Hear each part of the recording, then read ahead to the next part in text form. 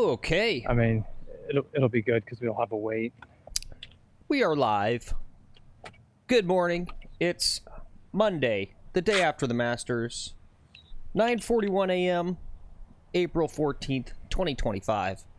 It's McGolfin TV. It's your live golf show. Welcome, everyone.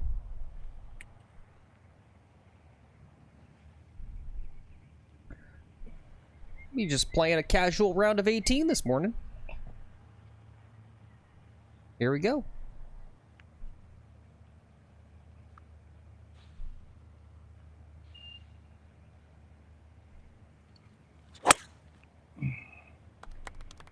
Going left.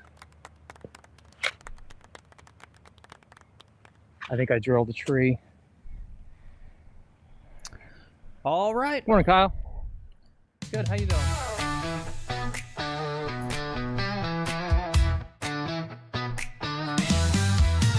When Lex swings the club, he's aiming for the stars, fighting for the birdies, dodging bogeys and pars. Phil's got the cameras rolling, keeping it tight.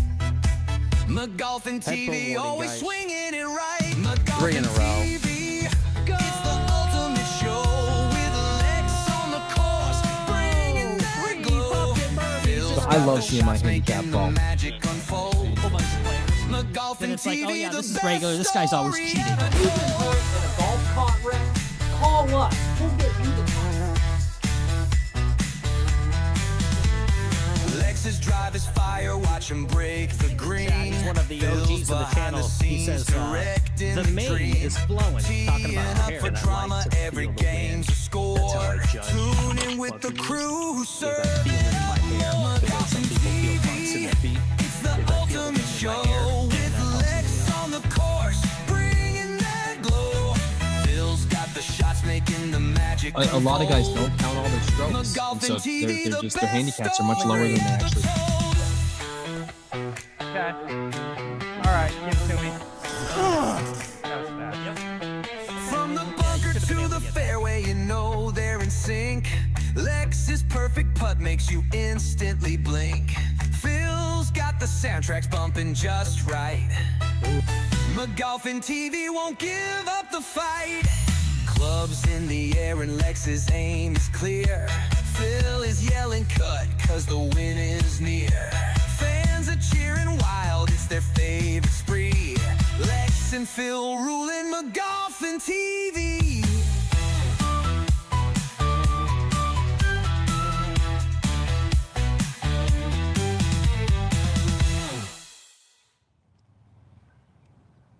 All right. Good morning, everyone. Good to see you. What's up, Golf Wrenching? What's up, Ozzy? Good to see you guys. Thanks for being here. We have hit our first shot. Looks like might have a little tricky one coming up. I got nowhere to go. Take your time. There's nowhere to go. Oh, okay. Oh, yeah, yeah. Most definitely. And all the range ball pickers picking up balls. Let's just make sure we get our flyer over here. He's off to the left there. You can see old flyover of when the driving range was still under reconstruction, but that's where he is, near the driving range.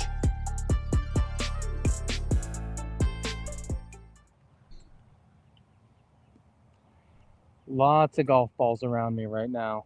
Lots of golf balls. I'm hiding under this tree here. Hopefully that'll protect me.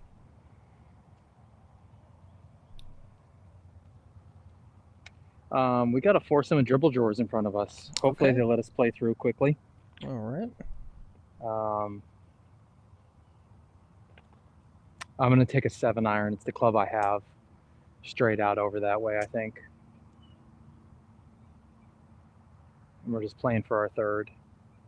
No reason to try to attack this. We'll just get in trouble. So Phil, what was your favorite part of the Masters yesterday? Me winning? Yeah, that was great. We didn't have to pay any shipping costs to send anyone any golf balls. Good job on your Well, picks. I was thinking we might still want to ship out some to everyone who picked Rory. Okay. All right. It was Aussie, Karen Golfs, and I think Father Fungus. Yes, that does sound correct. So we might want to still ship out some to those 3. Okay. I might be ineligible, right? I think I'm ineligible to win. Yeah.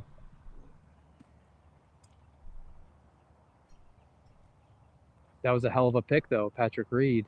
Yeah. Yeah.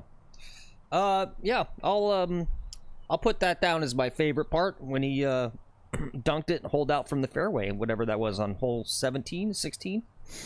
Yeah. Yeah. He didn't even realize too. That was fun. Yep. Okay. We're good to hit this shot. 7-iron. We're just plopping it down the fairway.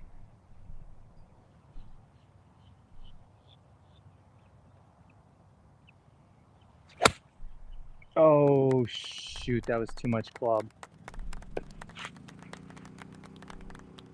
Nope, it's fine. It was fine. All right. I thought I might have made some bunkers there.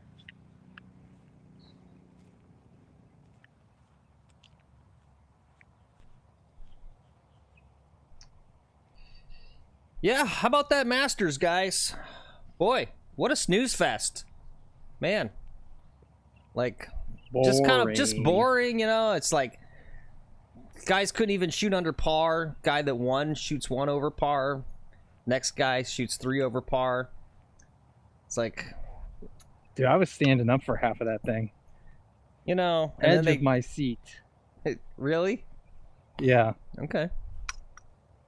Are you being serious? You thought it was a snooze fest? No, just to mess with people. It wasn't a snooze Okay. fest. Everyone's going and saying, "Oh, was this the greatest Masters of all time?" No. And I'm like, I don't know. It's all about framing, right? Because I can think of it the other way. Be like, no one went low-ish. You know, Justin Rose kind of went low, but it's not like we saw a bunch of crazy eagles. We saw some penalties, right? You could literally, you could almost frame it the other way and go, yeah, I don't know. None of these guys played very well. Wasn't very exciting. I'm kidding. Aussie says it was the best Masters he's seen for 10 years. Yeah. There you go. Does that even Tiger's 2019 win, huh?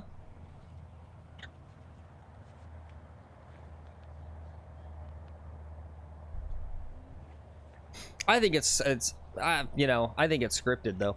It was just like, as soon as it was like, all right, 4 shots, there's a 4-shot separation. Someone's like, oh, geez, I just made a double. It's now back. Now we got 3 people tied again. Oh, you better keep watching. Yeah. I think they've got earpieces, and they tell these guys what to do. They're like, Rory, drop a shot, buddy. You got to drop a shot here. Yep. I could buy that. All right, I got to start treating this course like the Masters and play it like the Masters. I kind of did that here. I've got a good angle.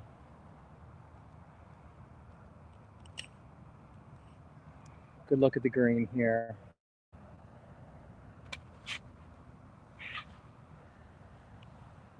I'm thinking we're going to shoot it, but I'm thinking I'm taking a lob wedge here. 77 yards. Course looks nice today. Yeah, no wind, man. Yeah, I saw that. 1 mile per hour it said on the forecast. I was like, thank Yeah, God. almost. I mean, there's a little bit of wind, Thank God. but it's not like the wind we normally have.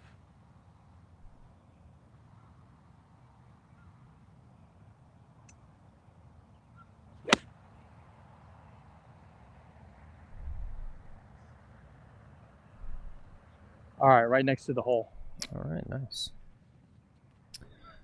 Okay, we are on in 3 on this par 5. Got a birdie chance.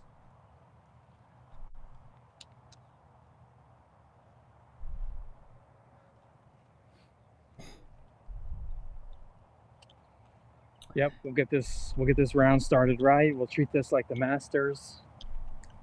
All right. These greens, I gotta start start doing that, being like, okay, where's the pin? Where can I land it so that I have a putt at the stupid thing? Instead of just like, okay, try to find the green. We got to start landing it in certain places of the green here. Yeah, yeah, for sure. Yeah, it was pretty great though. I mean, it was just like that that putt, the first putt that Rory had on 18. Like, I'm just watching this and I'm just like, fuck, this guy's gonna miss this. I already see it coming. Like, it was like you could just feel it. Yeah. And then he did.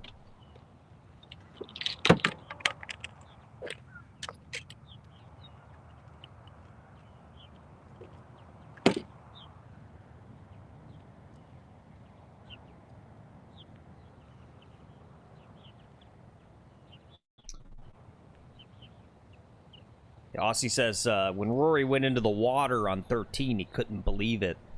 You know, it's a weird play. Like, I was... Like, on that one, too, before he hit the shot. Like, he went to the right... Technically the right spot for the layup. But there's something about that look. Being off to the right like that. And then, you know, going back towards the hole. I don't know. Like, that would mess with my brain. The way that would look. To me, it's like, I mean, if I had the distance, I would prefer to, I would prefer to just go for it and just hit the long shot on the second shot directly into the green. I don't know. It's just like, you know, having touchy, real dicey, touchy pitches on dicey greens over water. I don't know. Yeah. I feel like it gets in your head.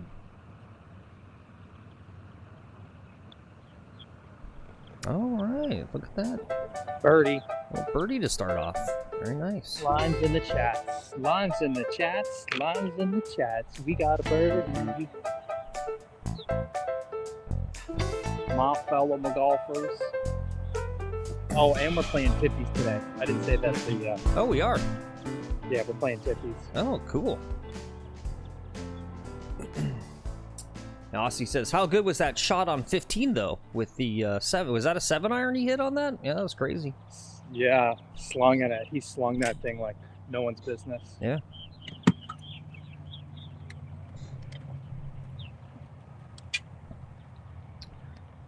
I wish I could hit my 7-iron that far. It was 200 yards. Yeah, that's crazy. In a holding pattern. All right, let's take a look at hole number 2. It's going to be a par 4, 366 yards. Just a little tiny turn to the left.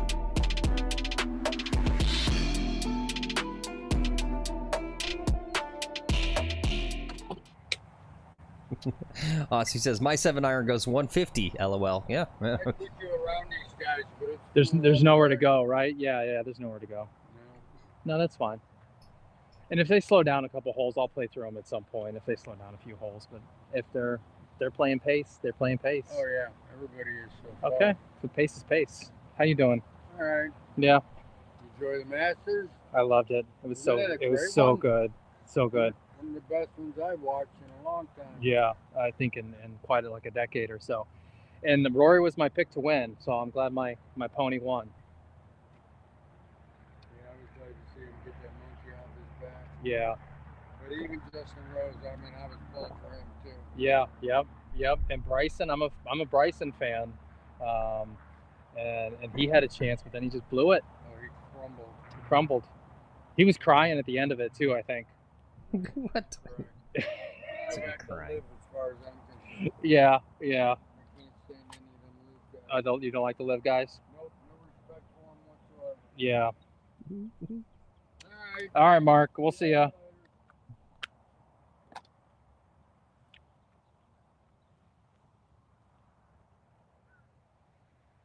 He's got no respect. No respect. Nah, he's anti-live. Yeah.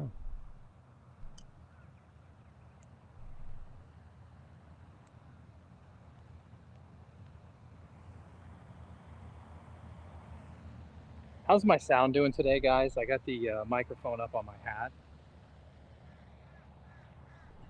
Yeah, give us an audio check, guys. I think it should be good, but let us know.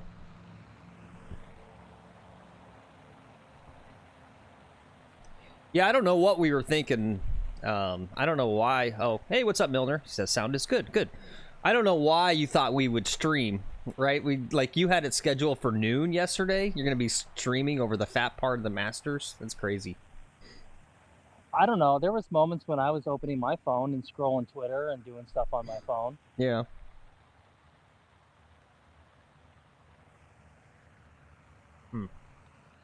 We have a multiple screen addiction problem in this country.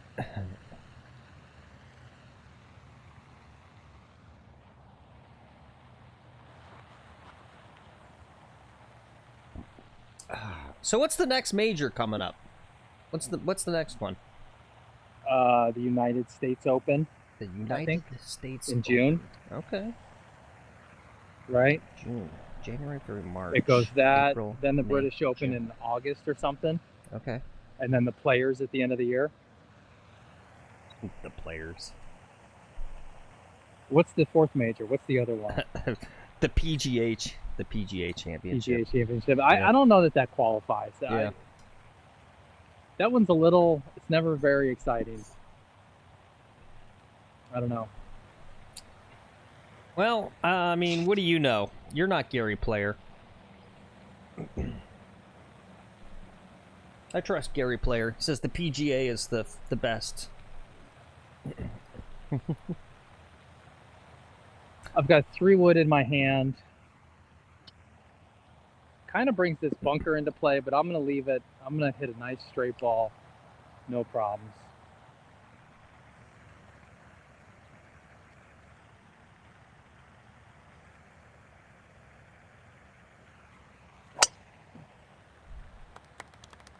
It's curving right towards the bunker. Okay. I think I went right in the bunker. All right. I think Milner's got to be messing with me. He says, believe it or not, the PGA is next. They switched it a couple years ago. You're messing with me, right? Because the PGA Championship's got to be... Oh, wait, hold on. See, now I'm confused because you've got this thing called the FedEx Cup. Hey, what's up, Rod? Okay, maybe they're right. So the PGA Championship isn't also the final round of the FedEx Cup, right? Like, isn't that should be what that is? It should be. Yeah, they're saying Rod said PGA is middle of May. Oh. Aussie says, I still can't believe Golf Pro put 15K on Homa. Well, yeah. That's yeah.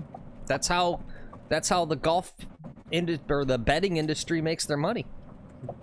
Yeah. Well, and you want to bet a long horse. You want to bet something that's going to pay off too, you know? Just betting on Rory or Scotty doesn't pay anything. It literally doesn't pay. Yeah.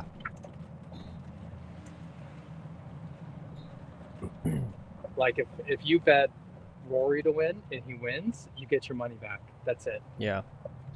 Well, although I think they all had Scotty Scheffler favored to win, so you would have got a little something. I gotta think.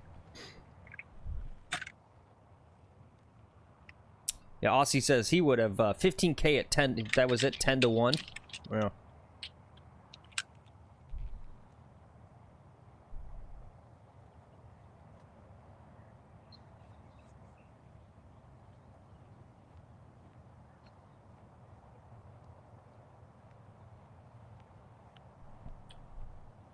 Yeah, I don't know. Anyway, I like that idea of the PGA Championship not being the last. I feel like the U.S. Open should be the last one.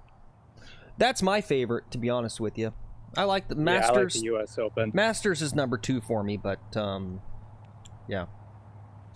I have to admit, the U.S. Open's my favorite tournament.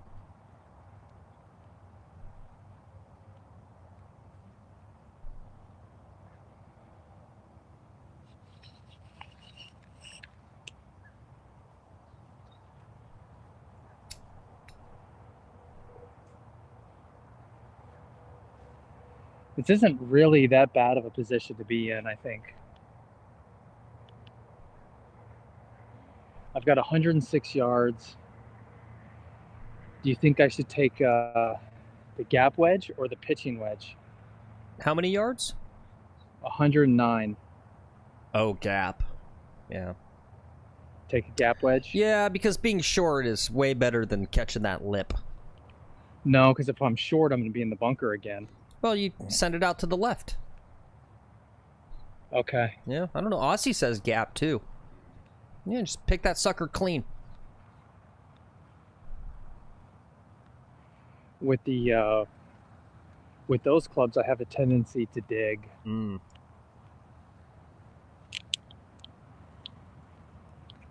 Well, it's your But golf. pitching wedge, It's your golf game. it's a good point. I mean, don't ask us if you don't want our advice. No, I want your advice. I just Okay. may not take it. I'm walking back to get the fucking club. Okay. Chill out, Phil. Aussie says it's the Masters, then British, and then the U.S. Open. Okay. Where's the U.S. Open being played this year? That's a good question. Why do I feel like it's Bethpage Black? Do I already know that? Yeah, I was gonna say Bethpage. Where is it?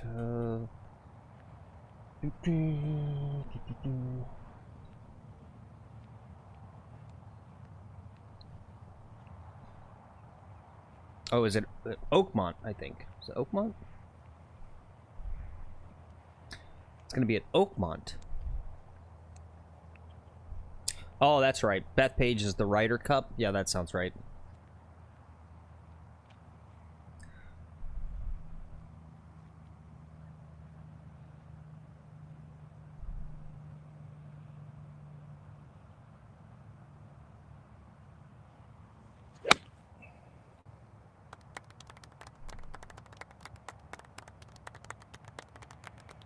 Ten feet from the pen. All right. Well, there you go. See? And I do got Gap one. wedge. Gap wedge. Yep. That was the play. Gap wedge. I got one for you, Rod. Here's one for you. So this person put $500,000, $514,000. That's how much Ludwig Oberg lost with a triple bogey on 18. So there you go, Oof. guys. How the fuck do you sleep at night after that?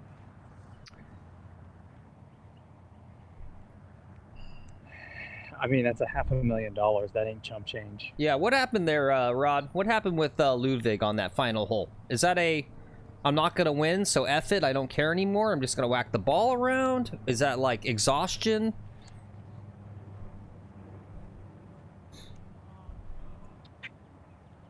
What's going on there with that?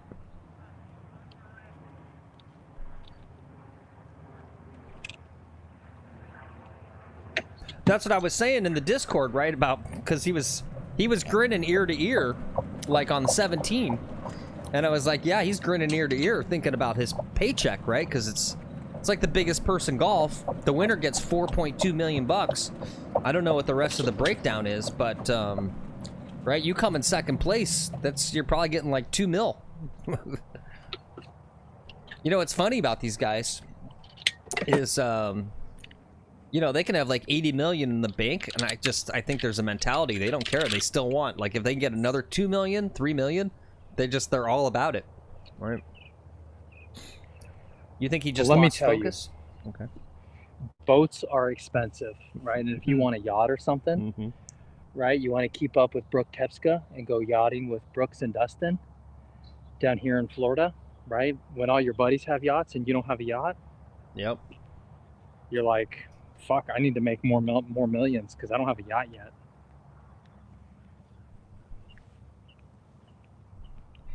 Yeah, that's a good point, actually. The expense, right? That's like that funny thing of those TLC shows where they do the home renovation or they build like a poor family a new house. Have you seen about that, Lex? Yeah. So they get the family some brand new house, and then it's like the worst. They don't pay the taxes. Yeah, that's the worst thing for them because Like one of them was like it bankrupted and ruined the family because it turned out that the new house they got, the like electricity bill, just the maintenance on the house costed more than the mortgage of their old house. Yeah. Yeah. So like you gotta be making millions every year if you're one of those guys, because like you're shelling out $1 million just to maintain like 1 or 2 mansions and all your shit. Yep, your nut. You need a big nut. Yep. That's for sure.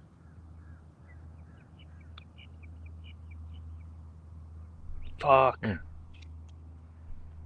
Fuck, that was a Bryson putt right there. But this is these greens, man. I was watching Augusta when I was watching that shit. I was really reminded of this course. Yeah. I was like, yep.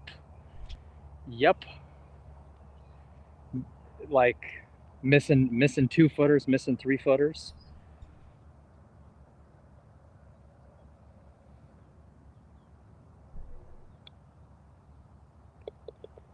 All right. Well, still par. Yep. We really wanted that birdie though. Yeah. That would have been nice to go birdie start. Yeah.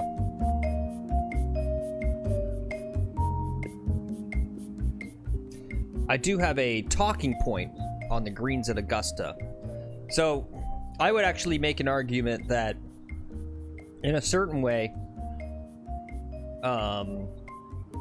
these greens are harder. They don't funnel. They don't funnel towards the fucking hole. Yeah, and towards the cup out constantly. Well, they don't put.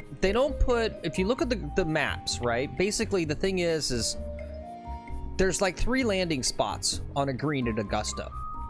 Yeah. And they are tight. You got to land it on those landing spots, otherwise it'll roll away, right? But if you notice, most of the putts from like 6 feet ish in are basically straight putts, because those 3 flat spots are basically flat. Yep. And what they're doing on your course here is they're putting the pin locations right on the ridge lines. Yeah. Right? They wouldn't do that at the Masters. Probably they're too fast, right? You couldn't put pin locations right on those ridge lines, because then it'd be like really absurd. But yeah, if you notice, there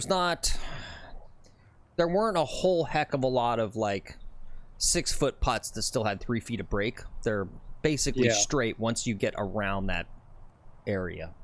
So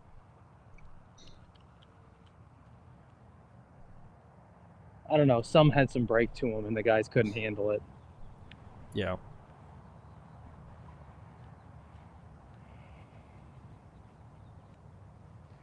But just the speed, like I wonder, I want numbers. I want to know the numbers that the speed that this course runs at and what Augusta runs at. I'm betting they're both at like a 13. I believe it's 14 at Augusta. Let me double check. Somewhere in there, maybe 15.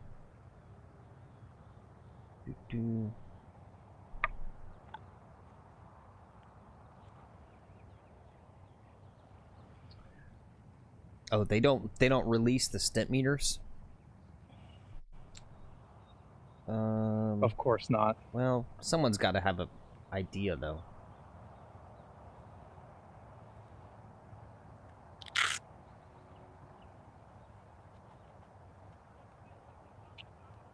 Yeah, I'm not getting a quick answer.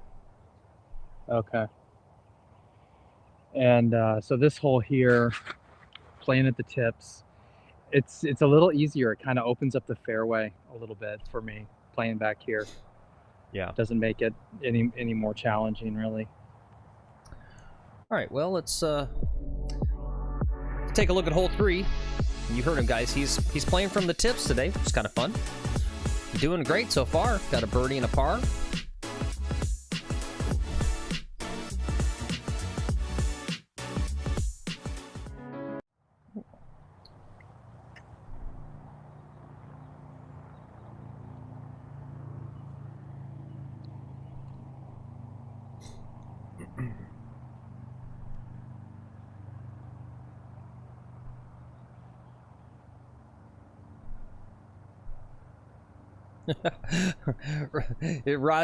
Rod says the hole shouldn't be placed too close to shelf edges. There should be a consistent slope all around the hole for about 6 feet. Tell that to the Yep. guys that cut the holes at Lex's course, please. Yeah, please tell them. Like, when I came out and played this course, like, a month ago, there were a couple where I was just like, no, that's bullshit. That's a bullshit pin placement. Like, I'm not a bad putter. You can't... This is just bullshit.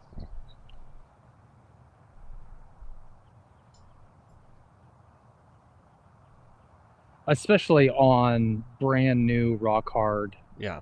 greens.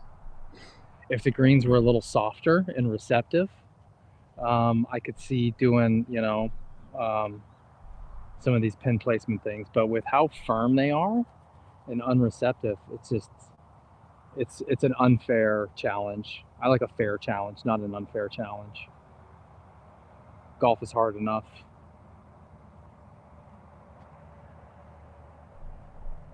Rod says, they just don't know any better. He says he sees it all the time, too. Yeah.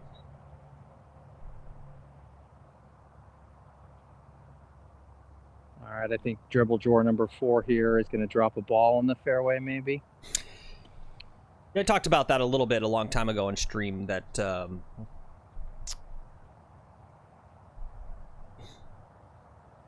you know, being in a modern era of hyper competitiveness, I feel like nobody in the world wants to be the easy course. Nobody wants to be the low tier course. No one wants to be no one wants to be the Muni of the Munis. Like, all the golf courses have airs, and they want to, you know, right? Who wants to be the superintendent, where it's just like, nah, this is just a regular course. You don't need to make stuff challenging.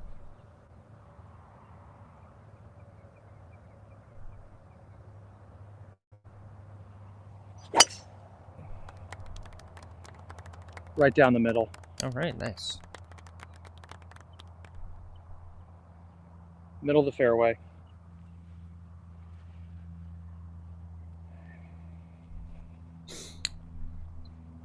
Rod says, LOL, most of the time they send some lowly peon out to change holes that's likely a 28 handicap and has no clue. These folks don't play golf. Yeah, I was going to say they're not even golfers. Yeah. But we have a computer system that's supposed to do this. We paid money for this, like, computer system to do the pin setting. And so it's done by a computer system that sucks. And what we've been told is, it's like, well, it's going to take some time for the AI model to do something or other, right? And it's like, it's going to take some time for the computer program to learn the right pin placements. It's like, what kind of shit is that? Yeah. That's messed up. All right. Something else for you guys while he's driving to his ball. This was kind of fun. This is Rory's gardener, who's a former homeless guy, talking about very Rory. happy and proud, and just overall happy for everybody that's involved. You know, Rory, his family, his team. It's been It's nice. He took this guy in. waiting a long time. For Guy it. used to live on the streets. Just very, very happy for them. And it was a dramatic way to do it. Shit. I want to get taken in by Rory. Yeah. Go be his gardener. Rory lives in the Bears Club. It's Tommy Fleetwood talking about Rory's win. Tommy Fleetwood, if you, in the right context, could pass himself off as a homeless guy. He reminds me of any random homeless guy you'd see on the streets of, like, Phoenix.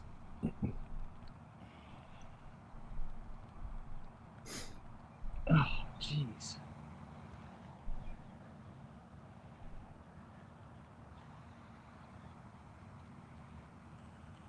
Having trouble getting into this turf here.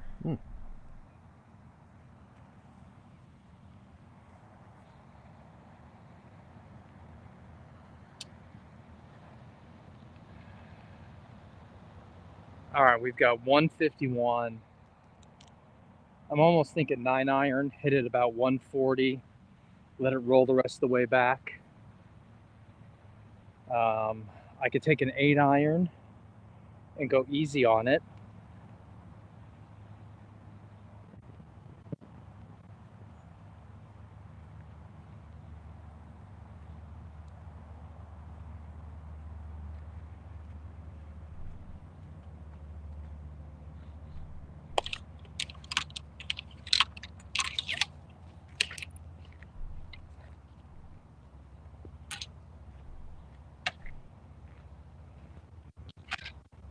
151 yards. Pins in the middle. So I've got room. I want to be below the hole. Oh. So that's a 9 iron. The pin it's on a ridge, so if I go long, I'm below the hole. If I go short, I'm below the hole. Really doesn't matter. Dang it, Rod! You found the one of the few banned words I got.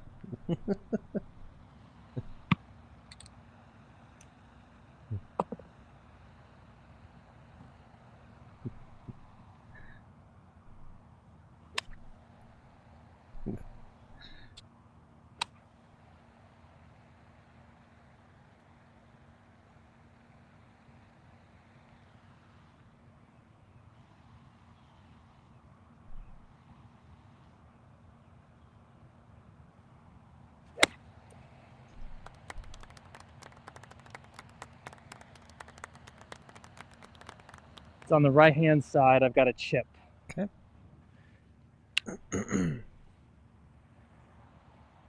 It was probably the right club. If it didn't go leak right, it probably would have landed on the green, and I would have gotten the rollout I wanted.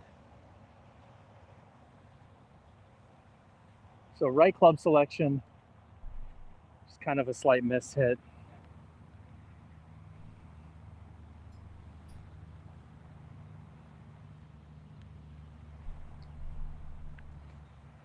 Okay, so now we got to scramble. I'm gonna have to chip or pitch, get something close. All right. Ozzy says, so who's the PGA favorite now? Well, and he says Bryson and Rory. Yeah, for sports betting, I presume that's probably something like that, but you know, I feel like the level of competition is so high now. That's why I picked Bryson doesn't get to play. Does Bryson get to play in the PGA Championship? He doesn't. Yeah. Yeah, I don't know how that works with the qualifying and stuff. But yeah, maybe not. But yeah, I don't know. I mean, that's why I picked Patrick Cantlay, because it's just like, you just pick anyone. You just don't know.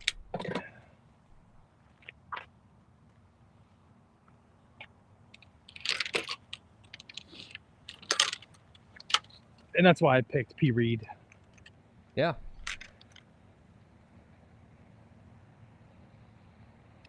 Oh, okay. Rod says, yep, he's the U.S. Open champ, so he gets a 10-year exemption in all of the majors. Okay, nice.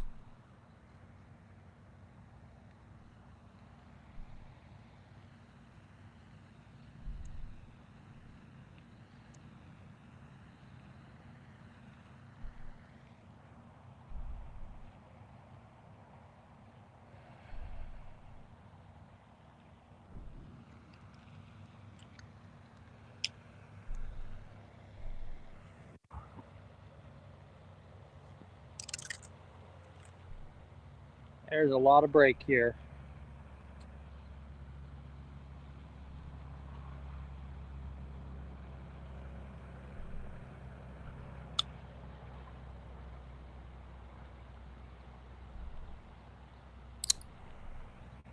Yeah, good chip there.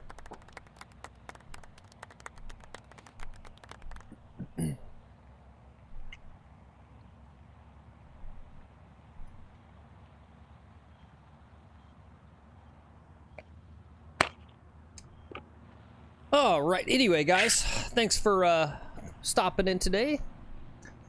Having a nice round so far. Appreciate you guys being here. Let us know any other Masters topics you want to talk about. Or anything else. Taxes are coming up. Yeah. We just had to file my taxes. Get this.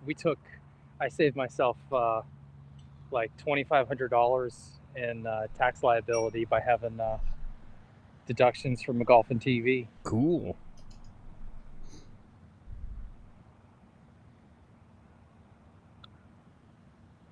Hey. In for a 4. All right. We are currently 1 over. What a good round going. Really? Yeah. Or, I mean, 1 under. Sorry. My bad. There you go. There you go.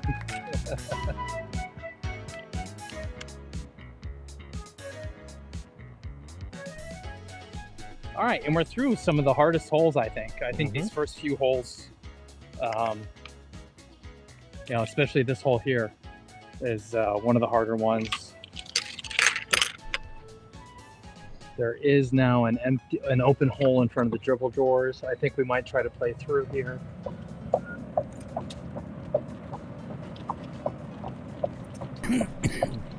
Oh, excuse me. Hey, what's up, Paul Cruteau? Says, Bryson getting a lot of shade, but the dude was tied for the lead on Sunday. His back 9 plus 5 obviously did him in, but I don't get the hate. Where'd you see all the hate?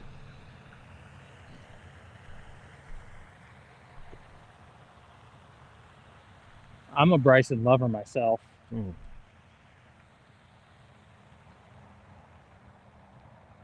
Online? Yeah.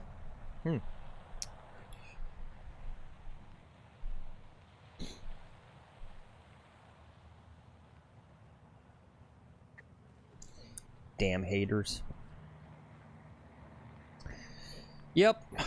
Well, love him or hate him, I don't think it's arguable that he's literally going to ensure that the sustainability as far as popularity goes for golf is well and secure for the future.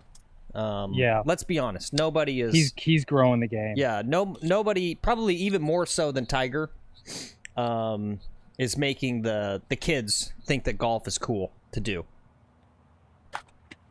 And all the touches, all the hand touches that guy does, and fan interactions, fan engagement. Yep.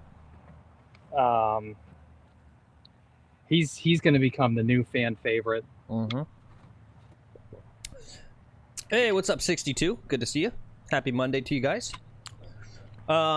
Yes, Paul says, anyone here use the decade method? Yes, if you don't know about the decade method, check it out. Explain it to me. I don't know about the decade method. You don't know the decade method? No. Well, I'll read it off to you here. Is it for taxes? No, no, it's not for taxes. It's for golf. It's basically about course management. Okay. In short, it's basically like, don't 3-putt, don't do double bogeys, let's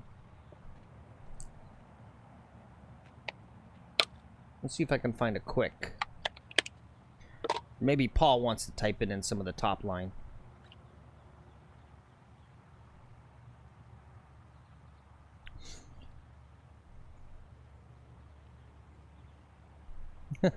"62 says, I thought Lex was a poor putter. Then I watched Corey Connors." Yeah.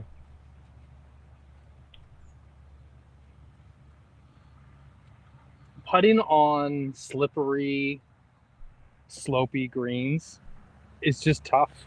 It's really tough. Yeah. I think a lot of people play on Muni greens out there, and a lot of bent grass and just stuff that's a lot easier to manage. I've got 167 yards. I'm going to take a 7-iron. Try to get this close to the hole. All right. Well, let's take a look at it. Our first par 3 of the day. Taking a little 7 into this one. One of the more forgiving greens on this course. This one kind of curves inward as opposed to a turtleback, if that's the right terminology. I don't know.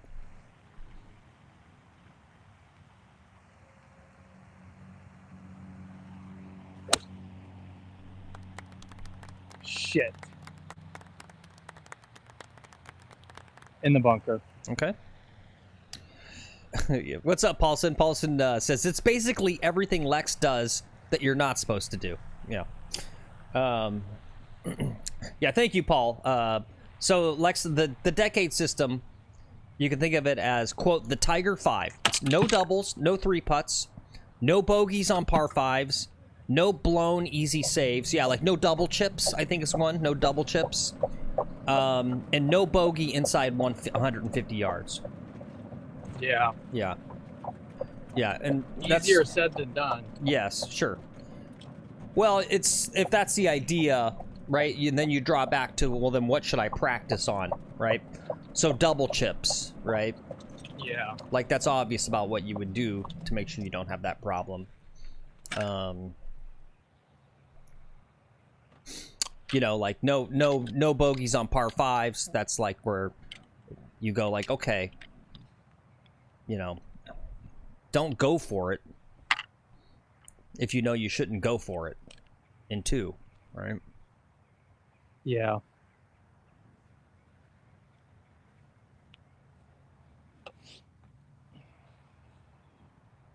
Yeah, Rod's got a good way to explain it. It's simply, don't piss away shots. Yeah. Yep.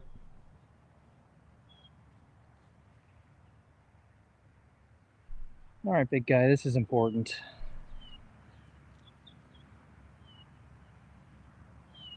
Give it enough break.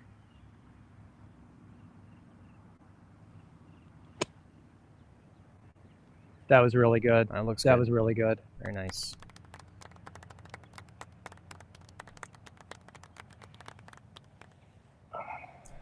I've got like 5 feet left, but I've got a putt.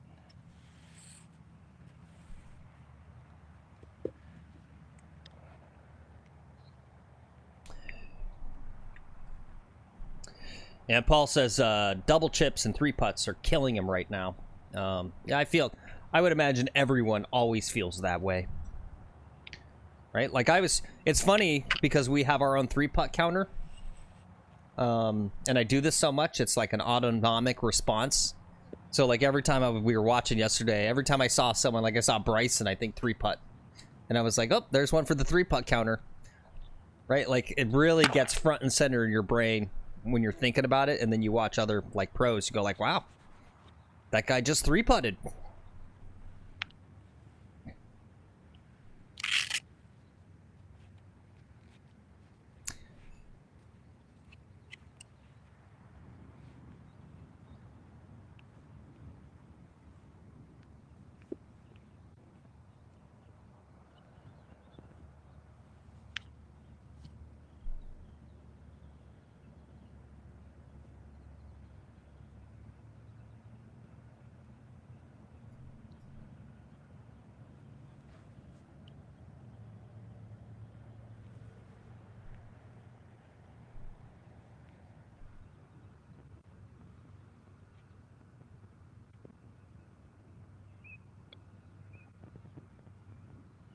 All right. There is yet another par. Another par. Very nice. Thank you. Thank you. Thank you. Thank you. Thank you. Thank you. There you go.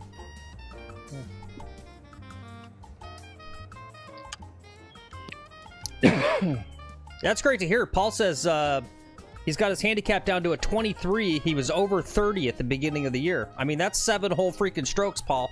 That's huge, bro. Yeah, that's a lot. Well done. Yeah. You know, sometimes just keeping track of it, right, is gonna lower it. Just because then you quit fucking around on those like gimmies that aren't gimmies that you always miss, and you start just measuring something makes it better. I'm a big believer in.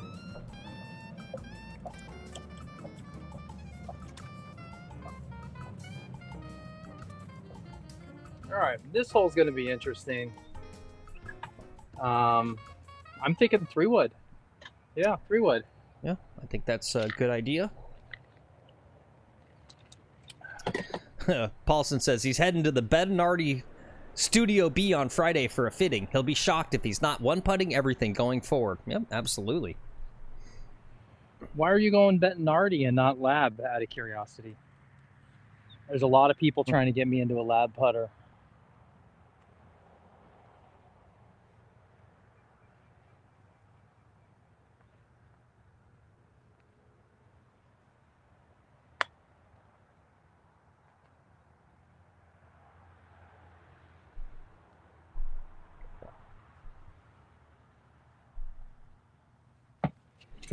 Probably just brand loyalty.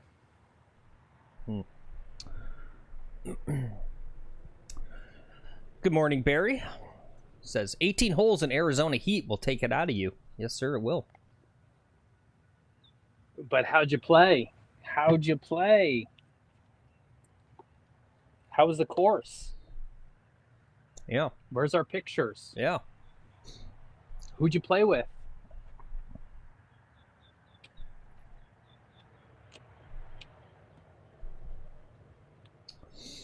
Nice. Paul says he played the Revere courses in Vegas 2 weeks ago.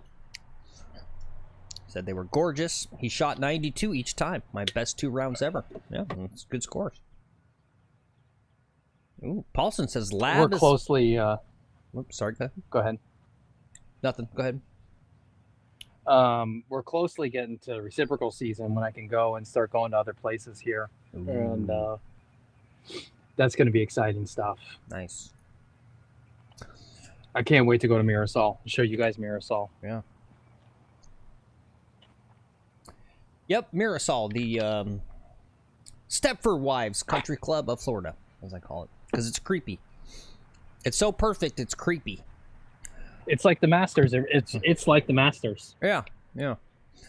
And Paul's... Or Augusta National. I'll call it Augusta National. There you go. Yeah. Paulson's answer to you, Lex, is lab is a fad that will quickly dissolve. That's his opinion. Okay. So there you go. All right, let's look at hole 5 here. Apparently one of the hardest holes on the course. I'm not sure why. I mean, what you're looking at right now is like any other hole. Who cares that it makes a hard right turn? I mean, I guess if anything, it's the green's tough. It's smaller. It's elevated. It's hard to hold balls there, but I don't know.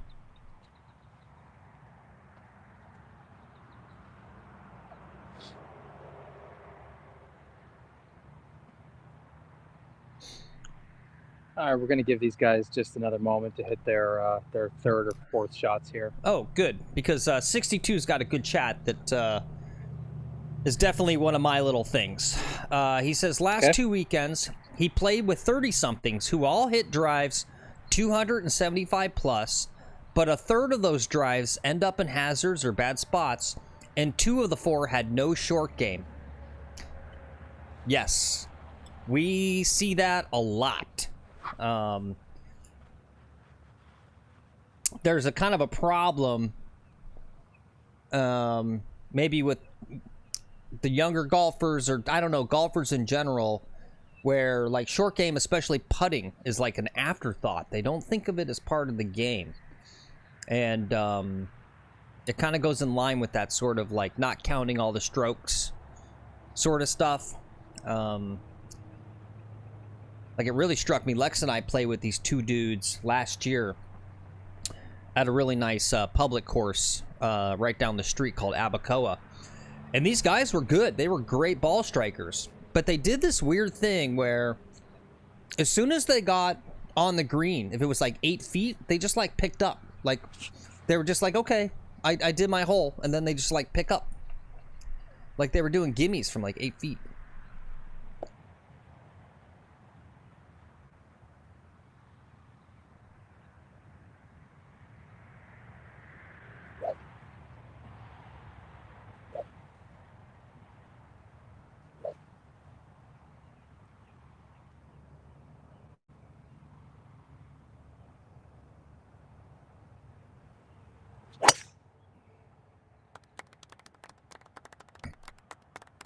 Little fadey, little weak, but it's in perfect position. All right, great.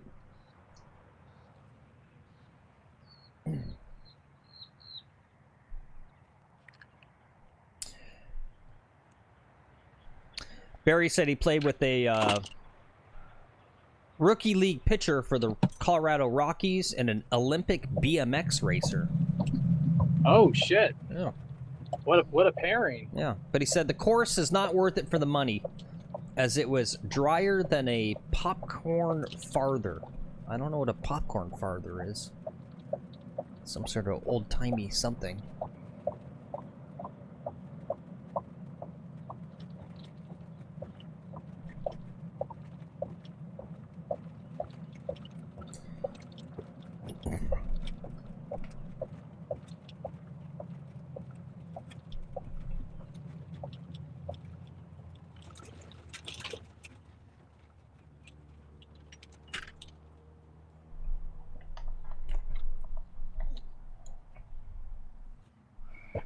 Okay, let's go check it out.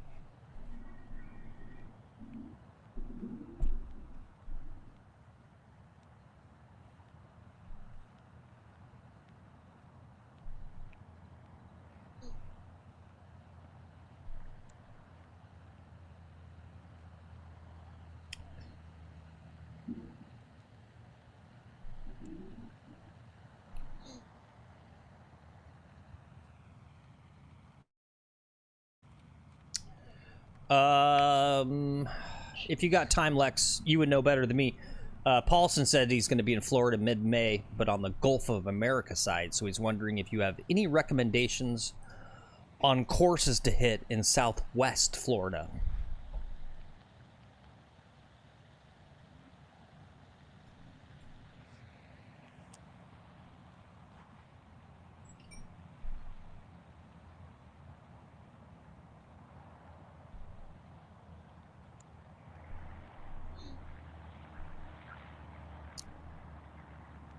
Did you catch that? Hello?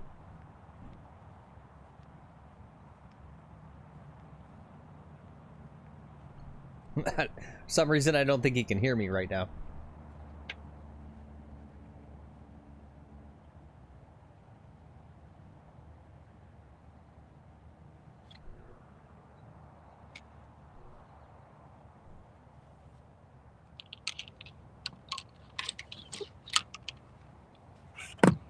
We've got 156 yards left.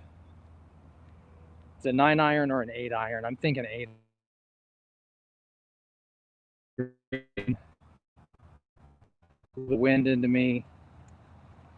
Yeah, definitely an 8-iron. Hello, check. Check. Oh, yeah. there you are. Sorry, I had maybe because I had walked away or something. Okay.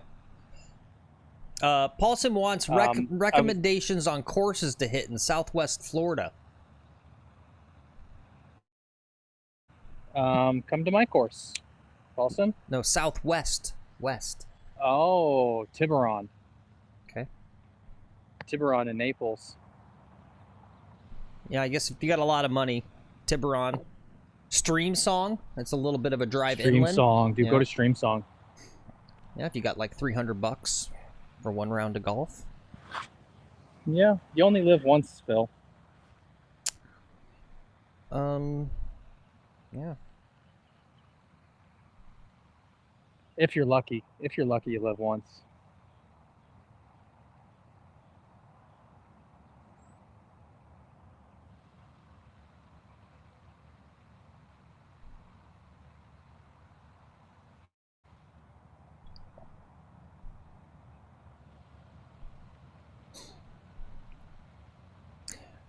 You've already been to Stream Song? Yeah, more than a day. Yeah. Yeah. Mm-hmm. Tiburon. Yep, there you go. 62 confirms as well. Tiburon is fabulous. He also says there's some great courses in Sarasota, Bradentown as well that won't break the bank. Yeah, there's so much good golf. Fuck it, break the bank, dude.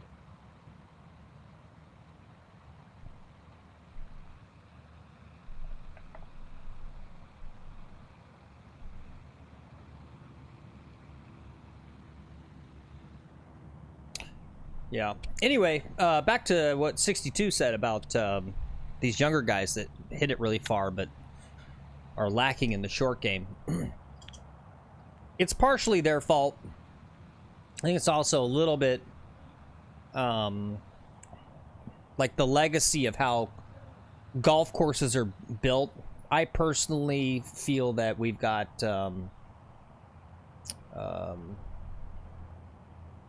a general lack of quality practice facility. Seems to be an afterthought.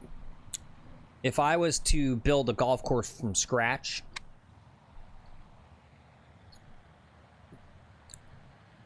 the practice facilities would be like 1/3 of the focus.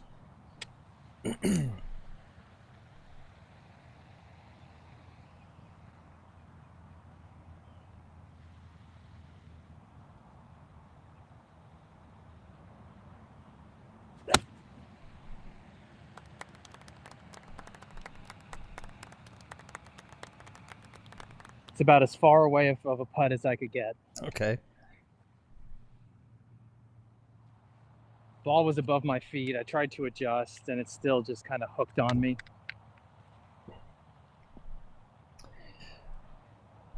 So now I've got a lengthy 2-putt. Maybe I'll chip. Yeah. Well, it's okay. I mean, just getting on in 2 on this hole is good. Yep. Yep, absolutely. Yep. Thank you. But yeah, I think the the difficulty is, how do you, right? You got to monetize. You got to show a profit. I'm sure that's why practice facilities are always a little, you know, as Rod just said, an afterthought. So, you know, I don't know. You got to keep it economical, but maybe find a way to monetize so that you can afford to have better practice areas. I don't know. But it's really the short game. I don't know. It's just like, you got to, I feel like there's a way to maximize the profit without fleecing the customer at the driving range. That'll pay for the rest of it. But, right, like the struggle I have, the practice facilities at my local course are really pretty good. But the trouble right now is they're packed. And so you'll kind of like go over there and there's just already too many people. And you're like, well, I mean, if I try to squeeze in here, it's going to be like a problem. There's just too many people already.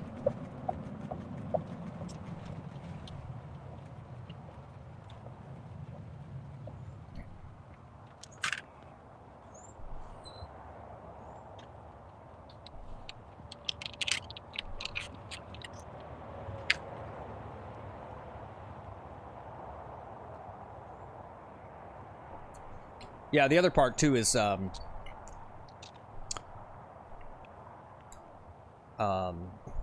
poor respect, poor etiquette. Like if I'm ever gonna get in an altercation, like a shouting match with someone on the golf course, it's gonna be at my chipping pitching area at my local course. Because like I'm there a lot, and it's just like, it means a lot to me to make sure that the conditions are good and it doesn't get absolutely destroyed. And I just see a lot of people doing like dumb shit.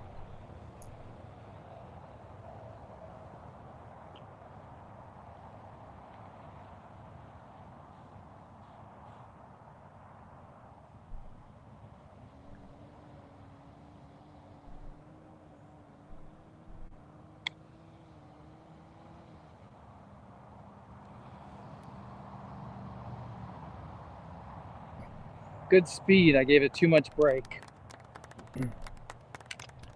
What's up, DMC? Yeah, he says that's his excuse for not practicing chipping. Too many people and balls flying everywhere. Yeah. Hey, what's up, Cameron? Good morning. Good morning to all you guys. You guys feeling any post-Masters depression?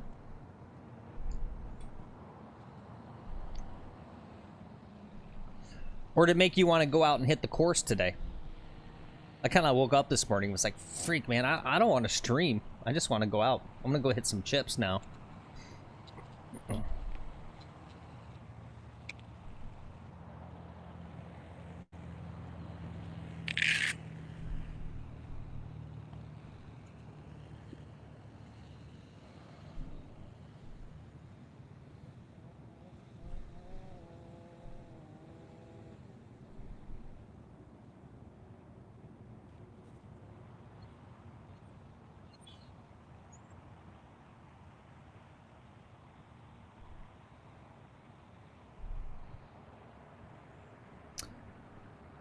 All right, guys, we got a great round going so far. 1 under. Playing from the tips today. This is going to be his putt for par on this 5th hole.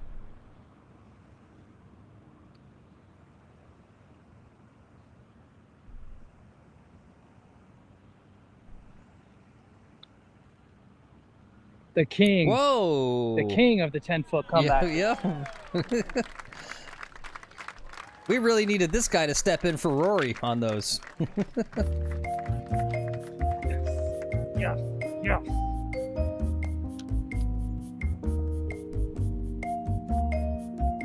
Phil, I lost you in my ears, but that was a great fucking hole right there. Yep, that was good. Phone call in? You're back in my ears. Oh, now. okay. Yeah, it was definitely very exciting, Paul. I agree. Paul says, yesterday's round was one of the most exciting rounds I've ever watched. Up there with some of Tiger's domination in the late 90s. Yeah. The camera coverage, too, was just phenomenal. Yeah.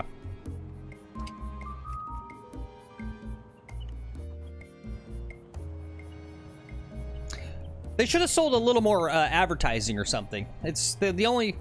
You know, one of the tough ones was seeing the same ads over and over again. Dude, that ad with the kids fucking up the golf course, man. I really got tired of seeing that. Yeah. Yep. Yeah, Bank of America is literally trying to cause all the old people to go shrink the game. I don't want these punks out here.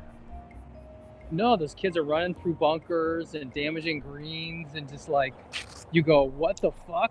Like, I don't want that on the golf course. Teach those kids some respect.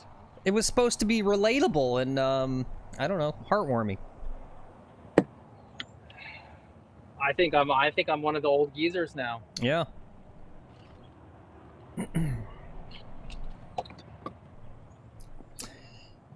Yeah, if you guys want to see a cool home hitting net setup, check out the Discord, what Paul put up. I think he put it in the like equipment area, but he's got a pretty sweet hitting net. Dude, I love that shit. And he's been building it slowly over time so his wife doesn't know what he spent. Yeah, that's awesome. Yep, it's good shit. But yeah, I mean, definitely. I mean, that's the way to do it, right? Is get a home hitting net for tee to green, right? And then you go to your home course for chipping and putting because it's free, and then you don't spend any money, right? Because Paul said, get this. Paul says, $15 for a large bucket, $21 at my course, $21 for the bucket. Like literally, it's like $9 for the little teeny like 25 balls or something. It's crazy how expensive.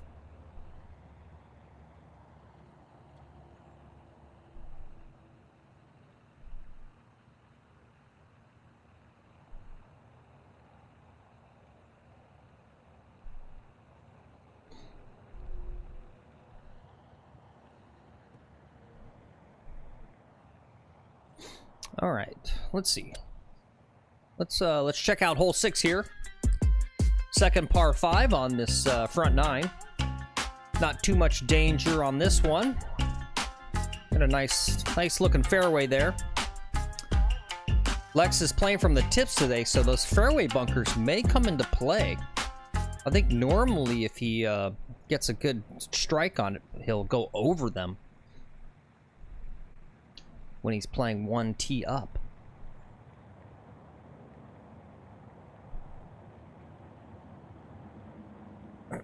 Did you guys see the Jordan Spieth nut tap? That's actually my favorite part. Lex asked me at the beginning of the show, well, what was my favorite part of the Masters? His nut tap? Yeah, did you see that, the nut tap? No. Who did he tap? Just some random dude. It must have been his friend. Yeah. Here, watch, guys. What he does here.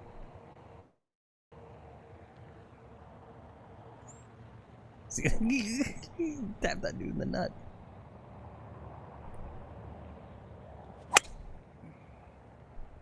Oh, that's bunker bound.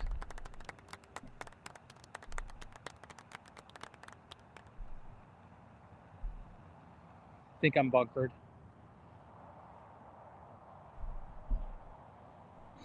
Paulson says it wasn't his friend, it was just an old dude? No way.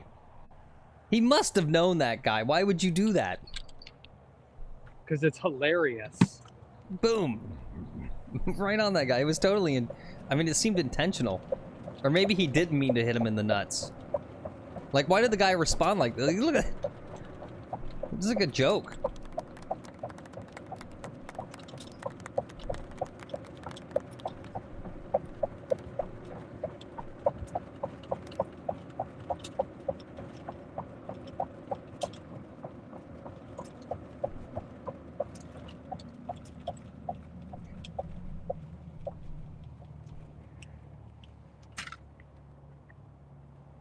Yeah, $21 for a bucket of balls, and then I can play $1 per hole. It's like literally like $20 after 1:30 p.m. walking on my course. It's cheaper. It's cheaper to go play on the course.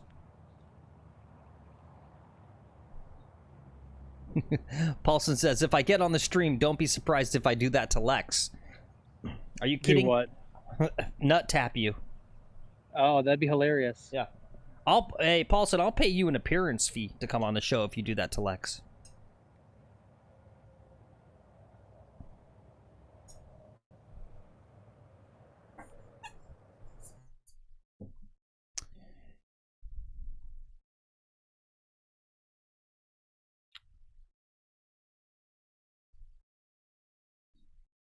What's up, Father Fungus? Good to see you.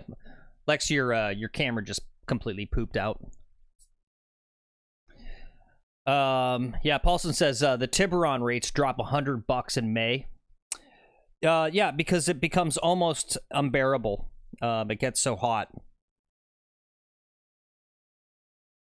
Like, I've never seen like flex pricing like in Florida. It's crazy. Like, my course has basically got 4 different pricing categories throughout the year.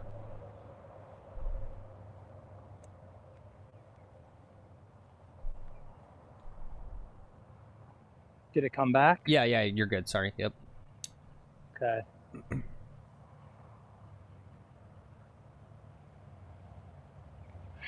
Okay, the ball's in the bunker. We're gonna hit a 7-iron once it's safe. Into the fairway. The pin is in this tucked area. It's gonna be tough to attack today.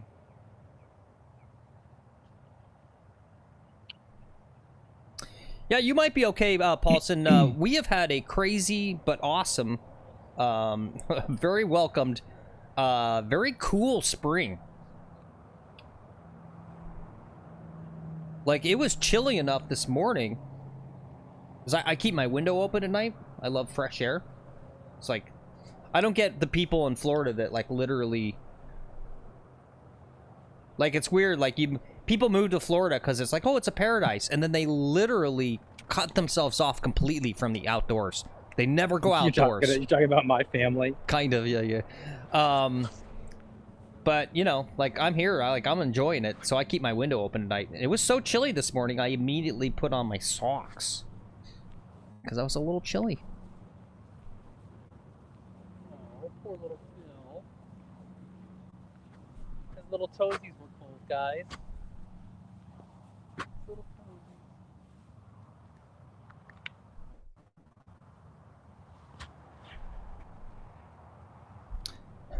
toesies. That's how Bryson should have messed with Rory. Like, oh, poor little Rory.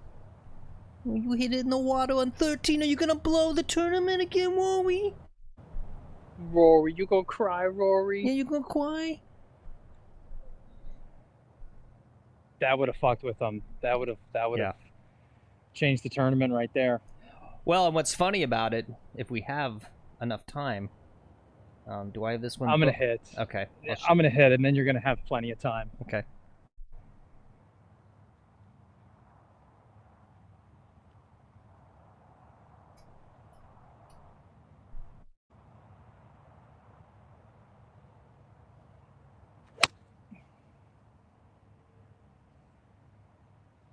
Perfect.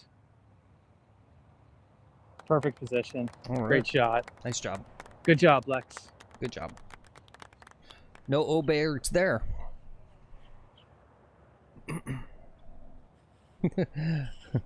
What's up? We got Dr. Barry. Good to see you again. He says, as a doctor, I highly recommend that you do not go around nut checking people with putters. Okay. Hey, what's up, Chris? Good to see you. Having a good round today, Chris. We got nothing for you to troll Lex on. Look, we're 1 under. Yeah. Hitting the ball good and putting good, chipping good. Yeah, all in all, it's shaping up to be pretty good so far. Yeah. We just got to keep playing small ball. This next shot's going to be really important. It's a really challenging shot. The pin is tucked. I've got to get my distance dialed here on this next shot. I wonder if when the camera just blooped out, it was because something got turned off. Because now it's all poopy. Okay, that could. Let me check the speedify. Yeah, you might want to check. Phil, when you're right, you're right. Yep. Dr. Barry says Augusta looked easier than usual this year. You know, I did kind of notice that, I mean, there was no weather. Like, it's so crazy to me. And I don't know if that's nerves or what, but in this, I'm going to have to go on a golf rollback rant too, guys, on this one. But, right, conditions were kind of perfect. And the winner shot 1 over par. And then the other guy in the final grouping, Bryson, shot 3 over par.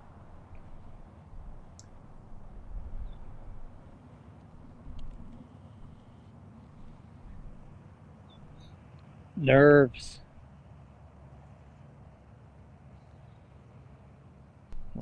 And what's up, Mr. G? Thanks for the reminder. Yep, guys, hit that like button. And good to see you as always, Father Fungus. Take it easy. Enjoy your day.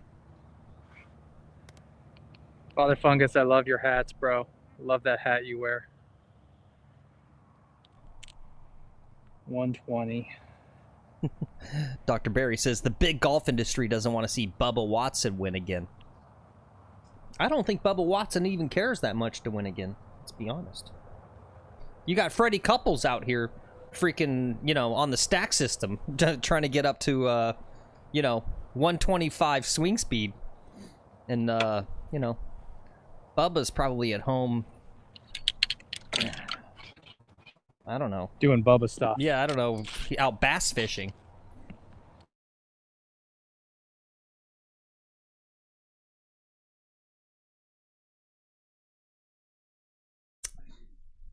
Camera might... Nope, camera blooped out again. Sorry, guys. A little data issue here for a moment. But, oh, there he is.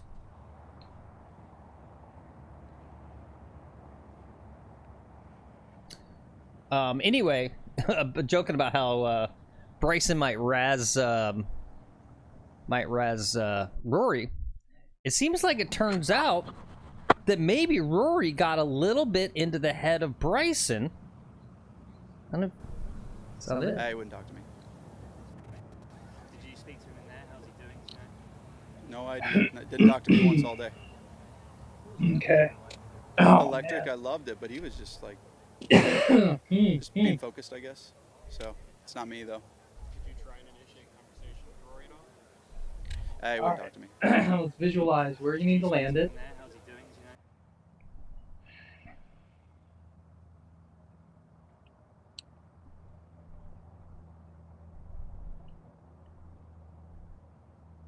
How you need to land it. We want to send it high. You know, it's funny, Barry. We have 4 different... We have Starlink and 3 separate data plans to try to bring you data. We already got a Starlink. It doesn't do shit. I mean, it helps a little bit, but not worth the price, to be perfectly honest with you. It's just we're occluded by some trees right now, unfortunately.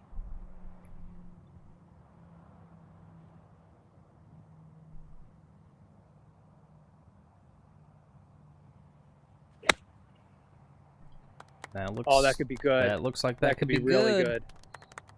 That could be good. It's getting better. Oh, I hope that's good. All right, on in 3. We might have a good birdie chance here. Chance to go to 2 under. Yeah, that's a great point. Rod says the trees at Augusta are too thinned out. If you pound a drive into the trees, you should be reloading. Yeah, I kept expecting every time guys hit it into the trees to see some, you know, like they were screwed, and just they all seem to have no problems. It was kind of surprising. Yeah, yeah. It's not like this forest over here. It's not like that shit. You go into that shit, you're gone. Yeah. You're gonna get eaten by a panther. You go into there. Yeah. Yeah, good point. Chris says he saw that interview, the one I just showed of Bryson. Bryson looks a little hurt, right? He looked a little... Right, I think Bryson's really is kind of a nerd. I think he does kind of want everyone to like him, right? Or something. But, yeah, Chris says, it's Sunday. Tiger talked to no one. And yeah, there was a thing in 2019, I saw that Tony Finau didn't complain when Tiger didn't say a word. There's also body language and tone of voice, right? Like, I don't want to talk on the golf course. Like, not about, like, casual stuff. Like, I'll good putts and, nice drives, all that sort of stuff. But, like, I'm not chatty on the golf course. I really don't want to. I'm not there for social stuff. I'm there to play. But it does seem like Rory hates Bryson. Because he's a live defector. And I feel like, ooh, free golf ball. Ooh, interesting. Just sitting in there. It's like Easter. Easter came early. Yeah. But, yeah, I don't know.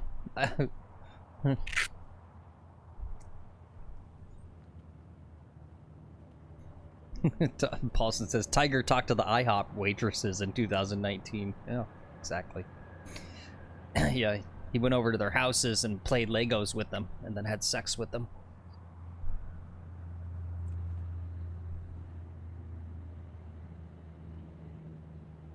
Everybody needs a hobby, Phil.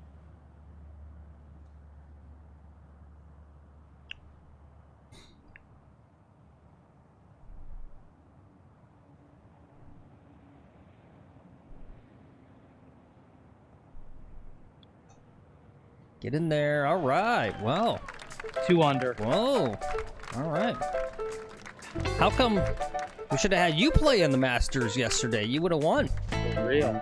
For real, I would have won. All right, we'll just do some practice here while we wait, I think. Okay. Or we could try to play through. Hey, what's up, PJG? Good morning. Good to see you.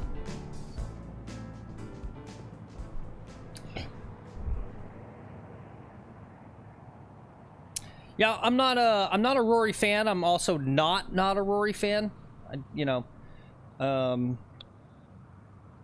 But I'm glad he won. I was almost gonna say it like 2 days ago on stream that I would prefer Bryson to lose and Rory to win, just because Bryson will get over it. Right, Bryson's already over it. He's already like thinking about like his next YouTube video or some shit. But yeah, like I just don't want to listen to the more of the like choke and all this like weird stuff with Rory and the like choking and all this sort of stuff. Yeah, it's just an annoying like media narrative to me. Yep. Because it's not like golf is hard. Every weekend, every guy chokes, you know? Yep. It's like, that's what happens is one guy doesn't choke and he wins. The rest of the field all chokes. Yeah, no, that's my thing with the whole missed putts at the US Open. It's like, I don't know, it's the US Open. They're like all impossible putts. Like he didn't choke, you're gonna miss those. I don't know. It's gonna happen.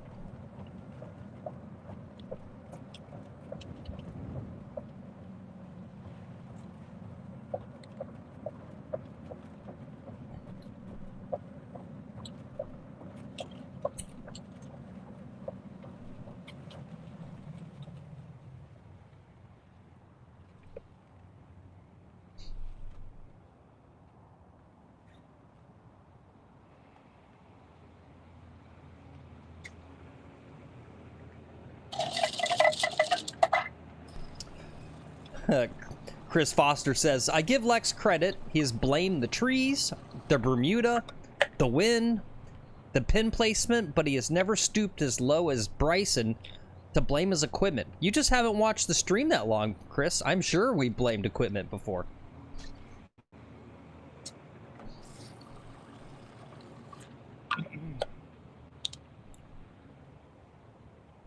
blame the golf balls all the time. Yeah.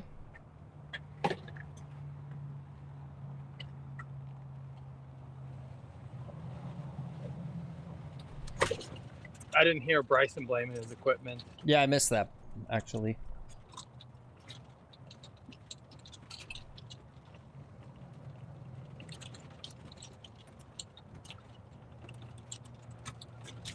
All right, we're doing good on the par fives. Birdie both par fives. That's freaking great. PJG. Now we just make pars. Have ourselves a round of golf. PJG still angry that he sent you the best golf balls in the world and you lost them all. No, I still have some. Yeah. The slicer and slicer ones are gone, except for one. But the limes and the chat ones I still have. Yeah. Those are my tournament balls, man. I use those for tournaments. There you go. I still have my balls that you gave me, PJG. I used a few of them. That's right. If someone gives you a gift, you gotta use it a little bit. You go, yeah, I appreciate it, but you don't lose them all, right? So I used some. I kept some.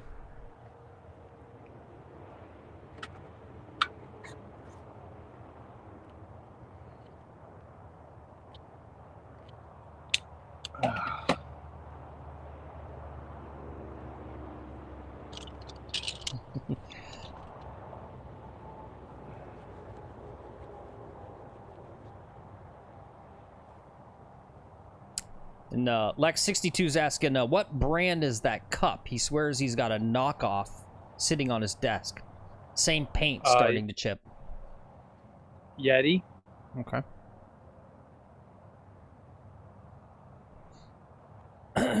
This guy, just realized. You know what Lex is trying to do? I just realized. He's trying to become the 5th member of the Golf Girl games. He's got his... Yeah. He's got his Dude, pink, that would be great. He's got his pink shirt. He's got his pink Stanley Cup with like he put the little bedazzler stars on it. It's got my name bedazzled on it. It does. Pink rhinestones. It says Lex. Mm-hmm.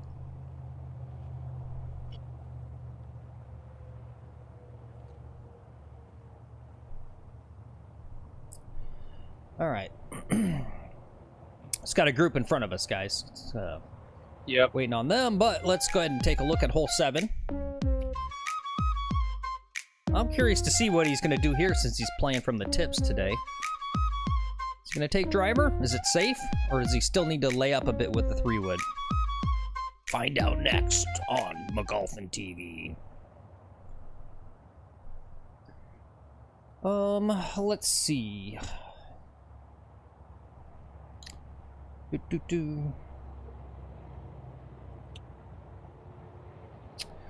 Oh yeah, so the golf roll, but this I was gonna say too. You know, you got 2 of the longest hitters in the game, Bryson and Rory.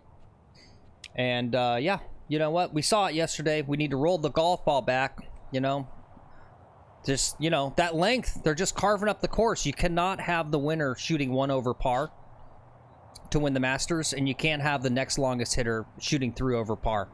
That's just, they're carving up the course with that length. Gotta roll the golf ball back.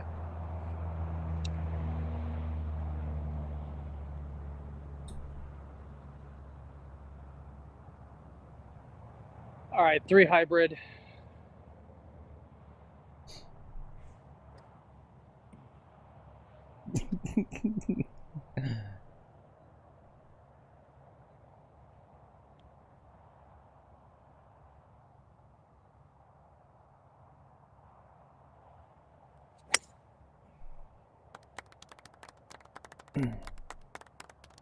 Right down the middle.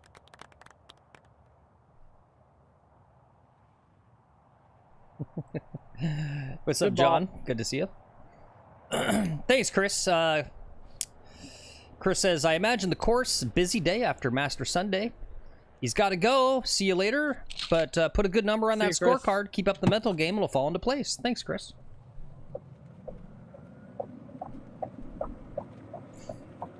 Yeah. Well, this is, what's up, East Coast Buzz? He says, doing really great today. Yeah, this is what happens when you play golf for, like, 3 weeks straight, and then you finally... This is what happens when I take a day off. One day off, yeah. When I get a day off from golf. Yeah.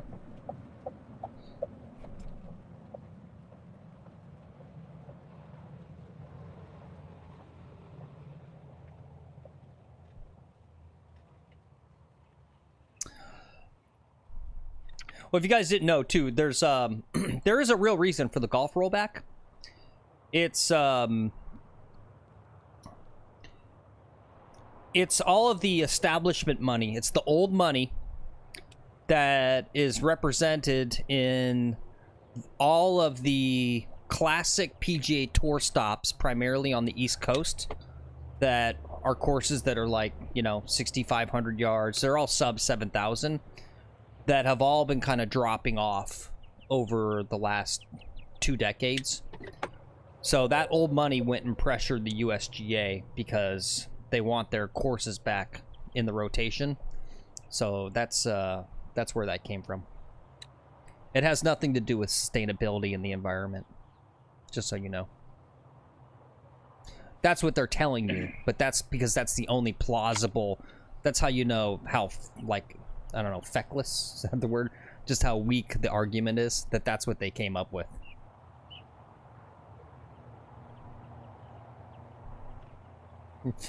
And what's up, Chase? Good morning to you. Who? Your buddy Chase is here. Chase, oh, nice. Can you guess? You know, he was, I asked him to do a match. We almost, and this is why I didn't have any other sort of programming for today, was I was hoping on being able to do a match with Chase. Yeah, what's going on, Chase? Why aren't you out here? The way I'm playing today, I would have dusted him. Yep. We're playing tomorrow, though. Chase is going to play with us tomorrow. Oh, sweet. Chase and Will. We got 2 people joining us tomorrow. Nice, nice. All right. Already a low power warning.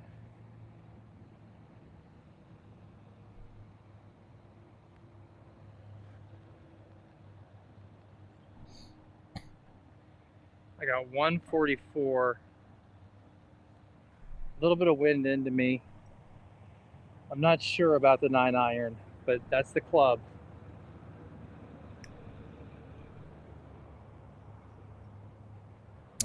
School pickup and drop off duty. Yeah. Yep.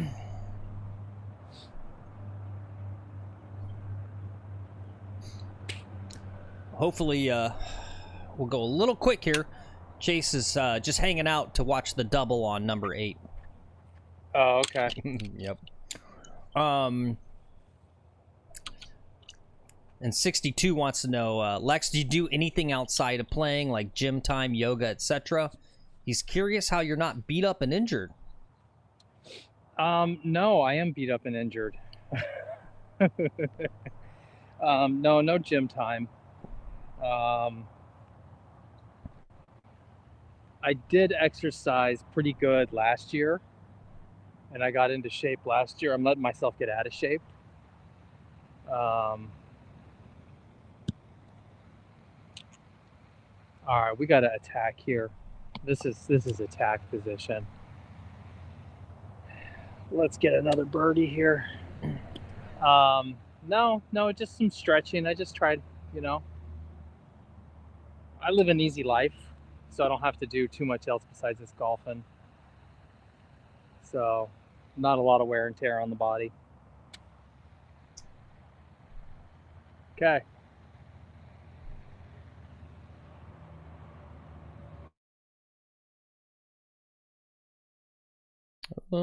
Camera might be blooping out.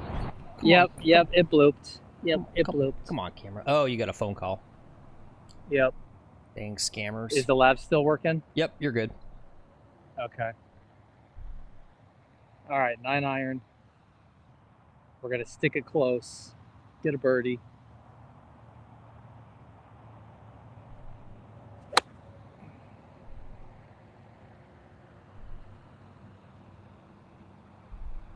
Short McGort.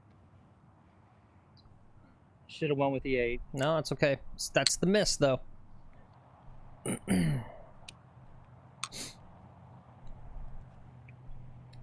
Yeah, I was gonna say, Lex stays in shape because he runs on girl dad suppressed anger fuel.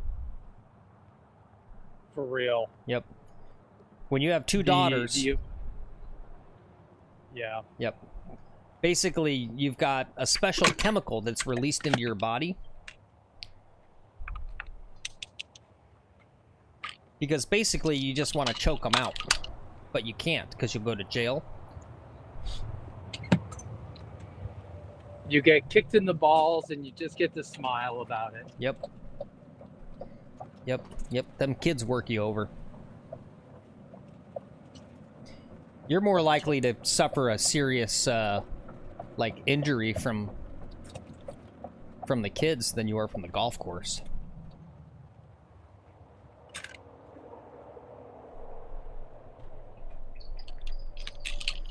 All right. Now I got to step away for a moment and go make some Philadelphia golf water. So I'm gonna leave you in Lex's capable hands here and do a little golf ASMR. I'll be right back. All right, we've got a reasonably challenging little chip here.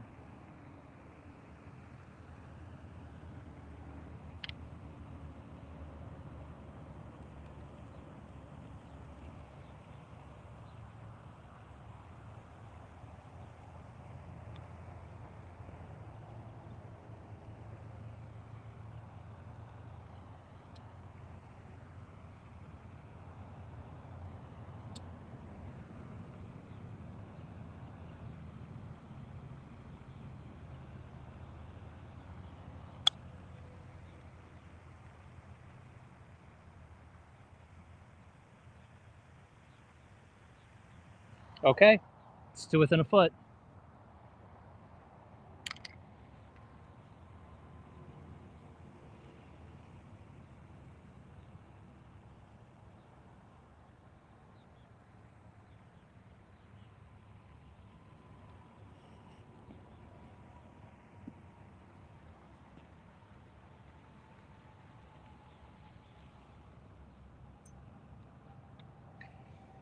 There's a par.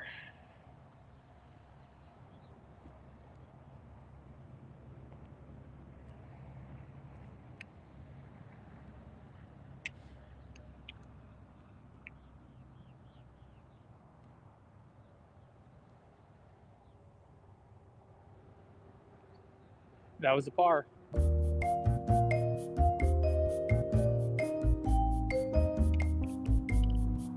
Yep, I gotta switch cameras.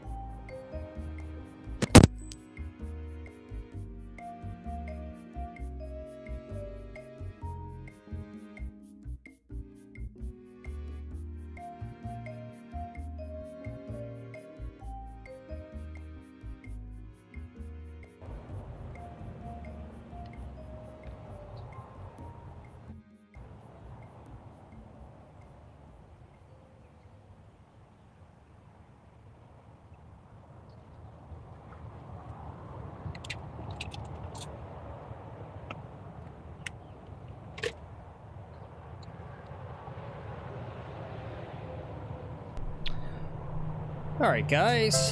Whoops. I am back.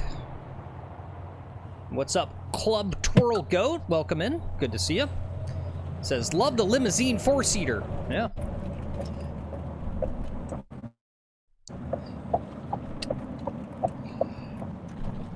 We all love it on the viewing side. Lex doesn't like it. He says he wants to sell it and get rid of it. Can you believe that? Yeah. I want to get rid of it.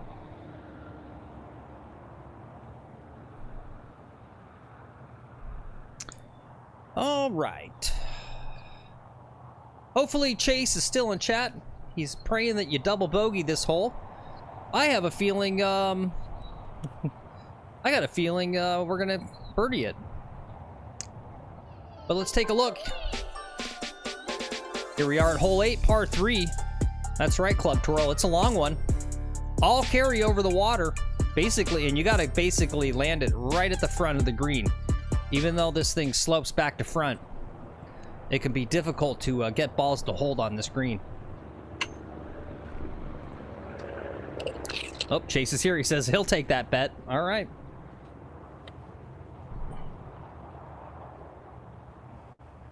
Here's the thing, though, Chase. I don't know if I've ever seen... I think I've seen Lex do maybe double bogey this once on stream.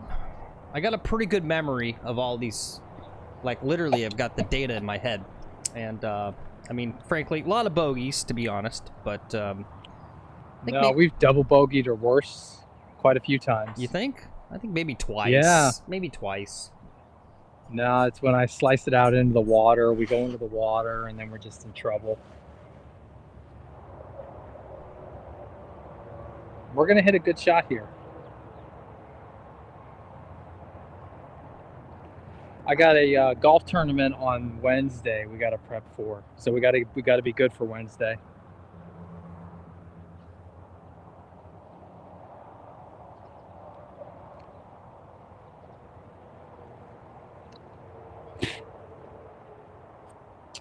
Where is the marshal? Where's the marshal? Yeah, we're close. We've been live for an hour and 45 minutes. So we're right on pace of play. But once again, like I said 2 streams ago, it's like with the freeway, right? They post 60, so you go 65. We need to start telling people pace of play is an hour and a half per 9. When you tell them 2 hours, they go 2 hours and 15 minutes.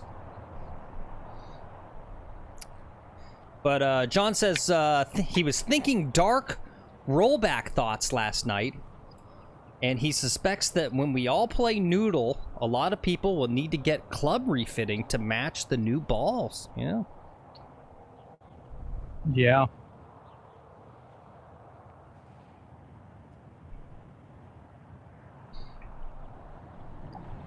Oh, I got wind helping. I might need a 6-iron here.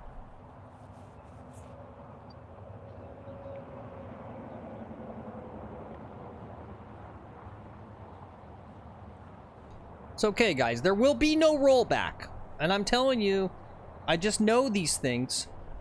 The USGA and the RNA are literally just placating, again, a certain segment. They actually don't mean it, but they had to come out and do this to make so they've got, like, plausible deniability, right? Because as it gets closer, what is it, 2028 is when the pros start, and then 2030 is when it goes for amateurs. There's going to be such a backlash. They'll back down, right? I mean, the tour itself has already come out and said we're literally not having it, right? And that's going to kind of end it there. Right, as we lead up, they're going to come out and say, well, you know, they'll say something like, we really think it's for the best for the game, but, you know, all of our partners are freaking out, so and then they'll basically say we're going to reassess. Right, and they'll keep kicking the can down the road until it kind of quietly goes away. Because that's the thing, too. The only people still talking about golf rollback is McGolf and TV. You don't see that talked about anywhere, right? And what's up, Golf Pro? Good to see you. Happy Postmasters Monday morning to you.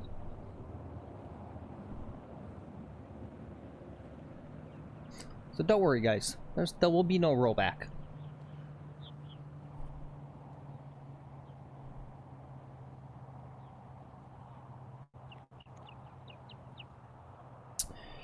Yeah, give us any highlights, Golf Pro, of anything you saw there. I'm kind of curious about what they do with the crowds, right? Because I was like watching it, and it was like, right, it's like hole 5 with the final pairing, Rory and Bryson, and there looks to be like 10,000 people there, but there's already like 30,000 people ahead of them. Like, where do you go? Where do the crowds go, right? Because, right, there's no one behind Rory and Bryson, so as they go along, all those first holes, there's no one there.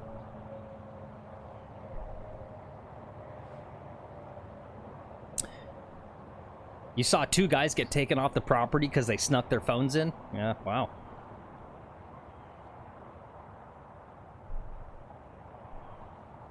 I told you, they don't play.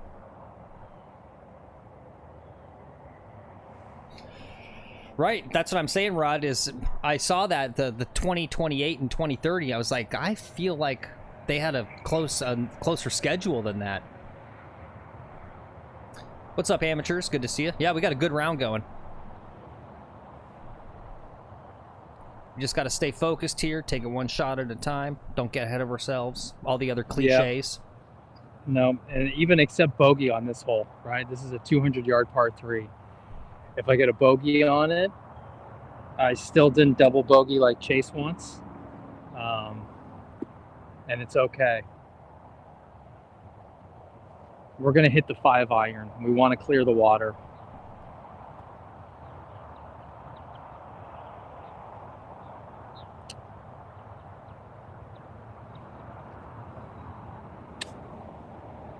Center of the green, and it's going to fade to the hole.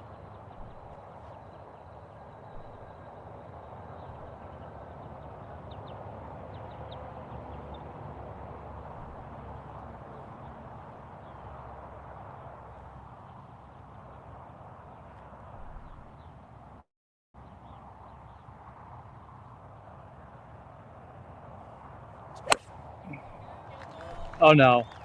Oh no. Oh no. Oh no. Splash. Chase! See what you did to us? You put it in my boy's head. Yep, he put it in my head. And I just lifted up. You know what I didn't do there, Phil? Practice What swings? didn't I do? Practice swings. Stay loose. Yep. Yep. I didn't take my practice swings to stay loose. Yep. Chase says gotta go.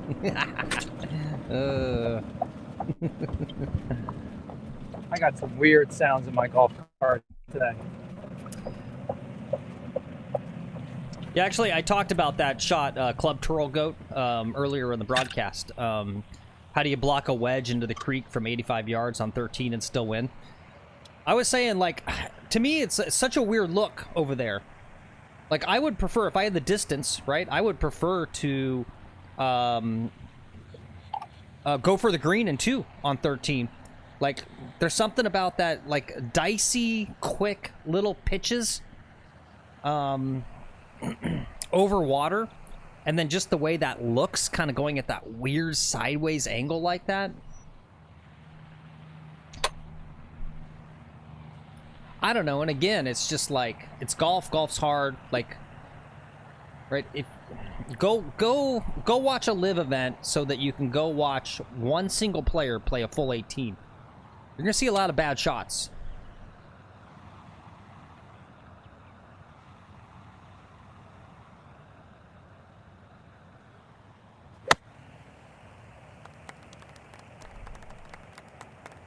Damn it. Where'd it go? Just short. It's on the green, but it's short. Okay, well, no worries. Not nearly. No, it's like not even on the green. That's fine.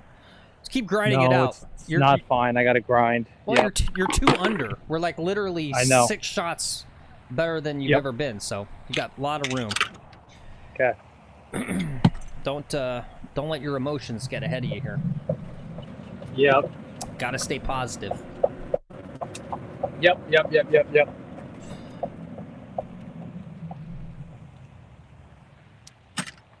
We got to hit some good balls here. Yeah, there you go. I appreciate that. Chase says, agree. Go to a tournament and follow a non-star. You'll see golf is hard. Yeah, it really hit me watching the Live Golf when it was still free and just watching a single player. Because the thing is, you know, and I understand why it's normal, but because I was trying to watch a lot of my boy Victor on the featured telecast yesterday, and he really struggled out there. But yeah, if you watch one single golfer, right, you're like, oh my god, like this guy 3-putted, he like shanked once, a couple times where just like literally like bad course management, like why did they go for it there type stuff. Yeah, so you know, it's just you're seeing Rory every single shot, so you're seeing all the bad ones too. They cut those out normally.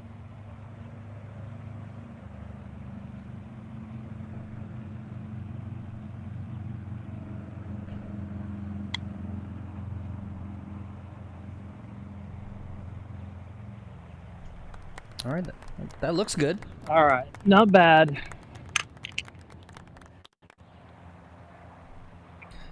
I didn't even see that one. Rod says Justin Rose topped one about 80 yards with a 3-wood. I didn't even see that one.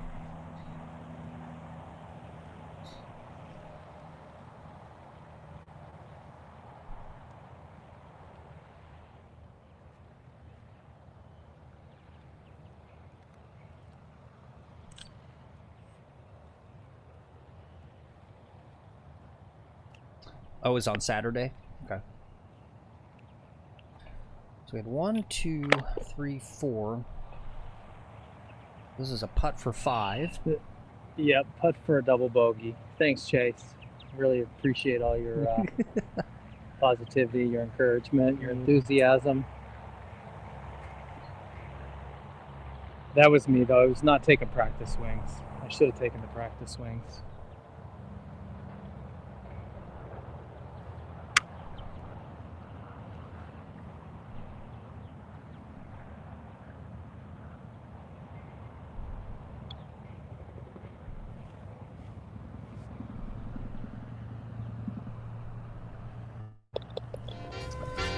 All right. That's a 6. Yep.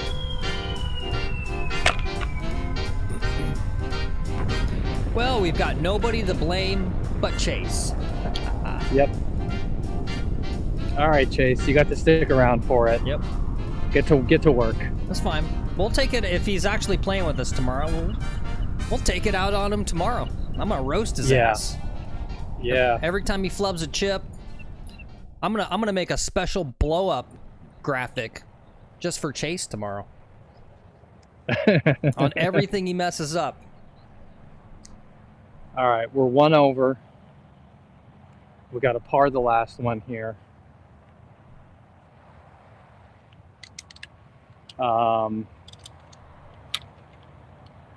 This last hole is going to be. This is where the blow up will be. Nope, not today, Satan. Nope. Okay, from way back here, I didn't even bother to shoot this tee box on the flyover. It's so far back here. So just keep that in mind when Phil runs that delicious flyover footage. Yep, here it comes, guys. This is like actually more like 460. I still haven't changed the yardage because they lengthened this hole. So an extremely long par 4. But honestly, there's no real danger out there. It plays into Lex's length. I feel good about it. You know, I mean, he's got a great round. He's hitting the ball well. We won't even worry about that last hole. Nope. It's 504, Phil. 504. Holy 504. cow.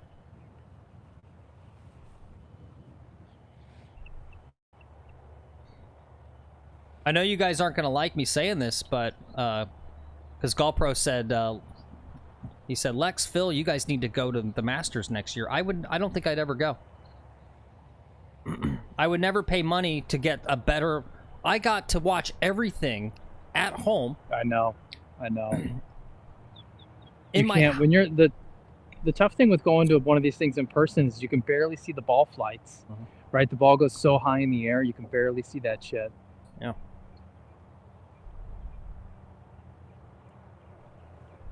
I don't like live sporting events. crowds. I got elbow to elbow with Yeah. people eating pimento cheese sandwiches. Yeah. All the egg salad sandwiches. You know how much that place smells like farts? See, that's the thing, though, Golf Pro. I'm not an experienced person. I don't care about that. I feel really horrible. I still really aren't. No, I still feel so horrible. Here's a quick story for you guys.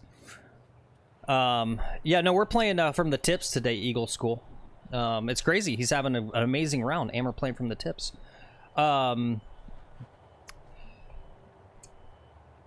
When I was visiting, when Lex lived in Indiana, I went out and visited him, and we did like a day trip-ish type thing up to Chicago.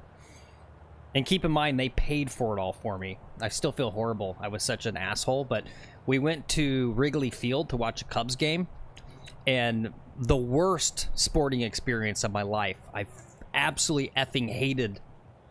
This is where I'm at, right? Like, I don't get anything.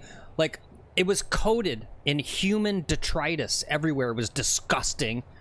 And then it's like a stadium built in the 1920s. So it's like garbage. And then like the seats we got, because like they didn't have good architecture, there's a giant pole right in front of me to support the upper deck. So, and the pole was literally right at home plate. So I literally couldn't even like watch, right? And it's just like, someone's got to sit at that seat. I don't know. But yeah.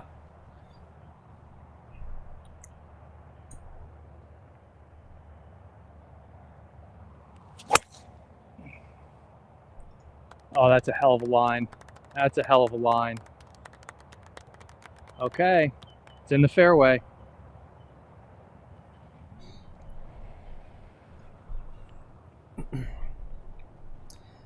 And then I got to go to my first NBA game in Denver a couple years ago. And I was like, okay, yeah. No reason to spend $80 to go see an NBA game in person. Way too slow. Way too slow. It was a slog. Always better on TV.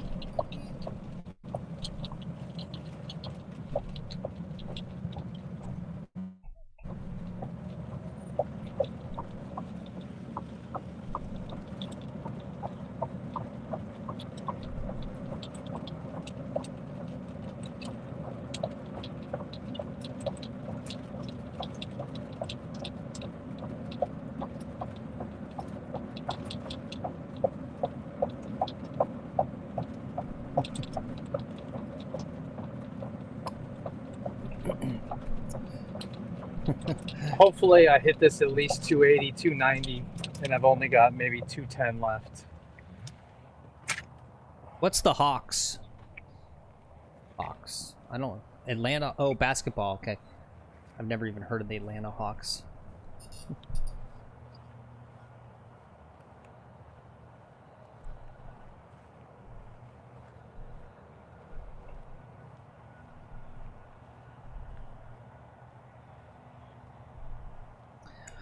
I'm pretty sure I'm on the spectrum, too. It was so loud, the basketball game. It was too much. It was just so loud. Yeah, we're both on the spectrum, dude.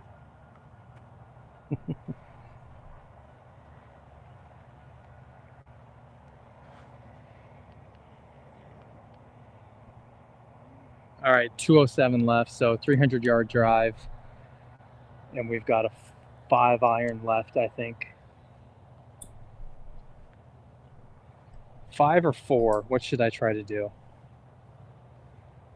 4-iron. Don't get cute with it. No, 5-iron. I don't want to go long. Hey, thanks for the sub there, DJ Sai. Appreciate it.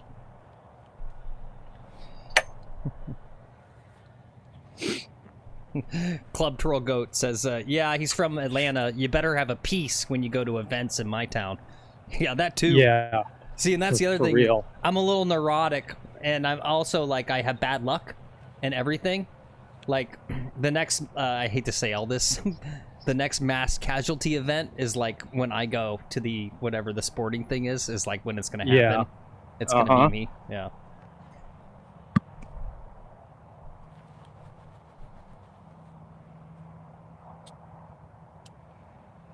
Okay. Hopefully these guys are only playing 9. Yeah, let's hope so. I can't imagine them playing 18. Yep. They are behind pace. Basically, we literally started the stream off right as you teed off. We're now at 2 hours and 2 minutes. So. Yeah.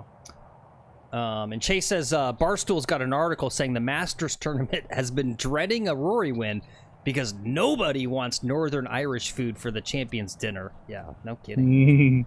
Someone's toasted that like, ugh, we're gonna get corned beef and cabbage next year. Ugh. I saw someone's funny tweet. They did Bryson's menu. That was good. And it was like pre-workout shake. You know, do some push-ups. Gonna eat some eggs. Here's like 5 boiled eggs. All right, 207 yards, 5 iron. These guys are still on the green. I'm gonna try to land it in the front and run it back.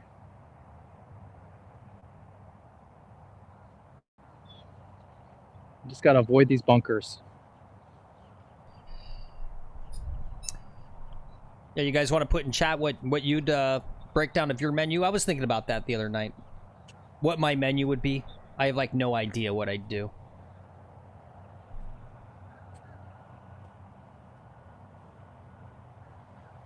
What would, Taco Bell. Yeah, I'd be like, shit, we're getting Taco Bell, guys. Yeah, is that your genuine answer? What would your menu be? Mexican food, Yeah. like Tex-Mex Mexican food. Okay. Chimichangas. I'd be like, you bitches are eating chimichangas and beans. I'm gonna get you guys so gassy. I would do something to either gross them out, right, or do something that's gonna like physically affect them the next day, but not me, right? Like a bunch of beans. I can handle a bunch of beans, but Rory, you put a bunch of beans in that belly, and he's gonna just be gassing it all day.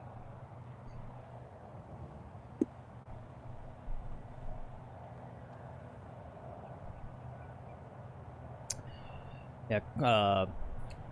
Club Turtle Goat says his would be much like Scotty's. Yeah, would he have that ribeye? Right? Was it ribeye? I'm trying to remember what his was.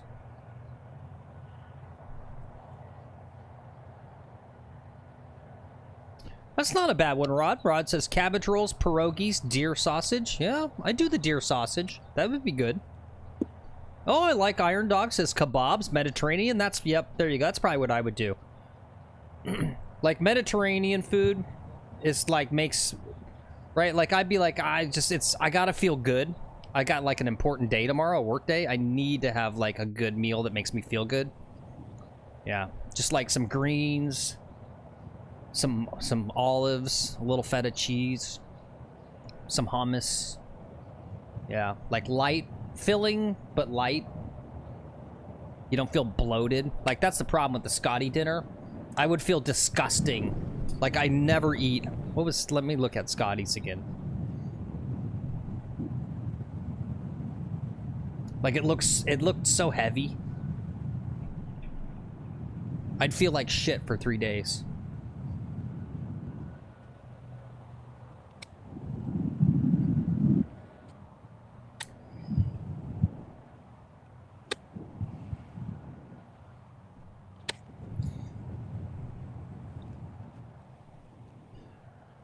Aussie says Australian barbecue.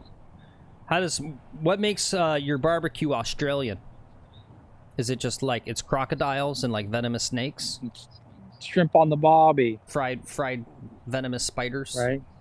Yeah. Toads, snakes, grilled snake.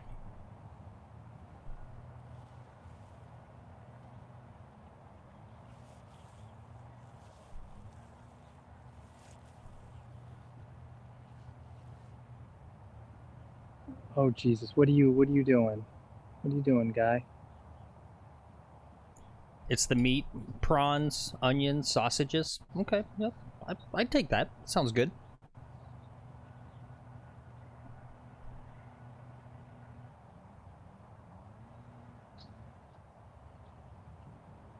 Oh, he made a putt. All right, call it a day now. Call it a day. Yep. They're not taking their hats off and shaking hands. Oh, no.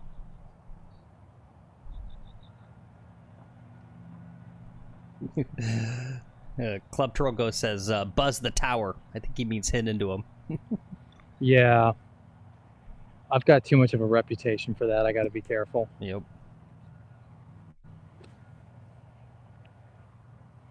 All right, this is the same thing we tried to hit on 8. The pin is tucked. I'm not really going for the pin. I'm just going for the green here. Anything on the green is going to be fine. Come on, dribble drawers. Ooh, I know my answer.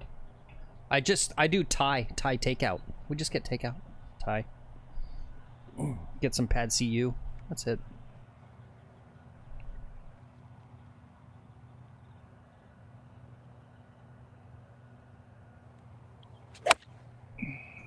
All right, sounded good. Oh, that's on an aggressive line. Get on that green. Oh, it's up there. It's up Nice, there. Ooh, that was a nice. hell of a shot. All right. Here, let's give him an extra special. Nice. Yeah, let's get a par here. We get a par here. We're literally 1 over for the front 9. That's going to be really fantastic. That's really good. From the tips, no less. Yep. That's going to be good.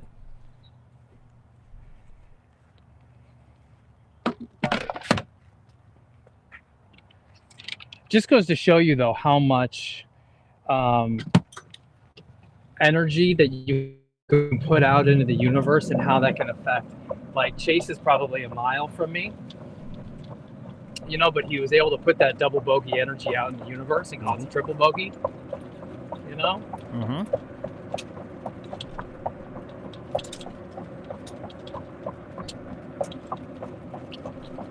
And this is one of these things that I got to work. I got to get my defenses stronger against that shit.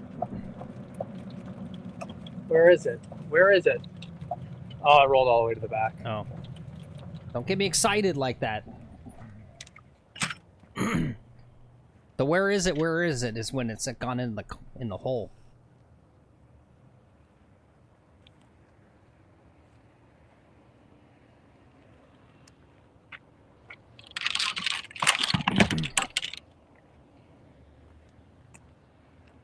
All right, 50 degrees, 60 degree wedge, release number 2, give it enough break, get this close, land it right there, and it's going to roll in the hole. Land it there, it'll roll in the hole.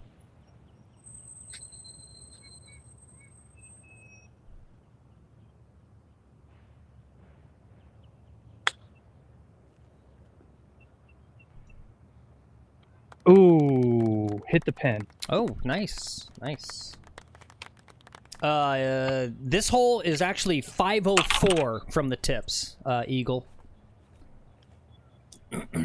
Disregard my graphic. They lengthened this hole when they renovated the course. And Ozzy says, wouldn't it be great if we did a Masters trip together, all the subs? Yeah, that'd be cool. Someone find us $1 million.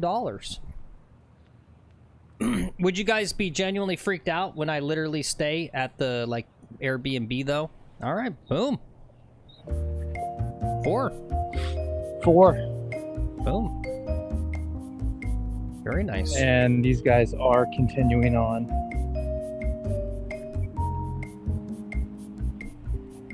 They're using the restroom first.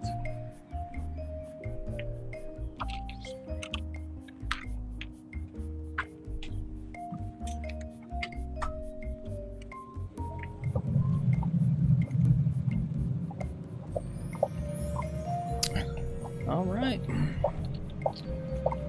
Okay, Eagles. 1 over. Yeah. The front 9. All right, good round. Good round. Aussie says, well done. Cameron says, great front, Lex. Keep it rolling.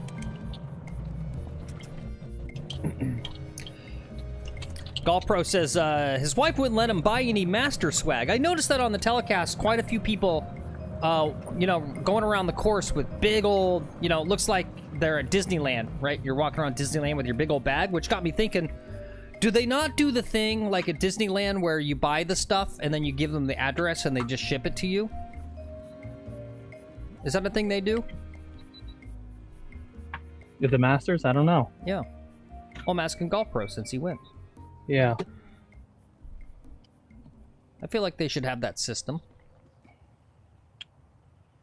That's like, that would stop me from buying stuff, is just having to carry it around the rest of the day. Yeah. Like, if I can't immediately put it on and just have it on me, I wouldn't buy it. These guys have no intention of letting me play through. Yeah. I mean, that was 2 hours and 12 minutes. Fuckers, motherfuckers. Eagle says they keep it in a bag and they let you pick it up on the way out. Yeah, maybe it's just some people like to just carry their stuff. I noticed that quite a few people, the patrons, were walking around with giant bags of merchandise. Oh, you get 1 free re-entry so you can take stuff to your car? Okay.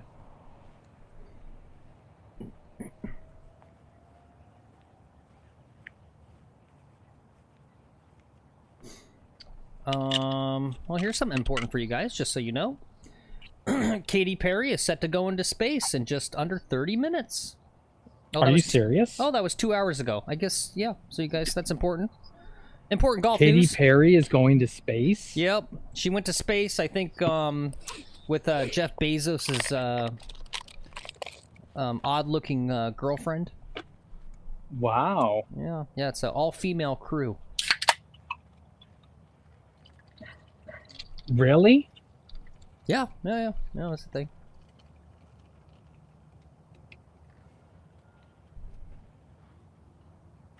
I think I've seen that movie before.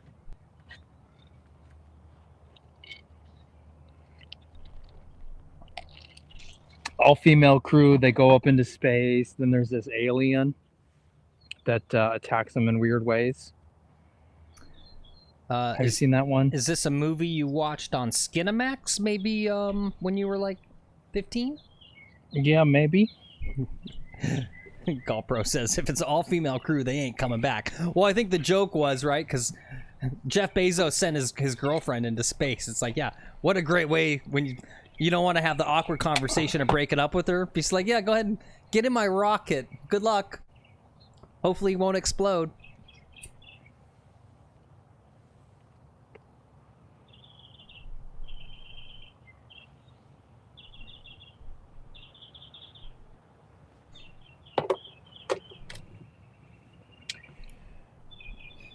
Golf Wrenching says, you two may or may not have a hat coming your way soon. Who, me and Lex? Ooh. I'll take a free hat. Thank you, if you mean me. Yeah. I'm actually, today, right now, I'm wearing my Grint Tour t-shirt right now from PJG. Shout out to the Grint Tour. Guys, if you're an amateur golfer and you like a little fun, fair competition, there's probably a Grint Tour in your area. It's all handicapped for your playing ability. Looks like a good time.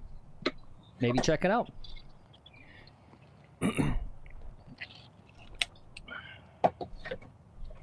Yeah, I'm with you, Golf Pro. You couldn't pay me enough. Yep.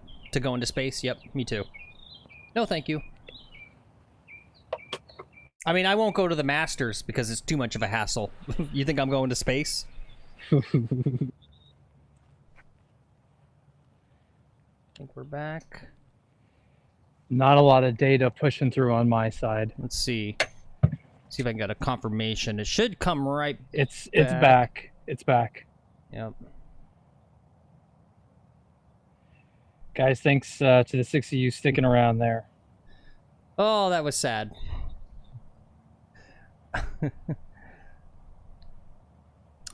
Someone in my household had trouble with their stuff and they thought the solution was to turn off the router. They literally turned off the internet box in the house.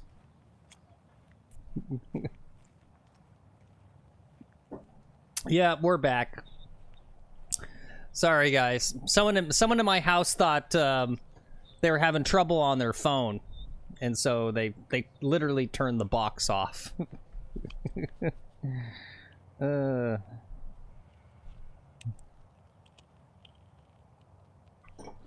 Well, that's too bad. We're having one of our best viewed streams too. $180 yards, 6 iron.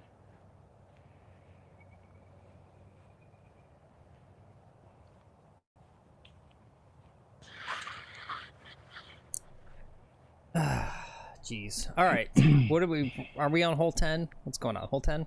Yep. And what happened? You had a good drive, it looks like? Yeah, it was an okay drive. Okay. All right. Well, it looks like we got 8 people back. No, I didn't tell them off, Iron Dog. It's an honest mistake.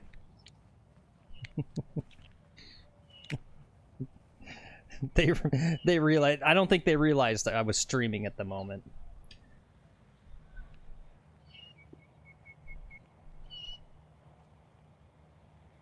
It's fine.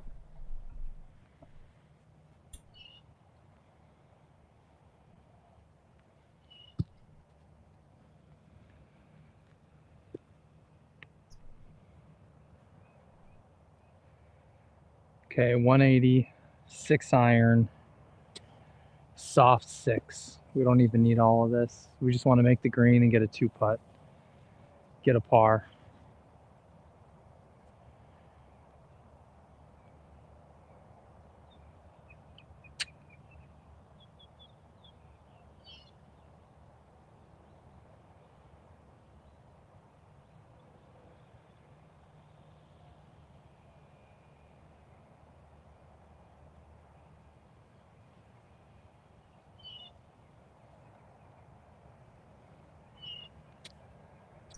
Yep.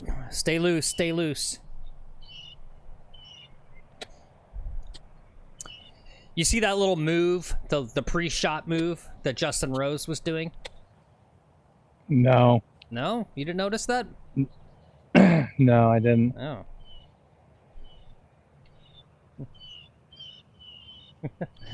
Well, thanks for being here, John. He says, I never left. I'm here for the golf, the commentary, and even the 5 minutes of dead air. Yeah. Yep. Iron Dog says, keep the feels. Yeah. You guys in chat, you see that move that Justin Rose was doing before he hit a shot? That's exactly what I've been working on. Like, literally that same thing. It's just crazy to me that, you know, right? You watch a golf tournament, like, very closely for, like, 4 days. And it's crazy to see literally tour pros doing those same things, right? You would think at their level, they'd never have to do any of that stuff anymore. But they're out there, like, just, like, rehearsing, like, core stuff, you know? It's crazy. Yeah, go for it.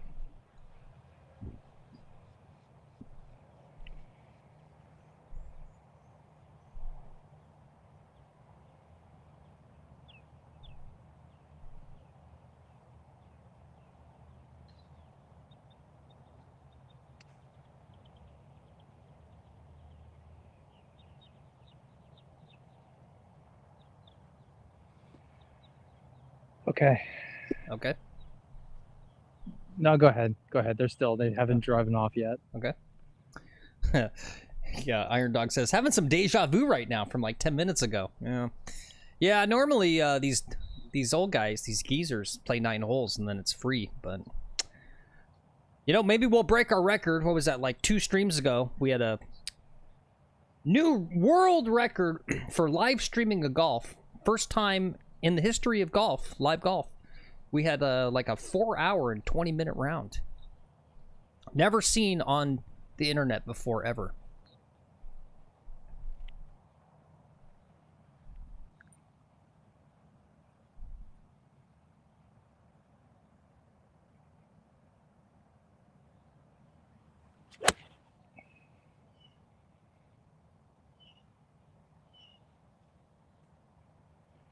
All right, it's bouncing on the green. It stayed on the green. We are on the green. All right, on and 2. Yeah, we a little blip there on number 8, Paul, but still playing great. On and 2 here on 10. Been a slow round, but boy, doing pretty fantastic with the golf shots, considering all the weight. I had to wait all day yesterday. Yeah. Play golf today. And Barry said CBS has really made a big deal of Justin Rose's pre-putt routine. Yeah, was it the thing about the shirt tucking or whatever, I think? Morning, guys. You know, the other thing that got me wondering about was Bryson with his putter and how he anchors it against his like left forearm.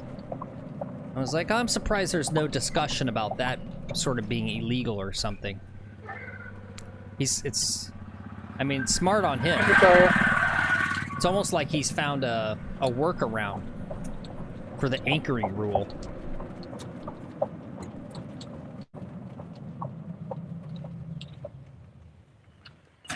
I can't believe I held this green from that distance.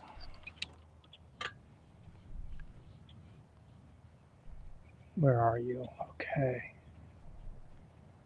Okay, we can get one back here.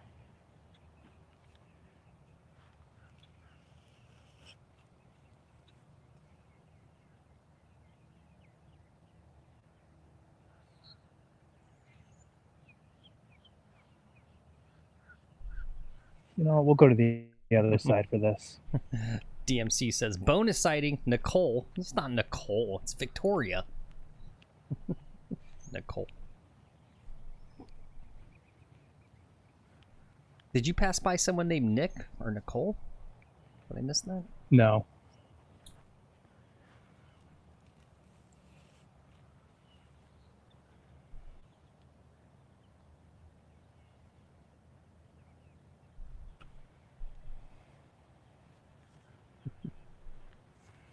Oh, it's right on a ridge again. Nope. Diet on the high side. Diet on the high side.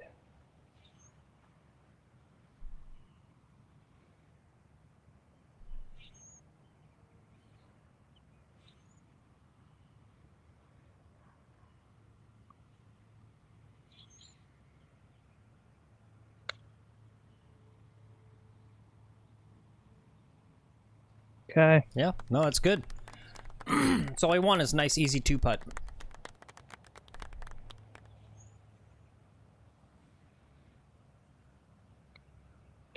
There you go. Yep. Okay, that's a par. Yeah, just keep making these pars. You'll get some. You'll get some to drop. Get a couple little more birdies in there. Who knows? Maybe we'll shoot even par today. If we do, I'm gonna say it's because of the tips. Yeah. And actually playing back is helpful for me.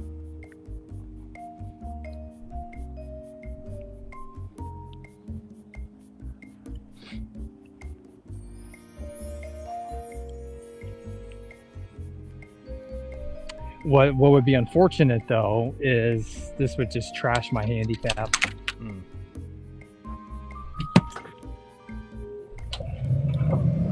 So I don't know. We got to be careful of the handicap too.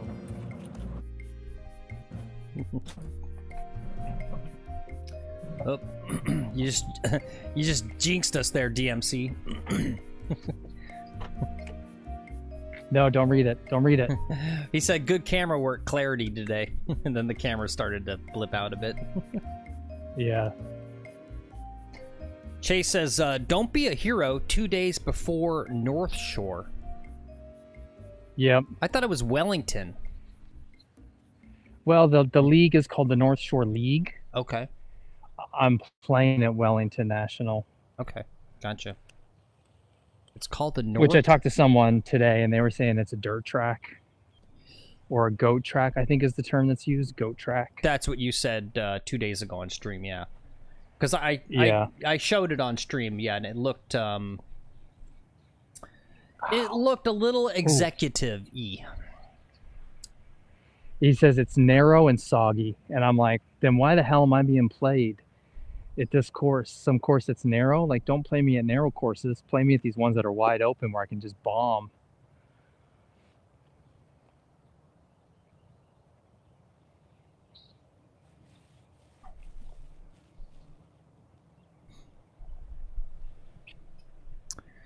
All right, let's Let's look at hole 11 here. It's par 4, 402. A little curve to the right.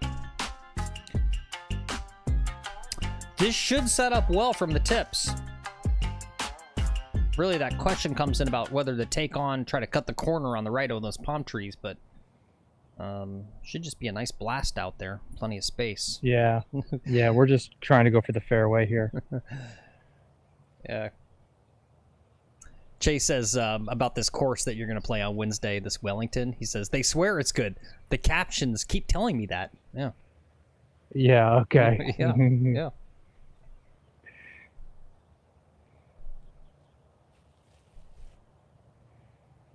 Chase, are you playing on Wednesday? This is the course.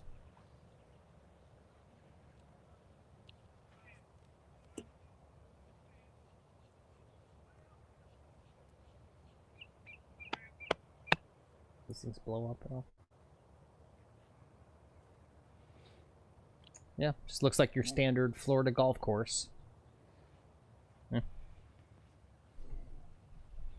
I don't know. I'm excited to play somewhere different. Played these courses so much lately.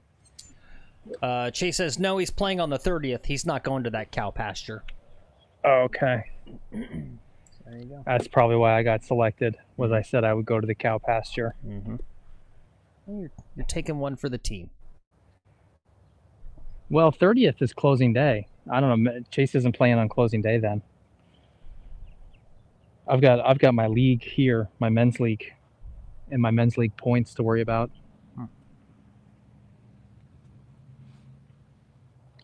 All right, we're almost clear. I got to let these guys kind of get up a little further.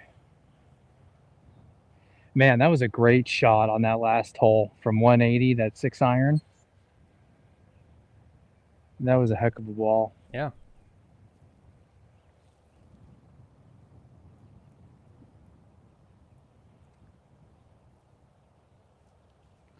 Can I yell at this guy? Can I yell his name? He's just standing in the middle of the fairway. Does he even have a club?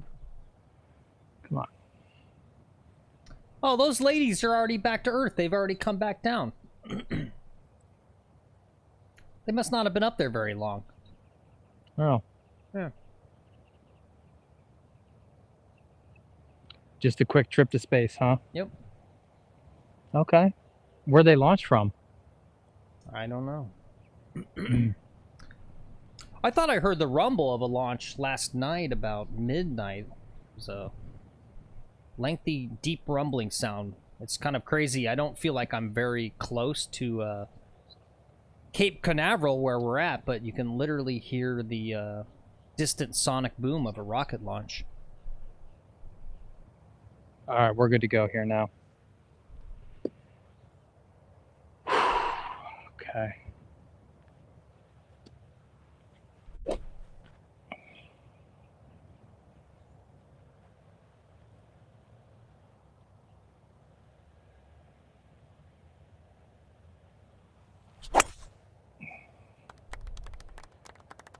It's looking, I lost it. It's hitting grass, it's hitting fairway. It might run through the fairway. Okay. Ooh, my knee's bugging me a little bit. I gotta be careful of that. Chase said, sorry, he meant captain. The captain keeps telling him that Wellington is good. Oh, yeah, okay. Yeah. Because he's trying to get people to go because everyone knows. Yeah. Yeah.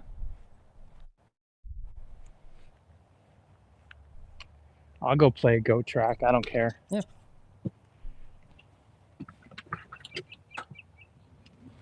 Even, you know, it's kind of like you've got like a spectacular hot wife, right? These guys who cheat, who have like super hot wives. And then they like Tiger.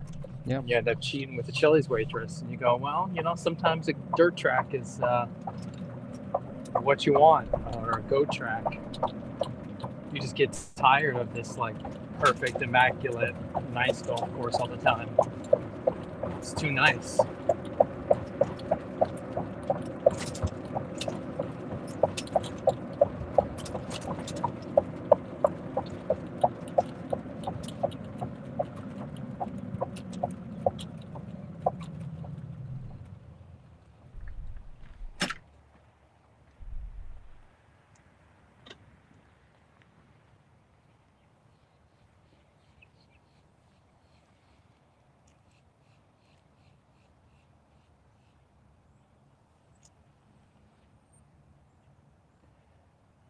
Shit, I thought Chase was one of the captains.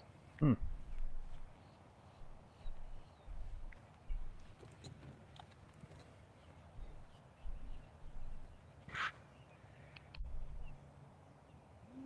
right, I got 137 left. Gonna be a 9-iron.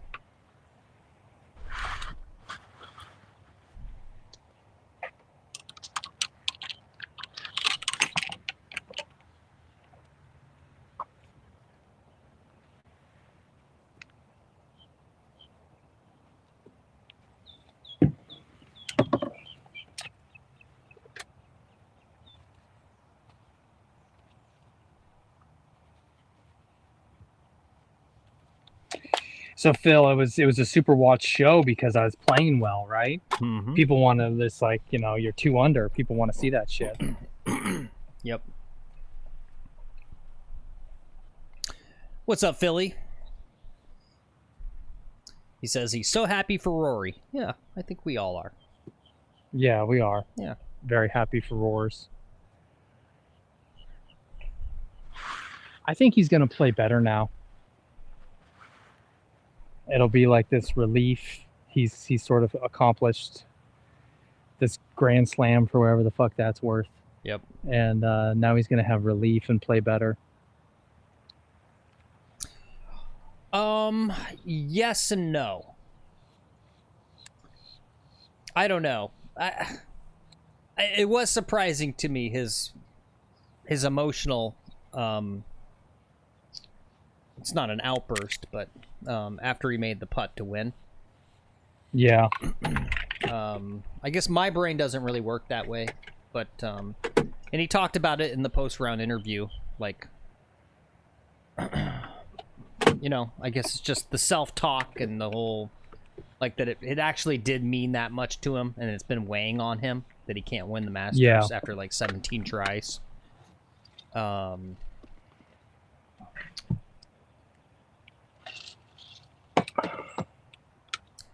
I mean, I guess that's where your brain gets to when you've got like $200 million in the bank, right? Because for me, it just like, I don't know. Like if I won the Masters, yeah, I'd cry because I made $4 million. That would literally change my life. It would be about the money. But, you know, I guess that's how that goes. Once you have the money, you think about these other intangible things. But like that ugly ass jacket. Yeah.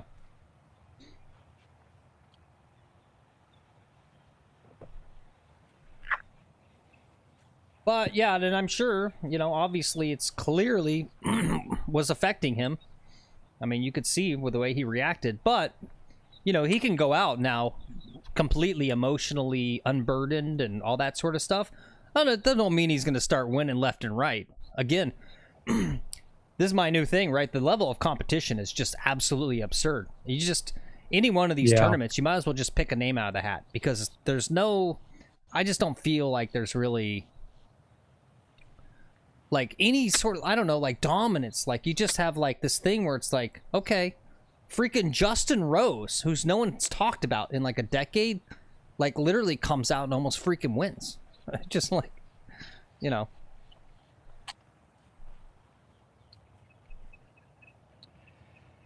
9-iron, 138 yards. I got to cover this bunker. Land it, roll it in the hole.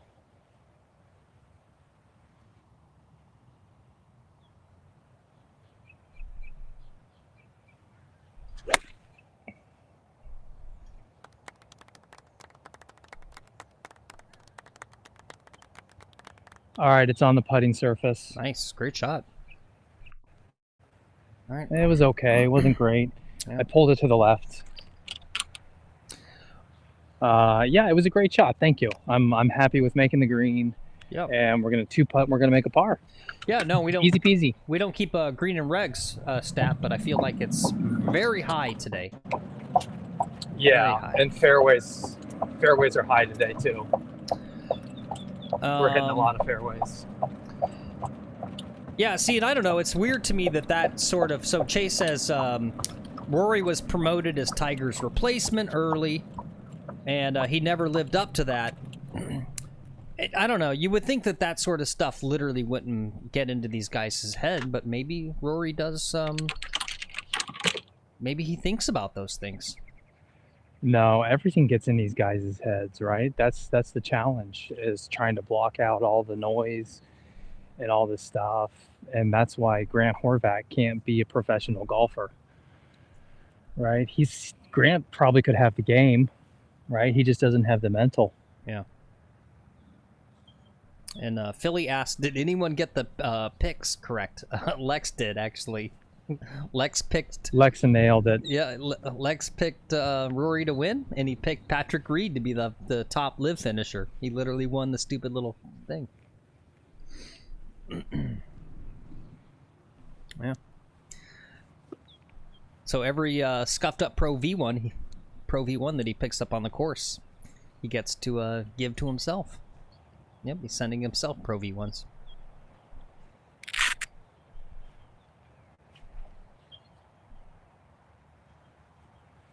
Oh, this is a lot of break.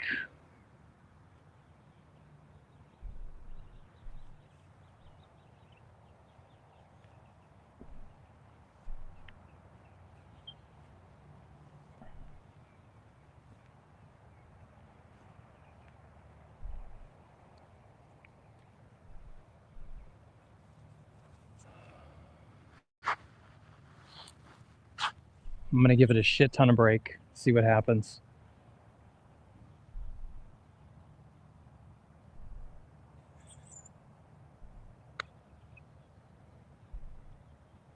Wow.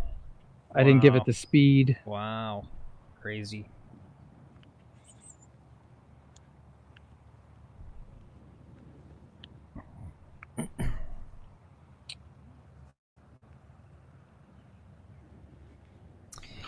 Yeah, they say that, what is it, not Fred Funk. Shoot. Who's the putting guy? Brad Faxon? Yeah, they say, like, Brad Faxon is the best putter ever. But, yeah. I still think, that's my little hot take, is that,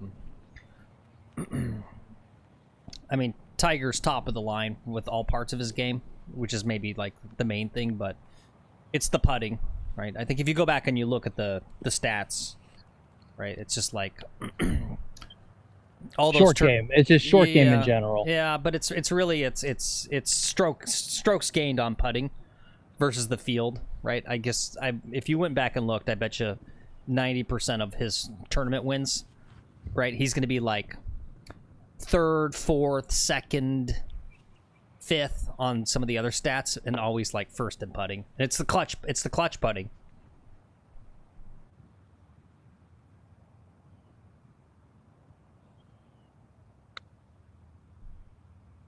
Oh.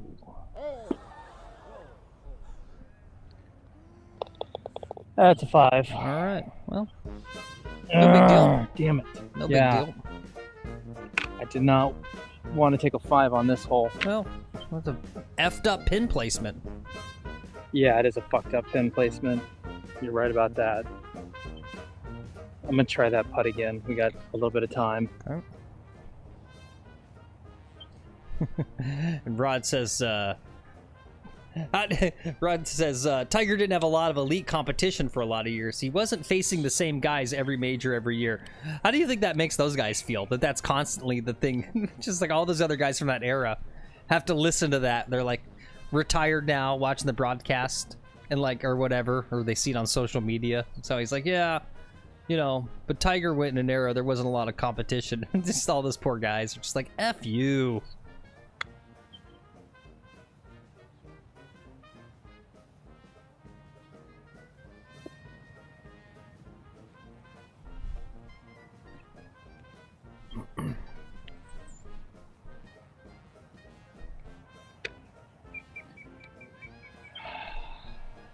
Okay.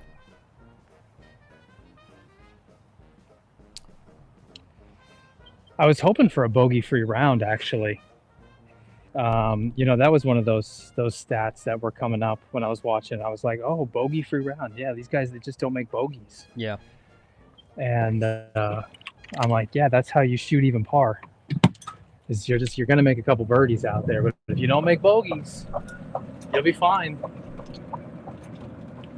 Right? That was a clutch putt that I just missed. Yeah. Well, Cameron had an interesting thought. He says, chip it, take some of the breakout. Maybe that would have been the smart play there. Yeah. I thought about it.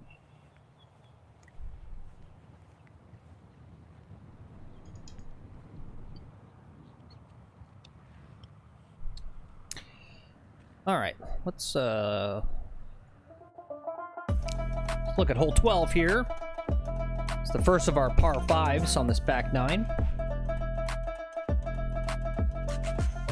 It's gonna be a long one from the tips. This may necessarily be a 3-shot just because of length. He's gonna have to really send one if he wants to even think about going for this green in 2. Nah, it's not that long of a hole. There's wind into me, which is the bigger factor. I've got wind into my face now. A good 8-mile-per-hour wind. It's going to help keep me back of those bunkers, though.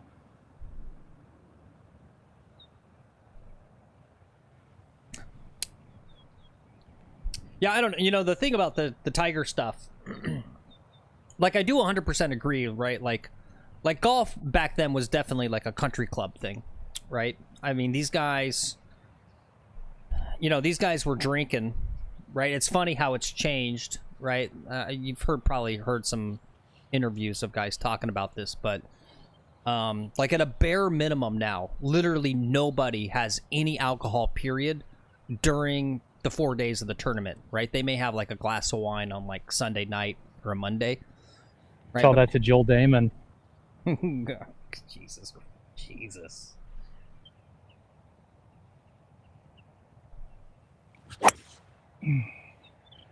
Oh, I got a hold of it. Oh. I might make the bunker, unfortunately. Nope, short of the bunker. All Perfect right. position. Cool. But so that's definitely a thing, right? But, you know, the other part to think about, though, is that John Daly is actually longer than Tiger, and he's his direct peer. They're, like, basically same age. The other thing people don't remember, too, is that David Duval was right there with Tiger with the whole, like, exercise fitness stuff, too, right? So it's not like Tiger was the absolute only person who had that mentality, right? I mean, at least on 2 ends. Obviously, John Daly's not a exercise fitness guy, but, right, he had crazy length, even more than Tiger. And then, you know, you got to figure there was more guys, including, you know, we just don't know about, never heard of. They were already on that whole, like, I'm an athlete, right? This is not a country club thing. I'm an athlete. And then I think really, right, I think the first few years, right, like 96, 97, 98, I definitely think you could say like almost sort of an asterisk sort of thing with Tigers where it's just like, and I'm right, it sends shockwaves through professional golf. But I think all the rest of those guys like really quickly said, okay, he's changed the game. Like I got to start doing all this stuff. And I think everyone's... We're lifting weights now. Yeah. Everyone started lifting weights. And I think that happened pretty quick. Yeah. So, I don't know. I mean, definitely there's something to be said about the level of competition during the prime of his career. But I think as time went on, right? You know, because the other thing, too, is like... And I can remember, like, you know, like VJ was someone maybe not on, like, the fitness end, but became, like, a practice, like, obsessed, right? Like, practice obsessed. And, like, mechanics and all that sort of stuff.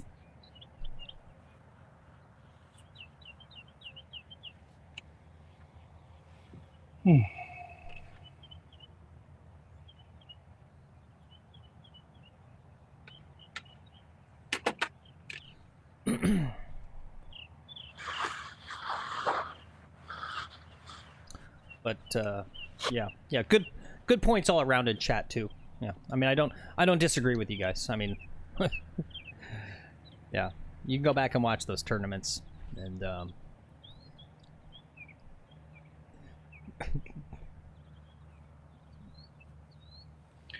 This golf course is so hard for these old timers who don't hit the ball well. It's just, I'm watching this guy in front of me just get punished on every shot. Yeah. You know, every shot is not perfect, so it's in a bunker or it's behind a tree. It's like, and then trying to recover from that shot is just nearly impossible for this guy.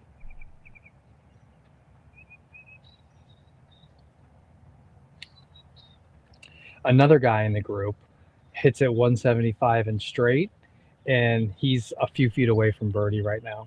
Wow. And he just 175, 175, 175, but he was hitting it straight.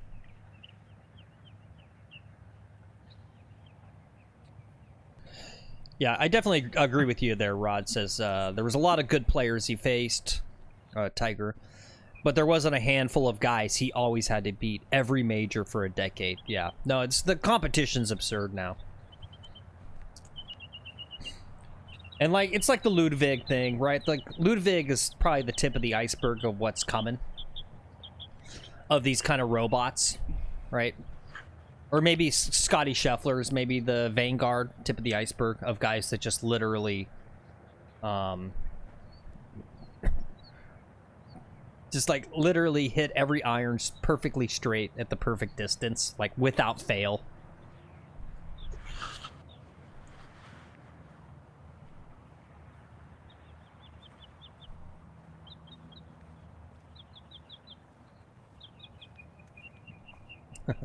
Anthony Kim. He was the heir apparent. Yeah. Well, he was literally freaking doing smack in the bathroom before the first tee and no one knew. Where was the drug testing? Yeah, this just goes to show you that there was no drug testing in that era. Tiger was never tested for any performance enhancing drugs. Yeah.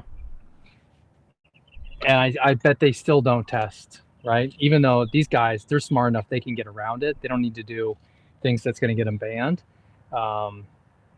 You know, but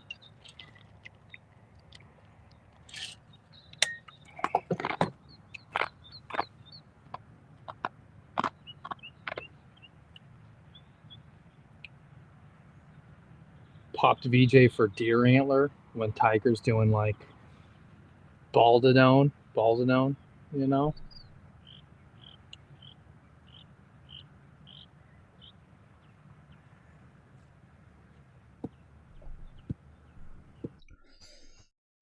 Yeah, it's a good stat there. Paul says in 2000, Tiger's adjusted scoring average was 67.79, the lowest in PGA Tour history at the time.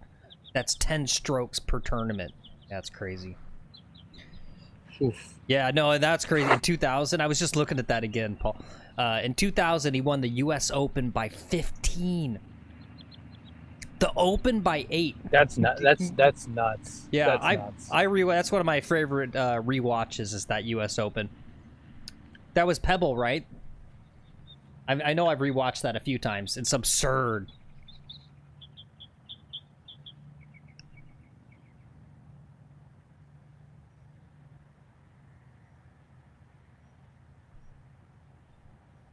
We've got 226 yards. We're gonna take a 3 hybrid, try to run one onto the green.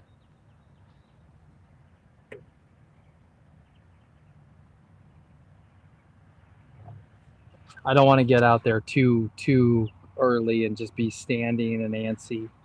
That's not good for my pre-shot routine. Better to sit here, I think. Yeah. Okay, 62 says, testing has changed with the Olympics in golf. The PGA used to be very mysterious with drug testing. Yeah.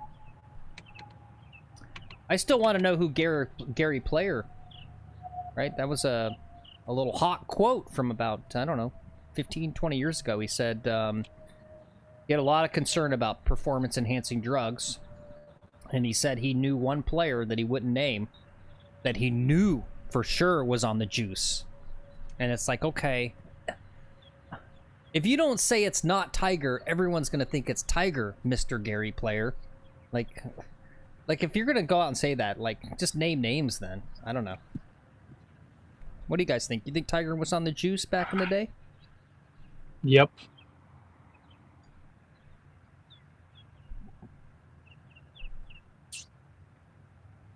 I don't think he was on banned substances, though. I think he was on these substances that skirt the laws, right? And new compounds that hadn't been banned. Every week there's a new compound that comes out that can help you with your performance. Yeah. And it just takes a while for them to catch up and to ban them, right? So I think he was on some stuff that wasn't necessarily banned yet. Yeah. And that, like, whatever he was taking back in 2000 is most certainly banned today. But the stuff the guys are taking now, it's not banned.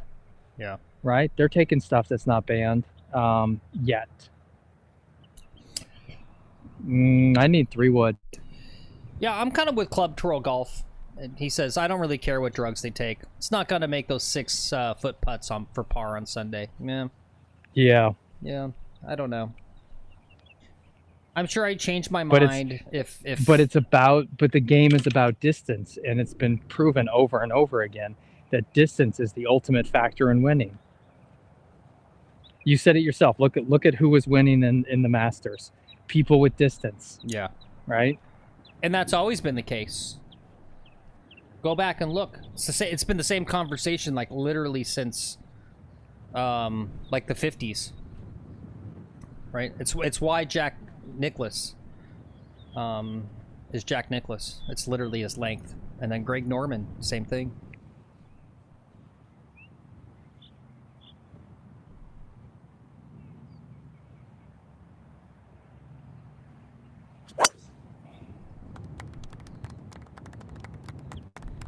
It's a little out to the right.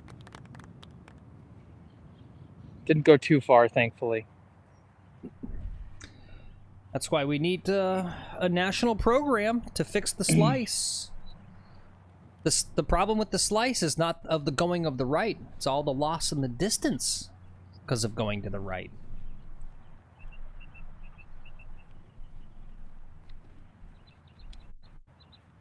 If only Elon Musk and Jeff Bezos would put their money towards that instead of this silly space crap.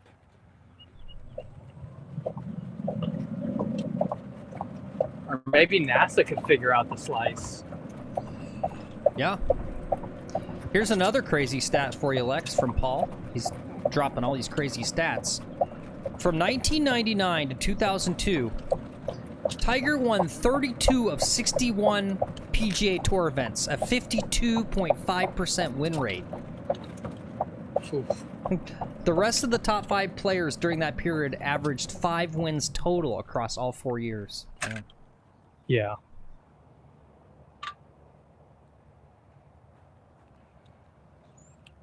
All right, this is going to be a tricky third shot. I got to pop it in the air, land it soft. Well, the other thing that was interesting, too, is it was his head game. I remember a stat where they talked about how on Sunday, the person that played in the final pairing with Tiger measured against themselves. They played worse, right, than their own average playing. Basically, they showed with the stat that just playing with Tiger, these dudes, like, either Tiger psyched them out or they psyched themselves out, and they all played worse playing against him.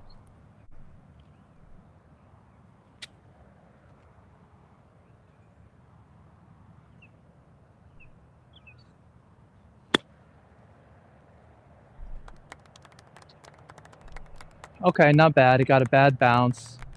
I didn't take it far enough. Okay.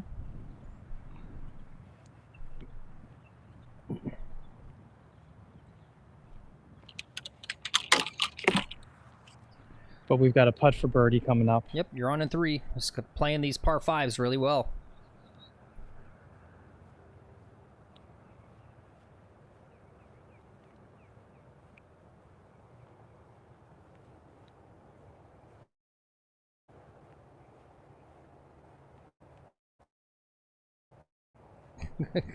That is a crazy graphic, Paul. I'm looking at it right now. Wow.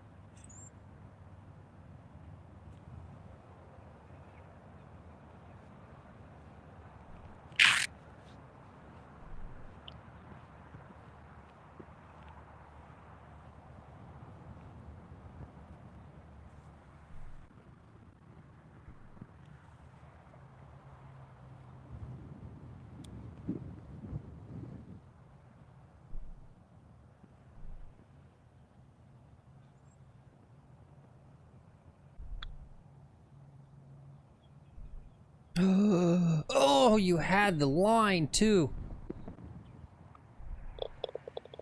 All right, that's a 5. Oh, well, hey. No worries there. Yeah, no worries. That's par.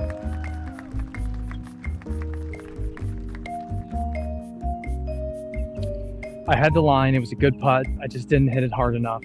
But it's okay to be a little cautious on these greens. Yeah, no, that green on that par 5, that green's a piece of crap. Fuck you. Yeah, Fuck you, it's a piece green. of crap. See, that got me to swear. I'm literally trying to not swear anymore.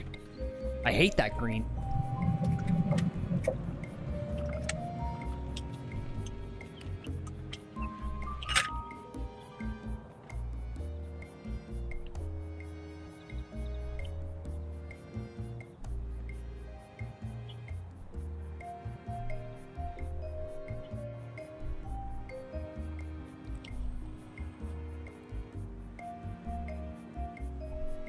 Dribble Drawers is taking his time in front of us. Yeah. These guys should wave me through right now. If they were good members, they'd be waving me through. These guys are bad members. Yeah. We're now at 3 hours and 5 minutes. And we're not even halfway through the back 9.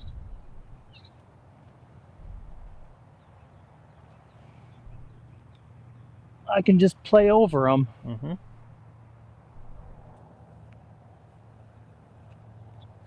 We gotta play this one out true though, because this may be our best score on the channel. Yep. So. And we're playing tippies. Yep. Right. So that's an extra. Like I said, this is going to crash my handicap. The rating from the tips is like a 75. So technically, right now, I'm still shooting even par. Yeah. Yep. Just stay loose. Keep those practice swings going. Don't let the body tighten up. Yep. Stay hydrated. Yep. I'm drinking my Red Bull. Yeah. You guys see how much water Rory drank during that final round? I was like, damn, dude. Like, you better hope they listen to John Rahm and put porta potties all over the course. You're gonna.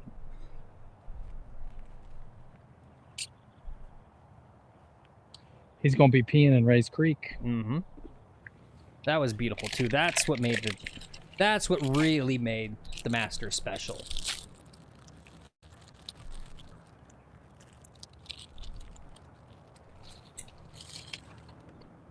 I mean, you want to talk about tradition?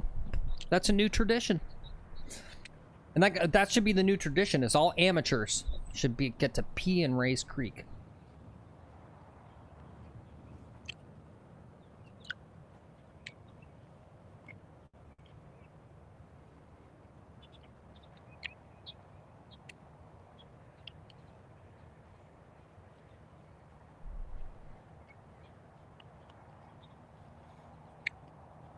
These Uncrustables are the best thing that's ever been designed in the food industry. It's just a peanut butter and jelly hot pocket that's cold, right? Yeah. Yeah. No thanks. All right, guys. On that note, let's look at hole 13, par 4, 442. This will be interesting from the tips. Normally it goes right over the trees on the right. Not sure what he's going to do here.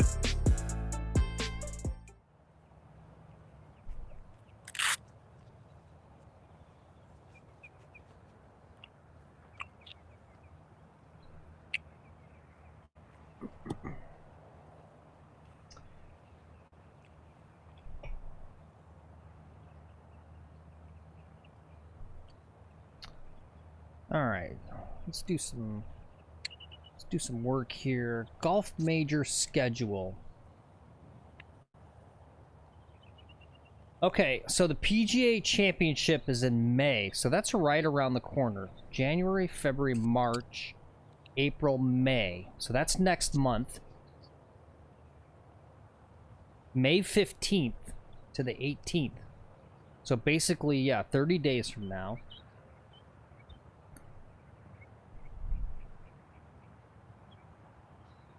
so we'll have to do a little. We'll have to do a little picks game for that.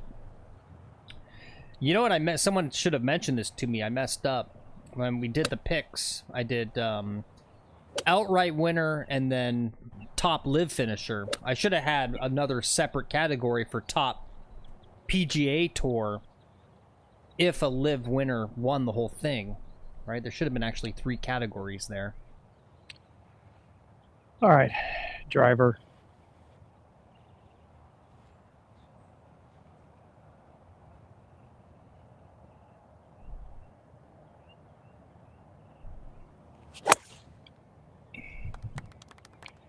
Slicing right, it's going to be in good shape. Good ball. All right.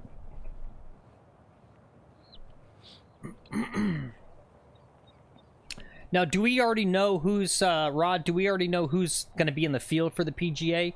Or is this a thing, right? Like how would you do exactly your picks for the U.S. Open in advance? Because there's qualifiers and all that sort of stuff. So, like, how do we know, right? Because I think the Masters is kind of unique. Like, we kind of know who's in the field pretty early on, right? So that's, like, my next question is, like, how do we know who's going to be in the PGA? Well, Scotty Scheffler's going to be there. Okay. Rory's going to be there. Okay. Bryson DeChambeau will not be there. I guess Bryson will be there. No, yeah, chat said he would. Okay. Yeah. Brooks will be there.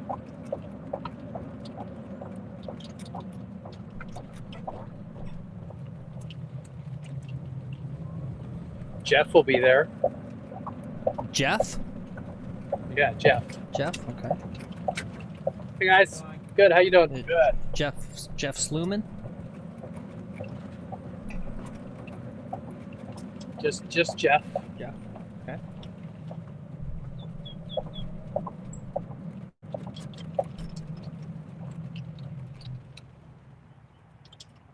So, okay, they said yes, top 50 in qualifiers.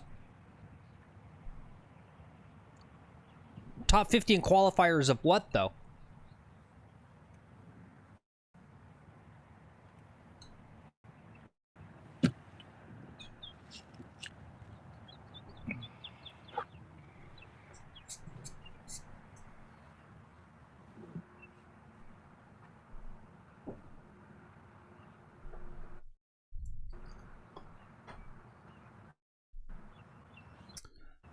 I still think they need to have one honorary true amateur, like a lottery system, right? Like send Barry out there. I want to see Barry Reed out at the Masters. Yeah, I want to see Barry play the Masters. Or send me out there. Every shot, I want to see that. I mean, they should send me out. There's special needs. I'm special needs. They should send me out there for like a heartwarming, like, oh, look at this sweet special needs boy. Oh my God. He's gonna maybe break 150. I wasn't actually cutting my grass during the Masters, Ozzy. That was a joke. I was just joking. I was glued to my computer screen the whole time. I was only kidding. I wasn't actually doing that. 62 says, the PGA is pretty set. There's not regional sectional qualifying like the US Open. Okay. Well, I'll make a little picks for us maybe in about 2 weeks. Golf Pro says, Phil or Lex want a caddy for me for US Open qualifiers? Yeah, I do. Did you see me caddying for Lex on the other course the other day? I think I might be, and this makes sense, right? This is a mantra I embrace. Those that can do, those that can't, caddy. I think I might be a good caddy. Like, I got Lex to a 78 the other day. He was dead exhausted, and he topped the ball 3 times and had 2 3-putts. And I got him to a 78. Literally, if he was rested and on his game, I would have caddied him to a par on our other course.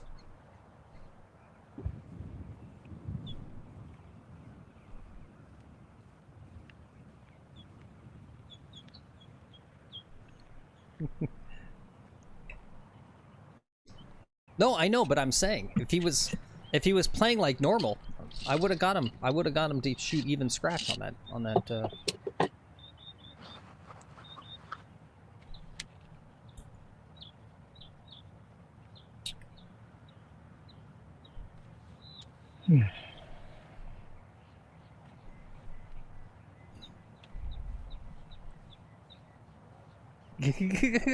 Sorry, Barry. Barry said, "Did I hear my name taken in vain?" He says, "Give me a year of training and playing like Lex. I could shoot 110, pretty sure."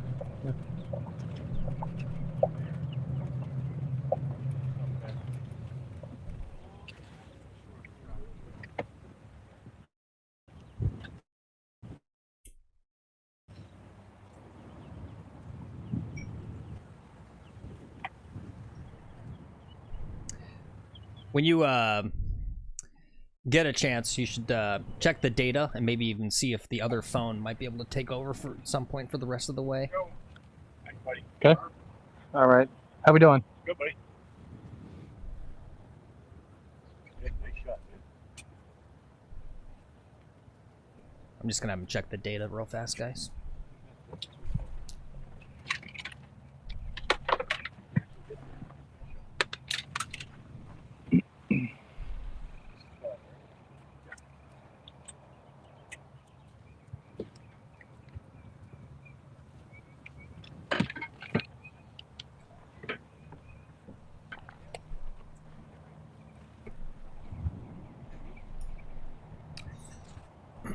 I think I'd be a good caddy. I think that was my calling in life. I just didn't know it. No, Max Fly. I was right here.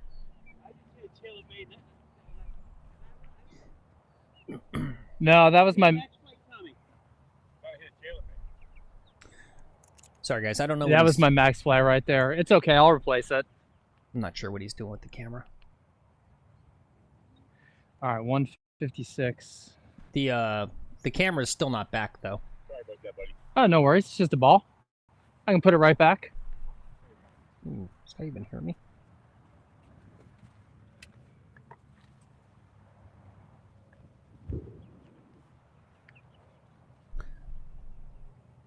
Lex, did you catch that about the camera? Yep. Okay. Oh, there it is. There we go. Beautiful. Thank you. 156. What are we gonna hit? 8 iron? 9? Yeah, I think they played his ball or something. He can't say while they're there. He'll tell us later what happened.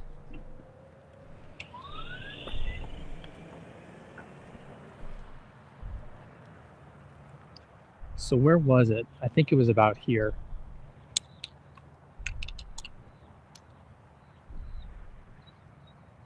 Are they gone now? Yeah, he hit my ball was all, that's all. He hit your ball. Yeah. Oh. How do they not check to see if it's their ball?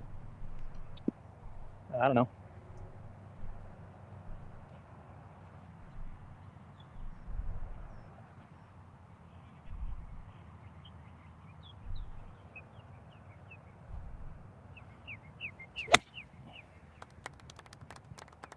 Looks good. It bounced on the green. I don't know if it held. All right. Yep. Tough green to hold. Another one. Elevated, rock hard.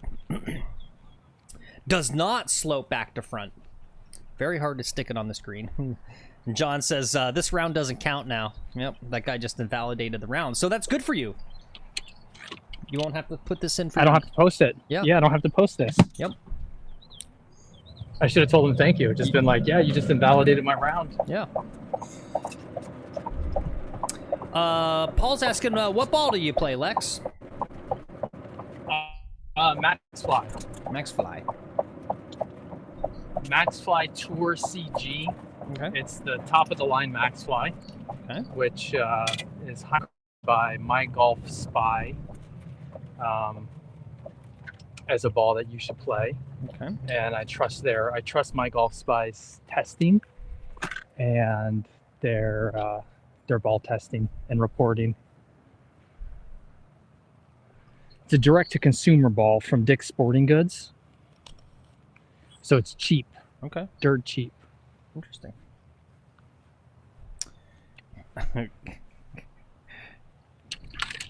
That's why I play it. I have to keep itemized receipts of all my golf expenses here.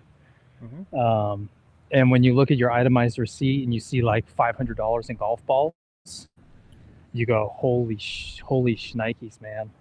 Like, my golf ball expense is expensive. So I can't play a Titleist Pro V1, unfortunately, which is what I would prefer to play.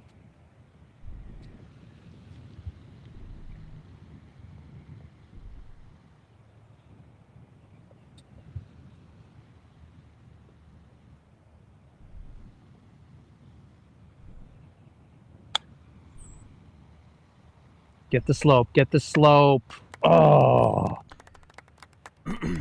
And yeah, sorry. Say it one more time what the brand of the MaxFly was. You cut out just a touch there. MaxFly Tour CG.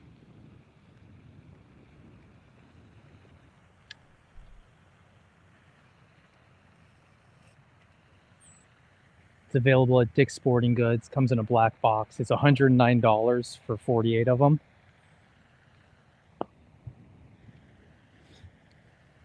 Okay.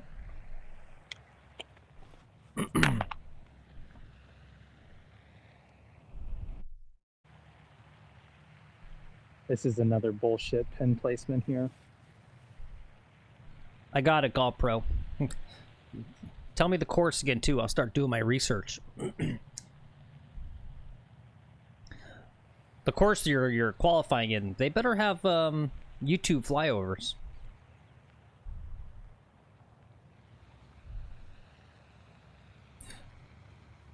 I hope you're joking, though. That's too much pressure.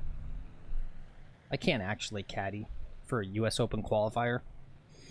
It's too much pressure. Wouldn't you want to get, like, a real person who actually really knows golf?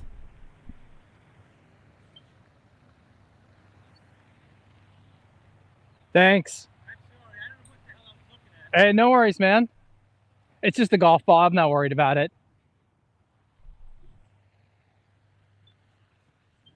Okay, good. Okay, good. Yeah, don't... You're getting... I'm already, like, please don't actually hit me up for that.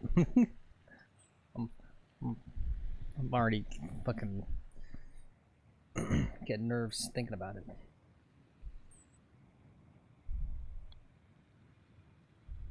Make it, make it, make it. Oh, yes. 1, 2, 3. That's a par, yeah? That's a par. Very nice. We'll give him a little dirty. That was a heck of a putt right there. That was a putt. That was a putt. That was the putt. Putt of the day right there, guys. That was just beautiful. All right.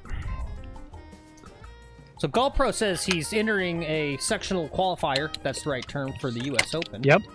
He says he's playing at Cypress Run. Okay. Which is this course here. Let's see. Course Tour. Oh, ooh, Frank Nobilo. Look at this. Nice. We actually got some... Phil, you should go caddy for him. You really should. No, he says he's got a real person. Okay. He says not that great of a course, LOL. Interesting.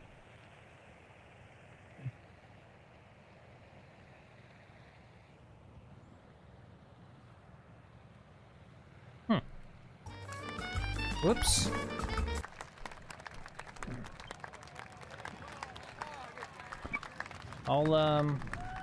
Oops. I'll take a closer look at that later on. You should see if we can live stream it. We'll live stream you around. Oh, yeah.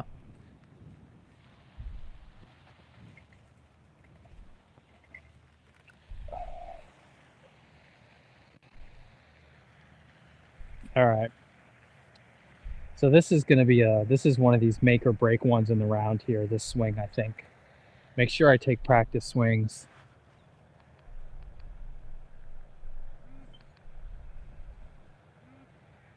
I've got 195 at a back pin, wind into me.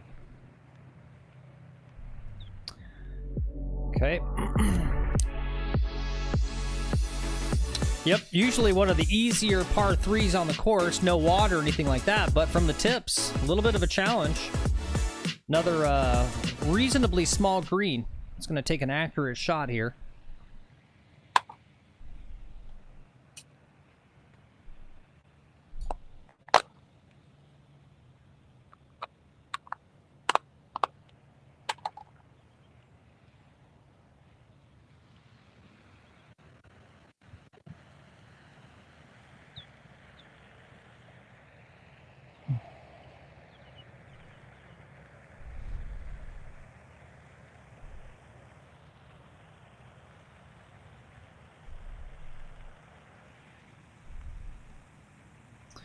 Yeah, what are we still just 2 over for the whole round, right? One.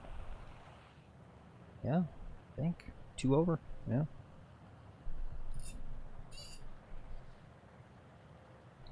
No, we're putting a good round together. We gotta keep it going.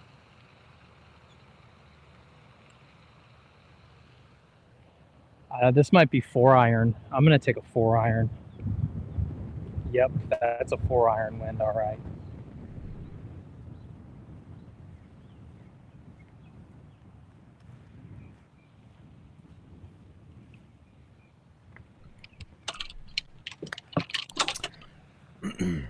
I'm assuming it's true. Just another quick thing. I don't think I'm going to find the tweet. It's from Dan Rappaport, a golf journalist. He was saying that the next tournament's a signature event, and it's the first time they're going to let them use rangefinders to address pace of play problems on the tour. And then I guess also next week is going to be the first tournament on the Corn Ferry Tour with pace of play penalties instituted. I wish I could penalize these guys for pace of play. Mm-hmm.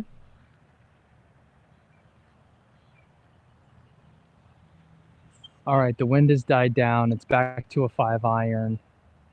These guys are getting in their cart. I assume that's not fake news because Dan Rappaport is a like an establishment, if you will. Yeah, so here it is. So we're still waiting. He says, because golf never sleeps, we have a signature event this week with the RBC Heritage, and for the first time, rangefinders will be allowed in competition. Part of PGA Tour initiative to address pace of play. New penalty stroke testing also in play on Corn Ferry Tour this week. So, yeah.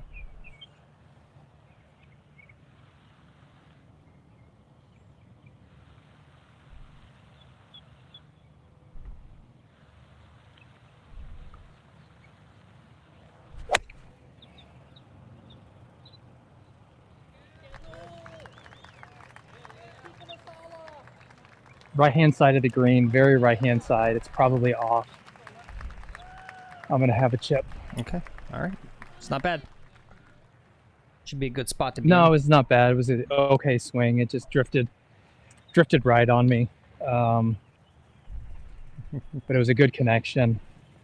It was the exact shot I needed on hole number 8. We could go back to hole number 8 and put that ball there. I'd be golden. Golf Pro says he still thinks you two should start a golf podcast for days you're not golfing. Ugh. You actually have to work, though. Oh, because you actually have to do the research, right? And it's for so few views.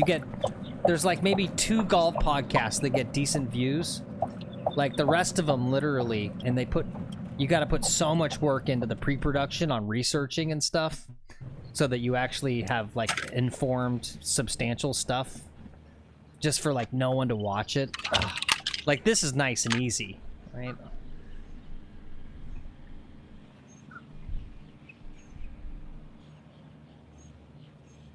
Oh, but talk about other things like politics and religion? Yeah, great. Yeah. I keep going back to the trivia show idea and actually doing a trivia show, giving out good prizes. I feel like that's actually a winning format for a live YouTube show.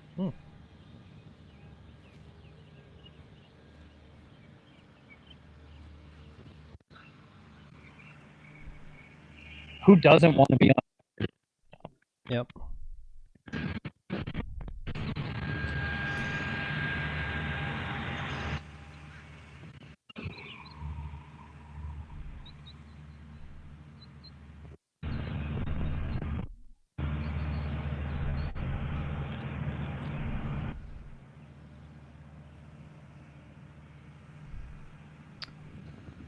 All right, not horrible. That was not what I needed. Yep. All right, it's gonna have a challenging putt for par here. What's up, D-boy? How's my camera placement? Good? Yeah, you're good. Yep.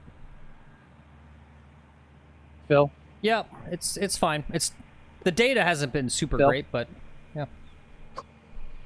I lost you in my ears. Oh, yep, that's you. It looks good. Yep, you're good.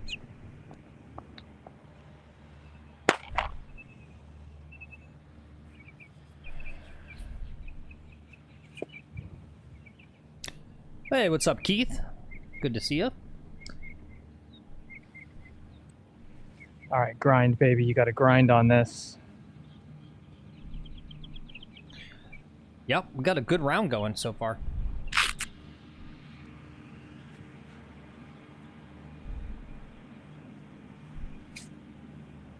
Grind it in the hole.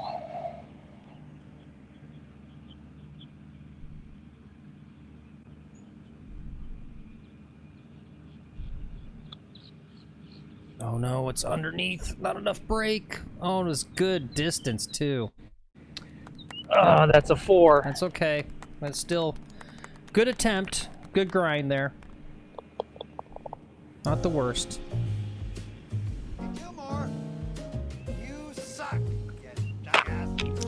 That's a tough par 3 from that distance. Phil, I'm gonna switch to the other cam at this point. Try to get you back in my ears. Okay.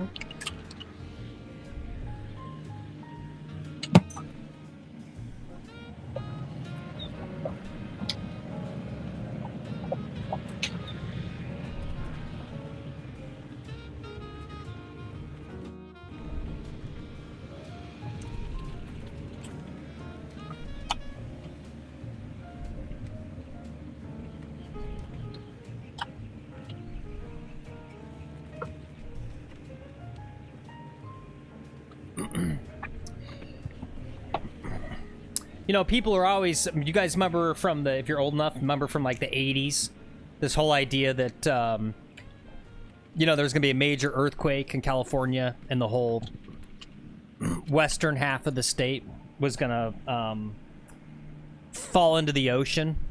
You guys remember all that? Like, the one that scares me more is Yellowstone, right? There's a giant super volcano essentially, right? Like right underneath Yellowstone. And like that's the one they go, yeah, you know what? It could just like open up. It's like literally gates of hell opening up, like 200-mile radius, just lake of lava. Like that's the one that scares me.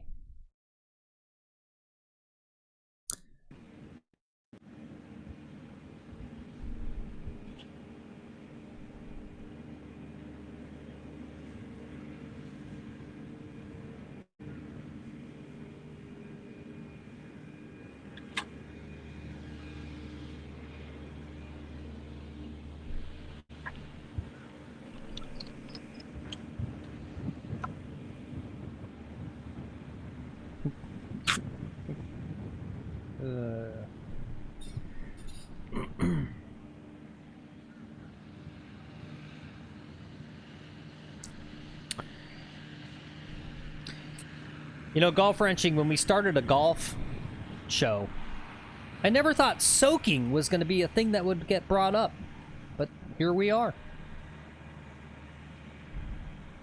Like Mormon soaking? Yes, like Mormon soaking, okay. yeah. Yep. Exactly. I like a good soak, Yeah. honestly. Yeah.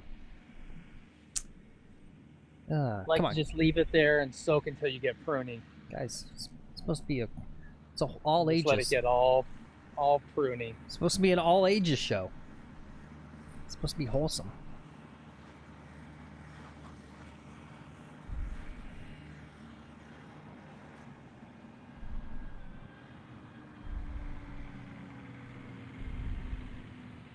How is All right, I got Win How is in the D-Boy supposed to watch the show with his kids? with his kid. I know. I mean, hopefully they're at school right now. All right, I'm gonna go ahead and go. We're just gonna try to get to the fairway.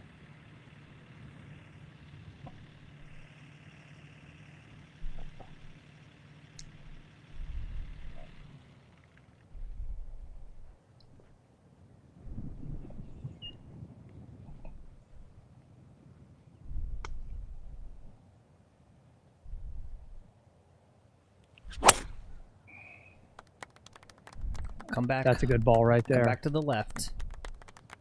To the right. Yeah, it's cutting. It's perfect. Cut! You gotta do that. You go cut! All right, let's had a good drive on this par 5, last one. It's important. This can be a tricky hole. If you can get out of here with a birdie or a par, we'll be sitting good for the rest of the match.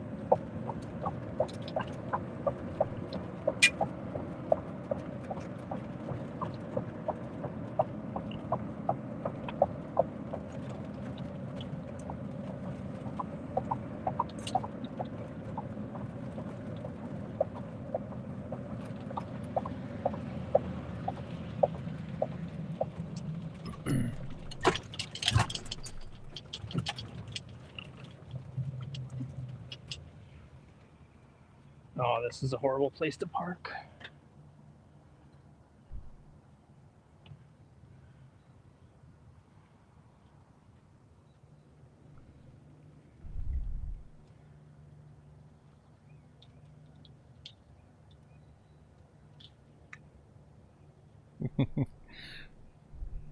Yep.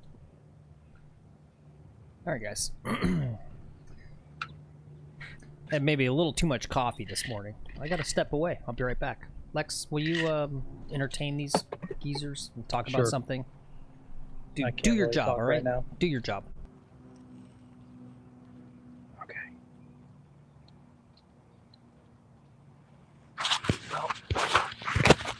I buy a bunch of other golfers around here.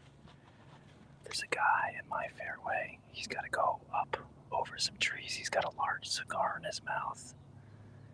It's very phallic. He threw it on the ground. He's got to hit this one super high.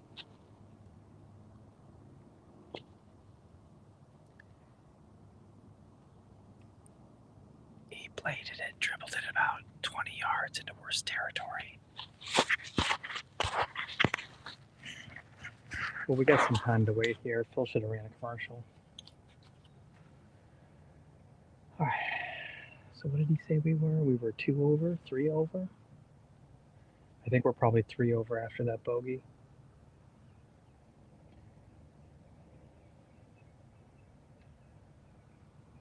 I don't know that I have the distance today to go for it, but I kind of want to.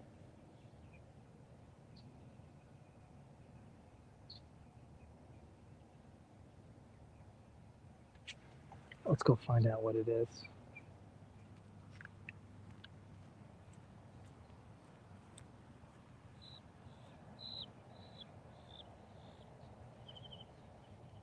Oh yeah, we gotta lay up.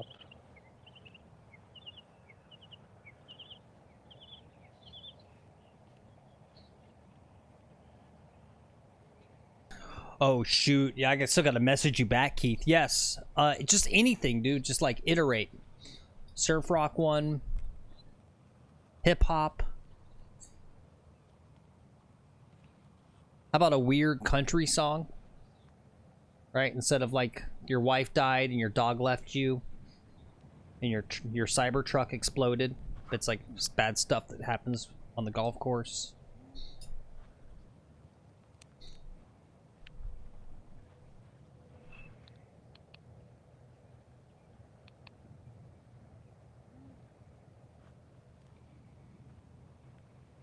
Yep, the more theme songs, the better. Exactly, yep.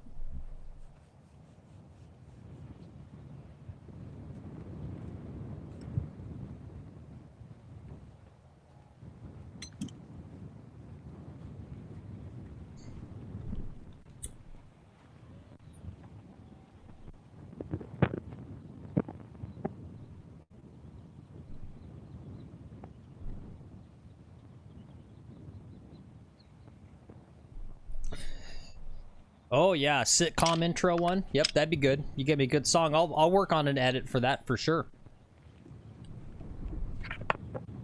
That's a good idea, Iron Dog.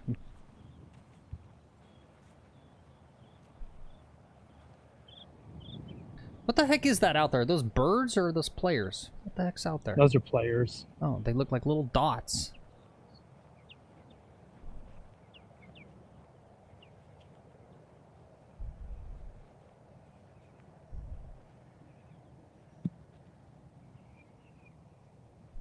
I've got 6 iron, so we're gonna lay back a little bit with a Boofing 6 iron. buddies.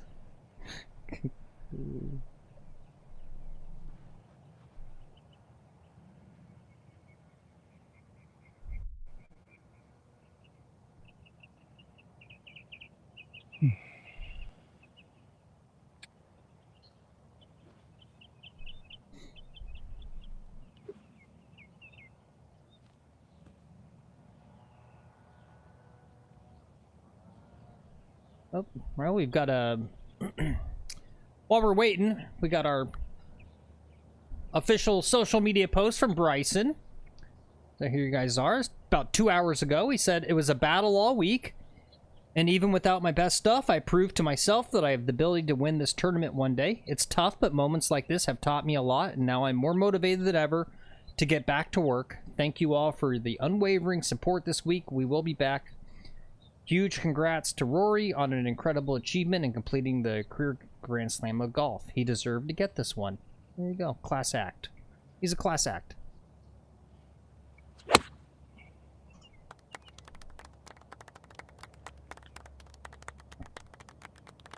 Perfect. All right. Nice layup. Smart play there.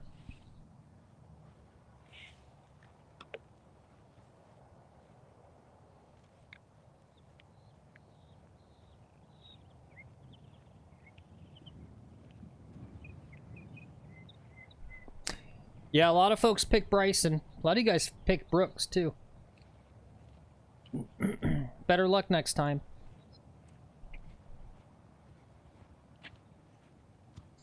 Oh, yeah, that earthquake that Iron Dog mentioned said it was a 6.0.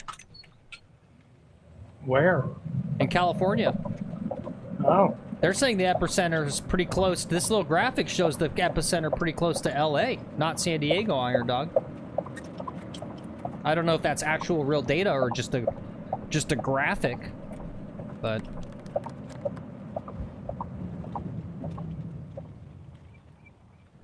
yes, some of you guys did pick Max Homa, Golf Pro. Yep, Wacko Neiman let us all down. He wasn't my pick, but would have liked to see him play better, that's for sure.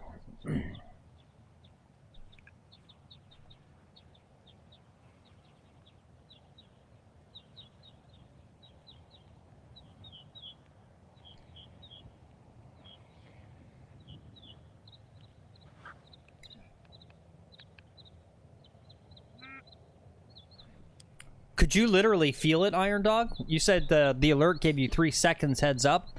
I guess that means you felt it. You got an alert and then 3 seconds later you actually felt it. That's crazy. That's pretty good. We can send out alerts that fast. I guess. That's like I don't want to know beforehand.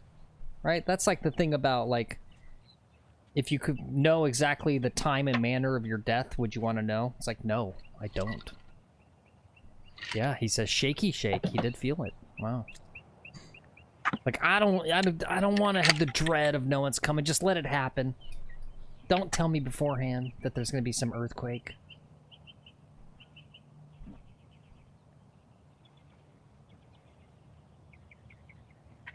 They told him to duck and cover, but he just sat there. Yeah, good call. That's how you do it as a real man. You just take it.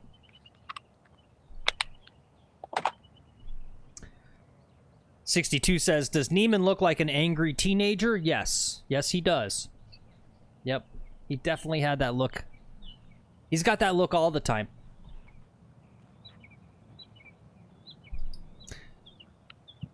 And Club Twirl says, he was a Bryson hater. Now he's on Team Bryson. He loves the insight he gives with his channel.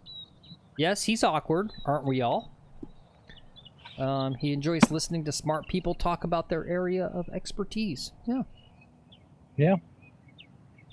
He's a smart guy. No doubt about that.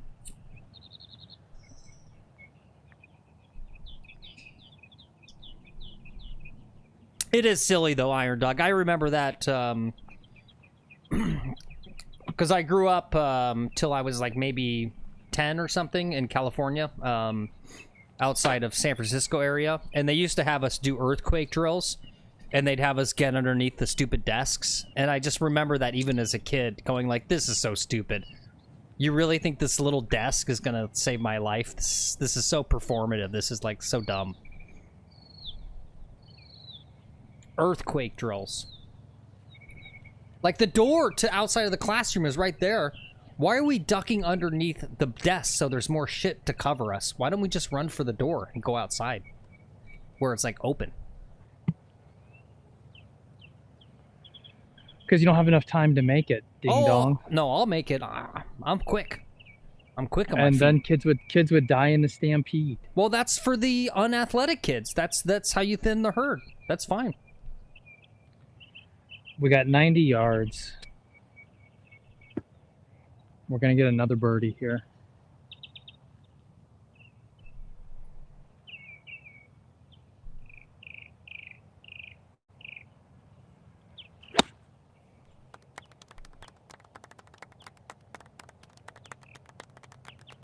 All right, it's on the green.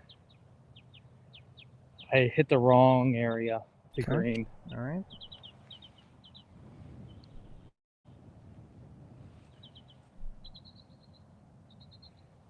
We're going to get our par. And we're going to move on.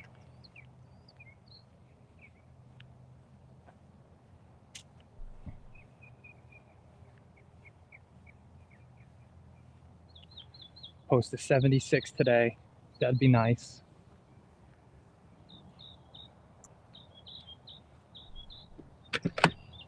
Yeah, you guys are right. Tornadoes, definitely worse. During the last hurricane, we had a tornado warning. It's the only time ever, like, right? Everyone else in the household, like, in my opinion,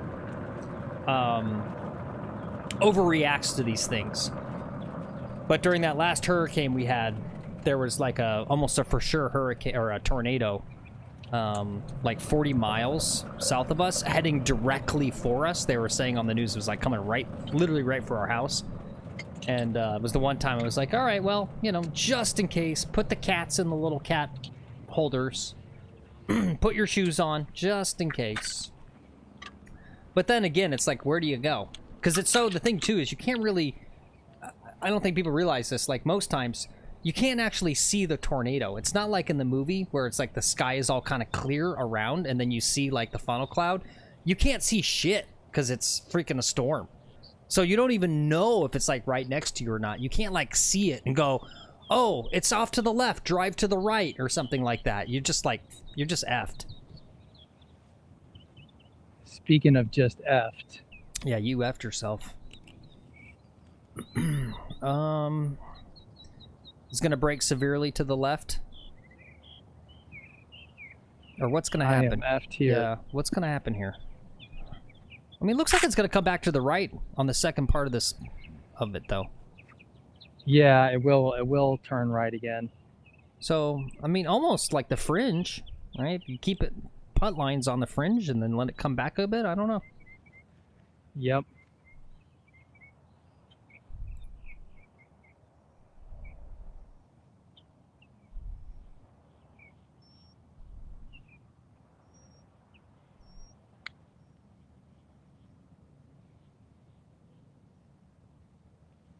Keep going. Move out of the way. Oh, it just slowed down so much. Oh, there it is. Okay. It slowed down on me. Yeah. Oh, yeah.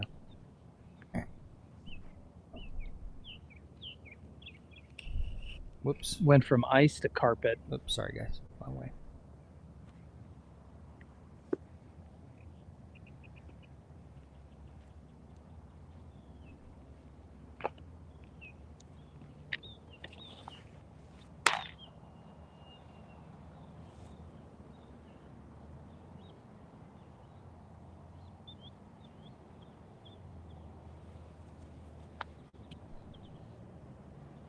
I'm almost thinking it's straight.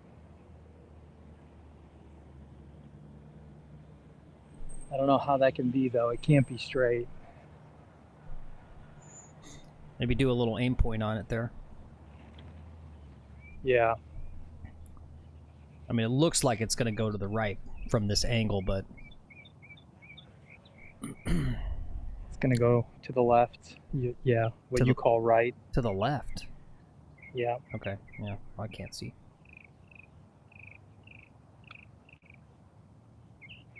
Hey, very nice. All right.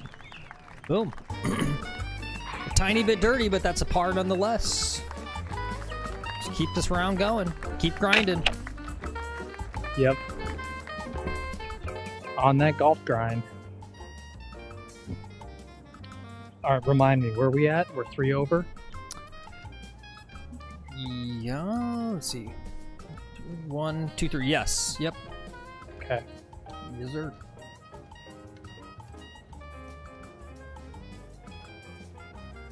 Three over. Going into the home stretch. You got this.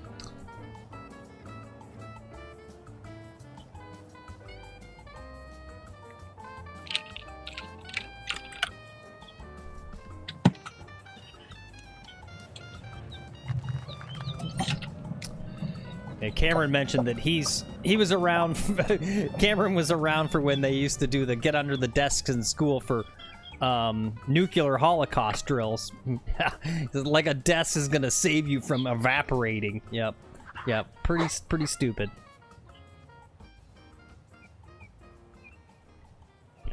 Pretty stupid.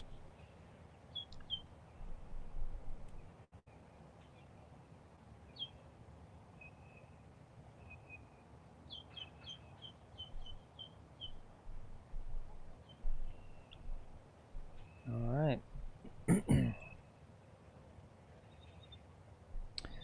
All right, Rod keeps saying, no thinking, tee shot, that's it. Stick to routine. Yep, don't overthink it.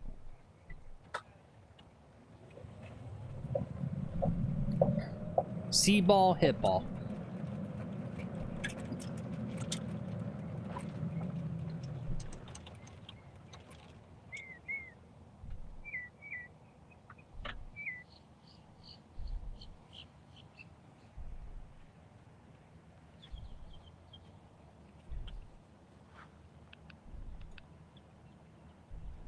$147. What should we hit at 147?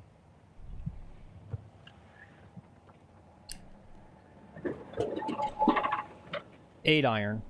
I don't know. It depends on where the pin's at. I don't know. I'm gonna go with a 9, I think, and attack this sucker. All right. I'll show you. Okay. Yep, there's a little bit of wind behind me, 9 iron. Okay. Yeah, let me... Yeah, get that position so I can see the pin. We got... Oh yeah, let me spy on these guys up here too. Can I get even a little... Yeah, there you go. Oh, right there. Yep, that's definitely a 9. Yep. Easy. Oh my god. This guy can barely walk.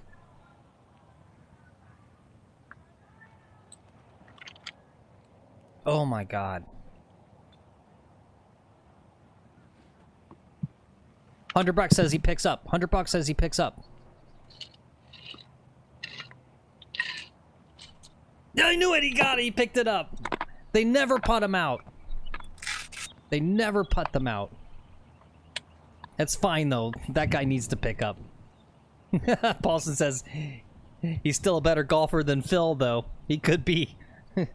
His handicap technically might be better than mine. It's better. Hey, look! I'm in a tough spot here, alright? I still have some man strength left. I can hit the ball, but then it goes, you know, 200 yards straight and then another 100 yards to the right.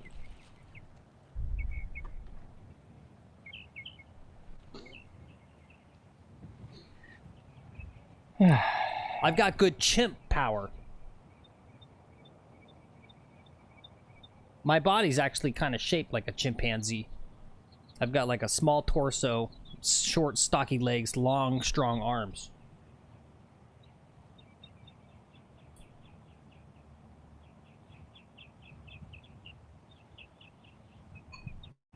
They say, you know, non-native African populations have, like, what is it, like 4% Neanderthal DNA?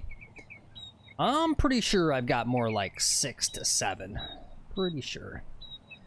I feel like my ancient human ancestors got busy a little bit too much with the Neanderthals.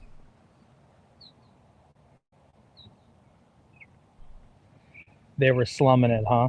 Yeah. Yeah, getting freaky. Alright, let's, whoops.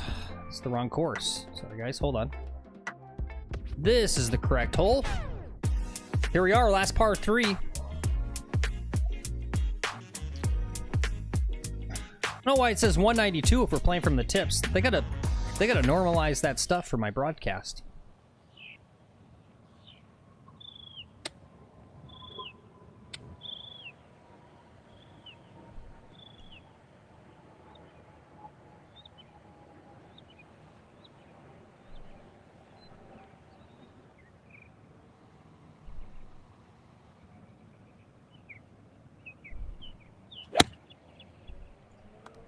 Alright, that seems to be online.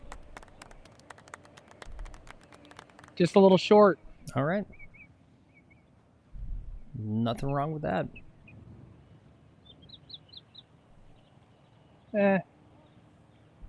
Could be in the hole. Be better if it was in the hole. Yeah, that's true. Well, you're not Patrick Reed, so. No, I'm not. I don't cheat. He doesn't cheat.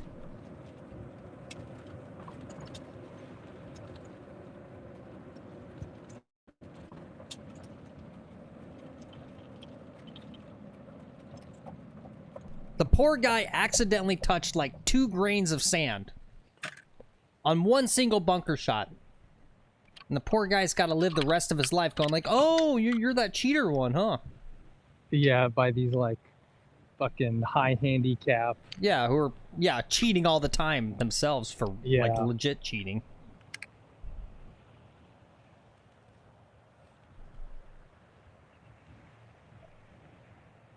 All right, we want to hold this. We want to hole it. What do we got to do to hole it? We got to hit it there and let it roll in, or a little further out.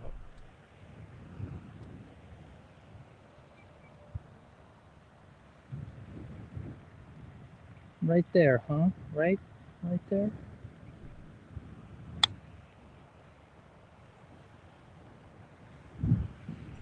Okay. Looks good. Poor Rod says, LOL, now the snow is going away. The winds begin. 25 to 30 miles per hour here today. Well, Rod, don't worry. You'll get your 14 days of good weather to golf in Canada. Don't worry. You'll get it.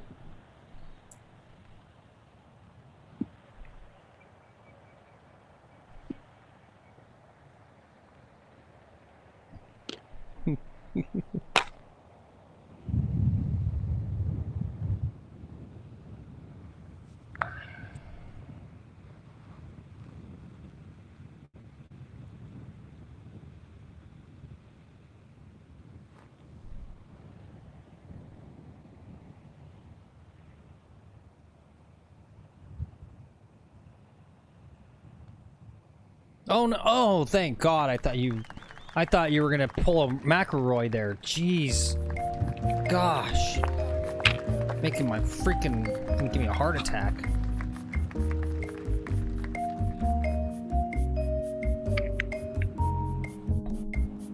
Okay, we keep fighting on.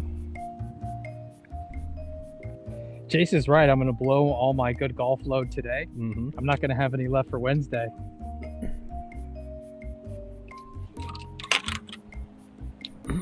No, I think we're just... That day off was good. I need to take days off every once in a while. Mm-hmm. Like once every 2 weeks, I got to take a day off from golf. I like what you're saying there, Club Twirlers. If you ain't cheating, you ain't trying. Yeah, that's the motto in NASCAR. He says Bill Belichick. Exactly. You think Bill Belichick is remorseful for all of his cheating with his like 8 Super Bowl wins or whatever? I don't know anything about football, but yeah. Which is maybe a good question. Who do you guys? Who's the biggest cheater in all of the history of sport? Who is the worst cheater? Lance Armstrong. Oh, good one. Yeah, that's a good one. Actually, I think you're right. I think that is it.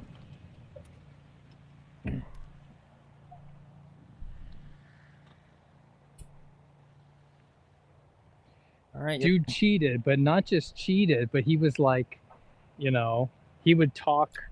He'd be like, oh, you know, we got to keep our sport clean, this and that. You know, and had that Mr. Good Guy persona. Yep. Patrick Reed's not pretending to be a good guy. It's true. Neither is Bernhard Langer. That's true. All right, let's look at our last hole here. Hole 17. Cameron says, get one more birdie coming in. Maybe it's going to be on this hole. This could be the one.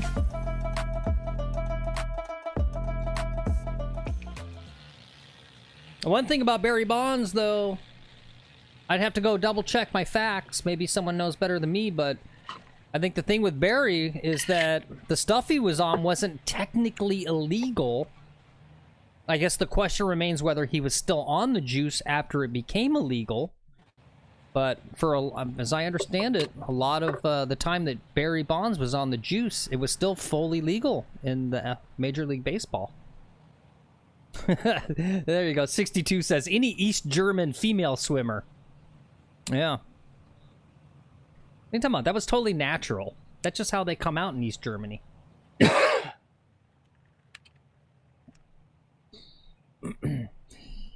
Yep, D-Boy says, gotta be Lance. He had a whole cheating ring set up. Yeah, like, literally. He did. He had literally, like, a freaking, like, fully developed system. It was, like, crazy what he was doing.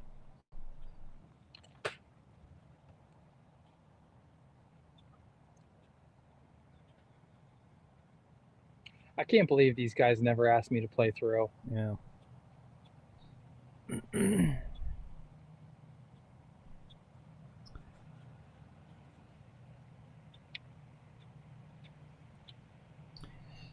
Yep. Well, they're definitely behind pace of play. I feel like this is where the marshal at the end of the round should just basically go, hey, guys, you know, no big deal, but just so you know, it took you 4 hours and 20 minutes. So next time, gonna have to cut 20 minutes off, because we are now at 4 hours and 2 minutes. So yeah. They are behind pace of play. Pace of play. So...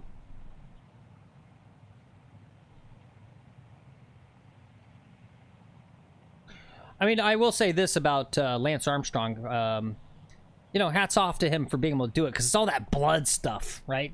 He was, like, literally, like, putting, like, I don't forget, right? He's, like, taking blood out, and then, like, he was, like, putting blood inside him. I just, like, ugh, with the blood. Ugh. I'd be too queasy for, like, the next 2 weeks. I wouldn't be able to go do a sport. Ugh. Ugh.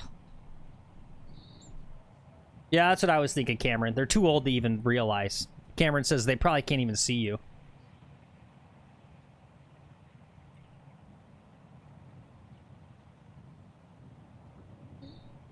Yeah, good point. Paulson says, these old guys really don't support Lex in his YouTube channel. Yeah. No, I mean, that's they really don't. That's what's important.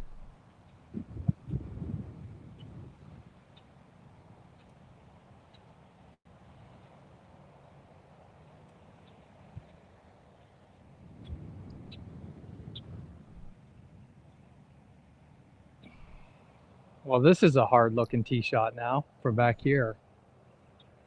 I got to thread these trees and then turn it right. I feel like this sets up better for you, to be honest. Yeah? Yeah. Okay.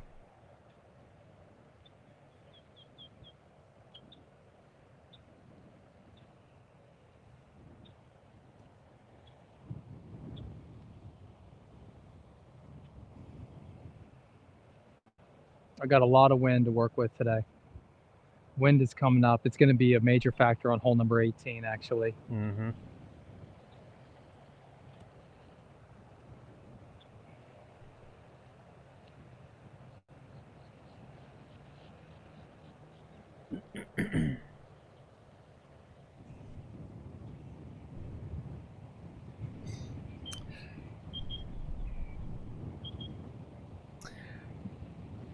Well, I think he's thinking, Rod, to avoid the bunker, too, as far as the gap, right? Because it's the gap with the trees in front, and then the bunker out in the fairway is what he's thinking. Yep. Yeah. Yep. So I think I want to hit like a little low slider here. I don't want to get any part of this wind. I would rather work against the wind, have a longer second shot in. If I work with the wind, I can really pound on one though. Maybe I'll do that and pound on one.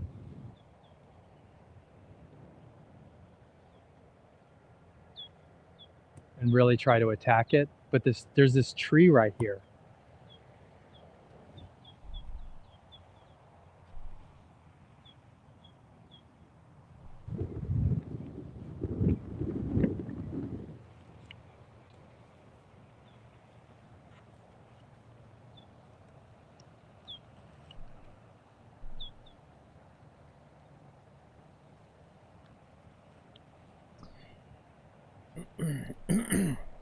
Yeah, Rod says send it. I say send it. Just blast it out there. Okay.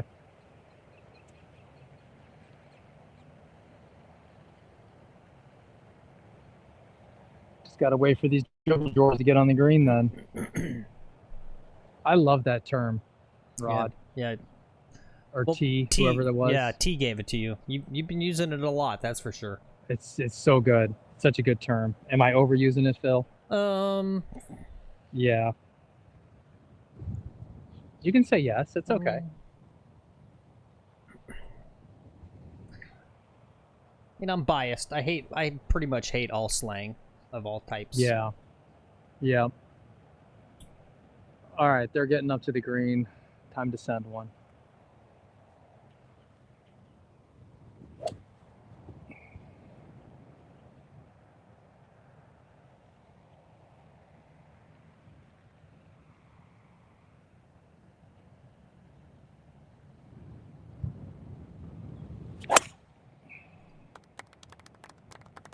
See? Perfect. Perfect. Perfect. And I sent it too. Yep. And it's a big distance out there. Good.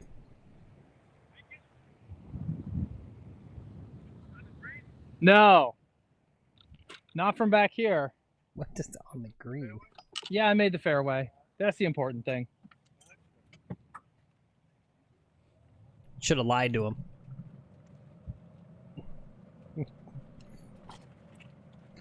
Like, yeah. I hit that 360 onto the green. Why not?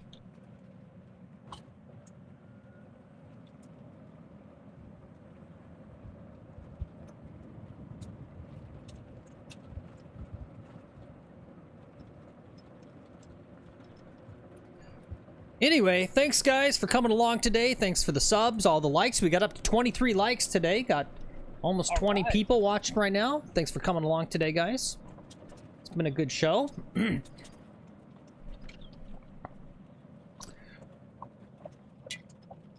Okay, let's get a birdie here.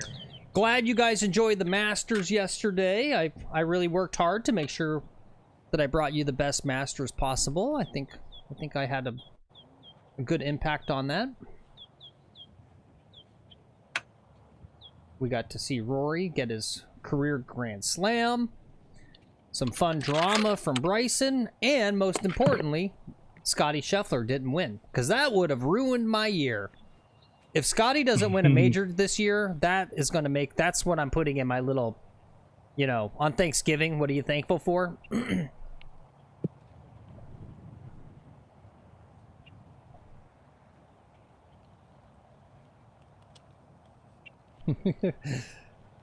Paulson says, are you working on replacing Jim Nance in 2035? Hello, friends. Yeah. No. Who are they gonna find, though? They're gonna find another, like America's whitest dude in the world contest. It's Mike Tirico.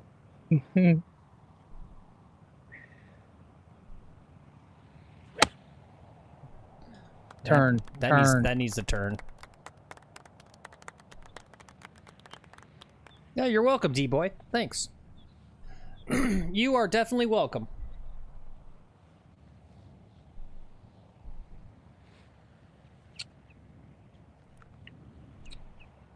Okay. Now I got to chip in for birdie. Very nice. We got this. My chipping has been good, so I feel like I got a chance at it. Yeah, the miss was in the right place, Yep. right? My miss was a good miss. Mm-hmm. 62 says, this is my longest round with the channel. This is everyone's longest round. We're gonna break our record, I think. Yeah, sorry about that. With my wife going back to work, I got to play these more midday tee times now. And for about another 3 weeks, the tee sheet is just still busy. In about 3 weeks, everyone goes home. And tee sheet gets wide open again.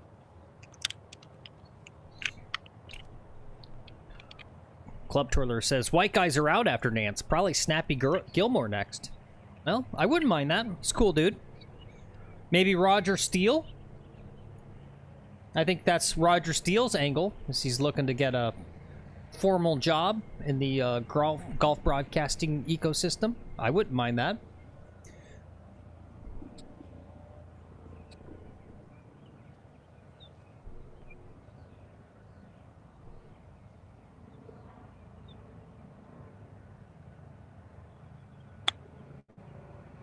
Get in the hole, get in the hole, get in the hole, get in the hole, get in the hole, get in the hole. All right, good chip, good chip.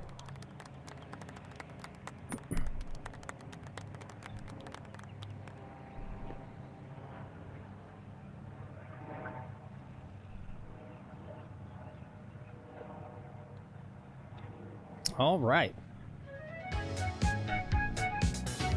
Okay, down to 18. Yep. Keep it going. Almost there. You know, sadly, let's be honest, Jim Nance retires in 2035. That's 2035. It's gonna be like effing Aiden Ross or some bullshit. And that's when I, you know what, to myself. Let's be like, it's gonna be freaking,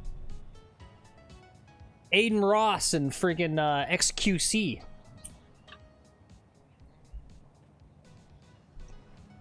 That's actually a funny skit. These geezers. I know you guys don't know who that is. You guys are too old, but actually XQC commentating on a golf tournament is actually a freaking hilarious idea. Golf Pro says, "Who the hell are them? They're celebrities. They're more popular and wealthier than you and I will ever be. You guys, you got to stay with it with the kids, with the youthful generation." Yeah, they're streamers, yes. Thank you, Paulson. At least Paulson knows who the hell I'm talking about.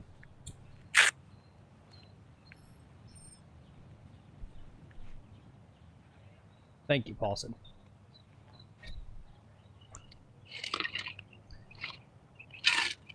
Is his name Robert Paulson? No, Z Paulson. Z Paulson. Okay. Sometimes you guys try to give me compliments, and you're like, "Oh, you won't take a compliment, Phil. You're complimenting me on the wrong stuff." I can literally, right? I can deliver relatable content for all generations.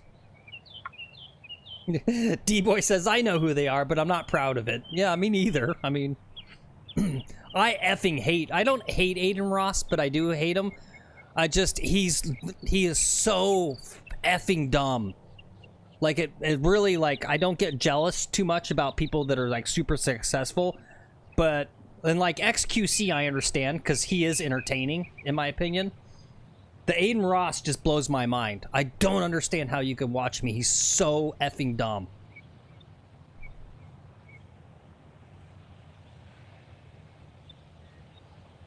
All right, guys, $100 donation, and I'll hit into these people. All right, you guys think about that. Well, we look at our final hole, 18, par 4, 443.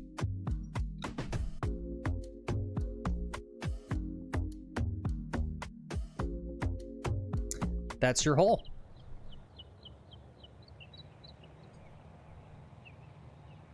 Yeah, I guess so, Club Twirler. Just... like, I guess, I don't know, is the draw of Aiden Ross, for you guys that know, is it because he's like a Casper Hauser type character? That he just literally, like, can barely, like, read and write, and it's, like, endearing or something? I don't know.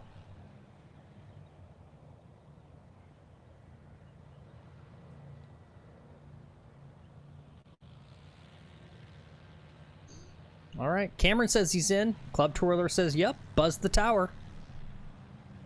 He can't do it, actually, guys. I mean, what if he hit one of these guys and killed them? Yeah. And then there's no show because he's in prison. Yeah, and it's on stream. There's a recorded. Yeah. Oh, you know what? While we're waiting, real fast, Lex, while we still got a lot of folks here, let's talk about what we're doing for our next streams instead of waiting to the end.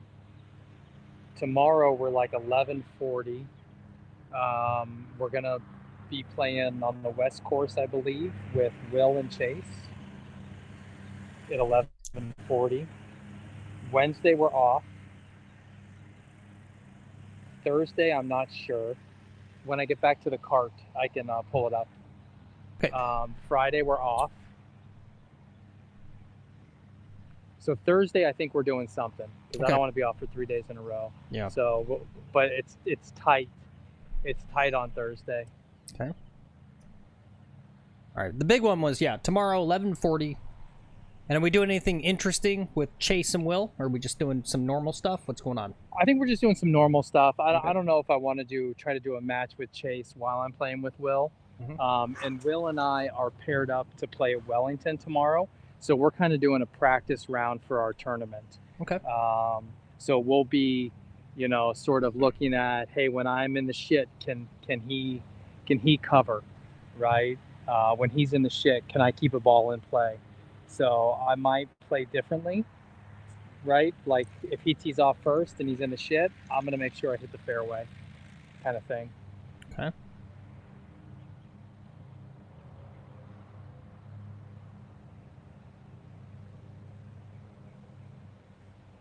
All right, one more guy to hit, and then we got a green light.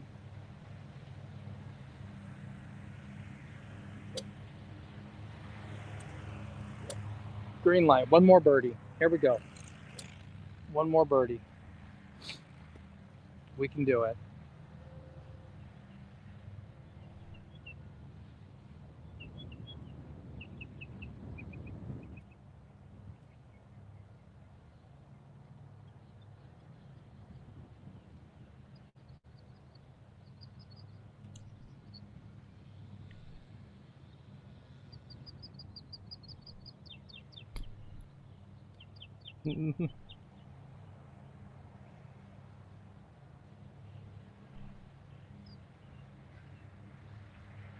All right, I'm going to start the ball way over on the left, I think.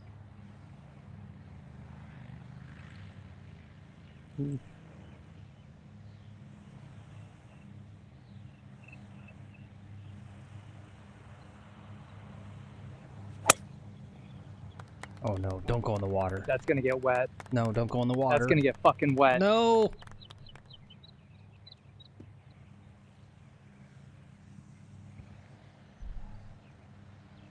No! I played the swing wrong. I needed to draw it and hold it against the wind. I tried to use the wind, and I just cooked too hard with the wind. It's okay. We'll save bogey here. No big deal. Stay positive, Phil. Yeah, that's it. They iced you. It's the old guys in front. They iced you. You're right, Keith. Yeah.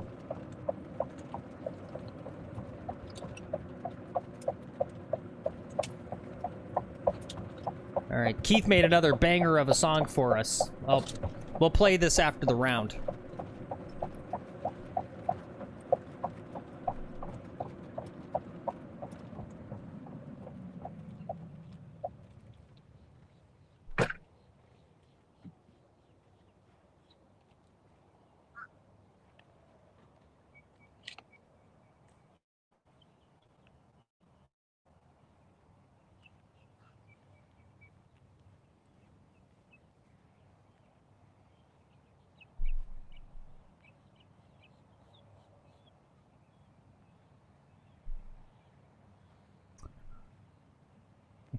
Rod says cough, choke, cough, but 4 hours and 20 minutes right now.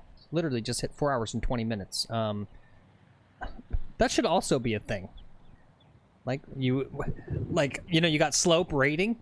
Like, shouldn't this also like get another stroke taken off for having to wait this freaking long?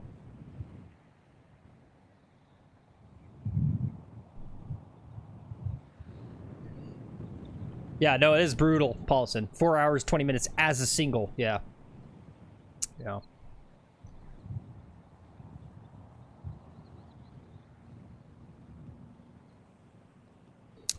Yep, and like I said, yeah, I'm always fair, right? I can watch the clock, and whenever Lex kind of complains a little bit, you know, I'll look down and go, well, they're pace play, but, you know, this is legit. They took too long. I got to blast the 9-iron into it, I think.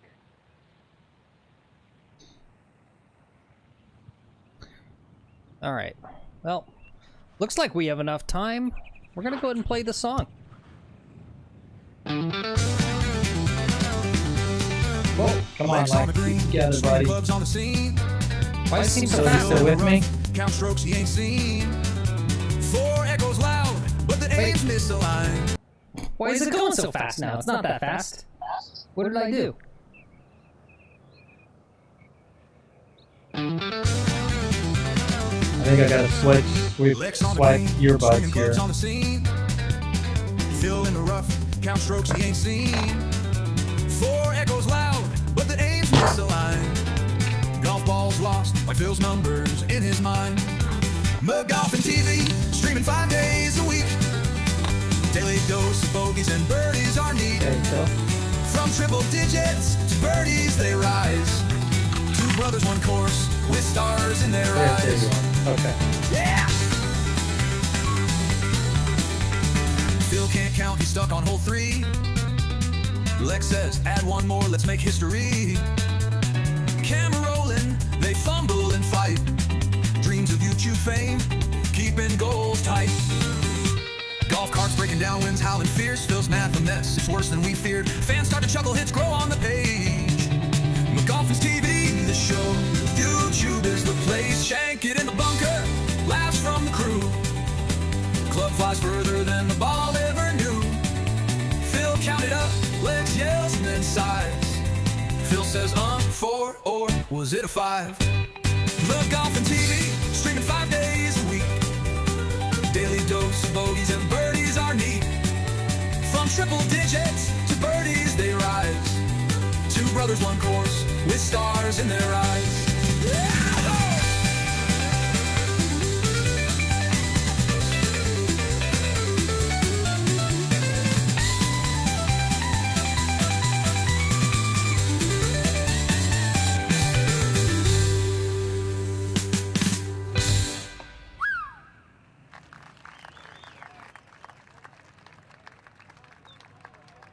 I can't. That sounds sped up though, right? But it's. I can't. Is it sped up? I don't know. Like the key didn't sound up, but it seemed way faster than when I previewed it. But I don't know what button I would have pressed to make it go so fast like that. Because it's like 2 hours 40 or 2 minutes 44 seconds. That's a good one though. I like that. There were some good ones in there. I like the shanking into the bunker.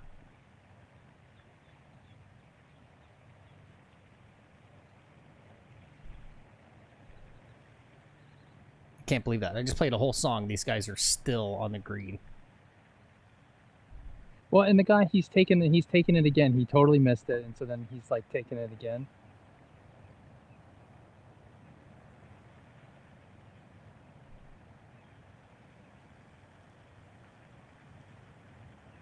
Yo, what the fuck, bro? You suck. That is sped up? Yeah, that's weird. I don't know what my media player's doing. Well, we got a little preview of it then.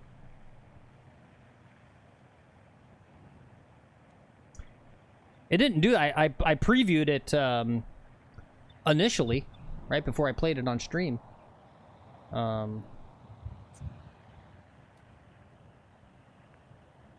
Oh. Yeah, I don't know. Now it's normal, right? In the rough, count strokes he ain't seen. 4 echoes loud, but the aim's misaligned. Golf balls lost, like Phil's numbers in his mind. Mud golf and TV, streaming 5 days a week. Daily dose of bogeys and birdies are neat. From triple digits to birdies they rise. 2 brothers, 1 course with stars in their 140, eyes. you with me? Yeah. Yep.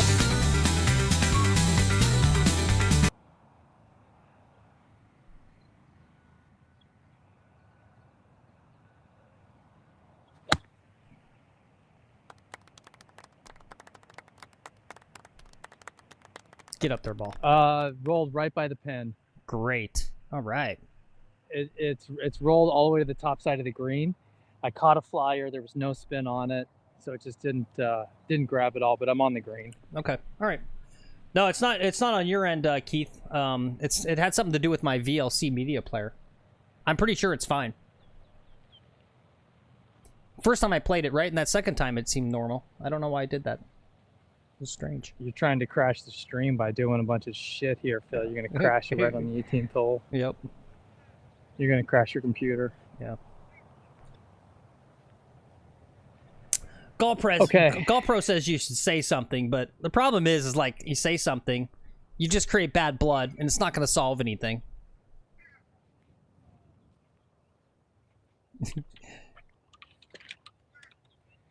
Yeah, like what is there to say? Like, guys, you should have let me play through like 5 holes ago. Yeah.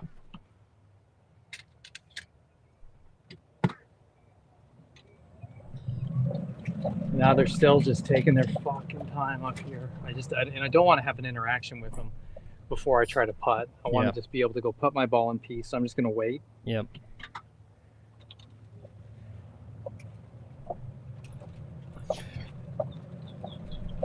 Yeah, the problem is you go up to a couple these guys, and then they're gonna like throw it in your face and be like, you know, oh, I got something better. I took shrapnel in the Australian-American War for your freedom. And you're like, fuck.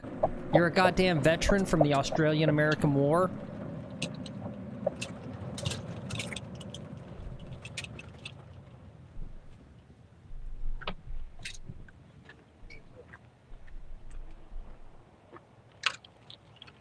Any of you guys leave a yellow ball back on 5? You bet. You bet.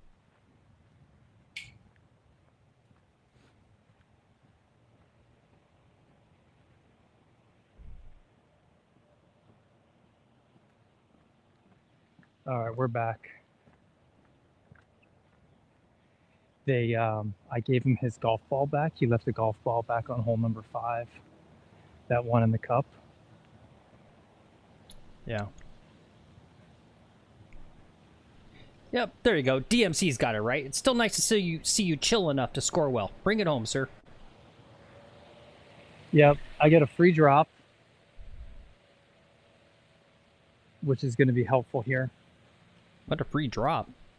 Yep, I've got a Oh, okay. Yep, now I see a it. sprinkler cover right in front of me. Yep. So 1, 2, 3. All right, yeah. Let's just 2-putt, get a bogey, and get out. Still going to be a good round. Yep. I do kind of support.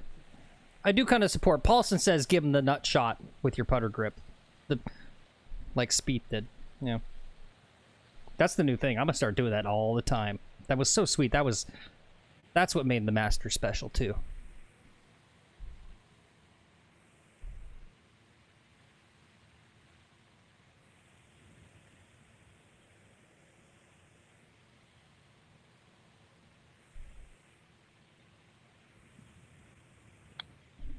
Go in the hole. Go in the hole. Go in the hole. Go in the hole. No. Oh, no. Come back. Oh. Oh no. Oh, it's still running. Oh.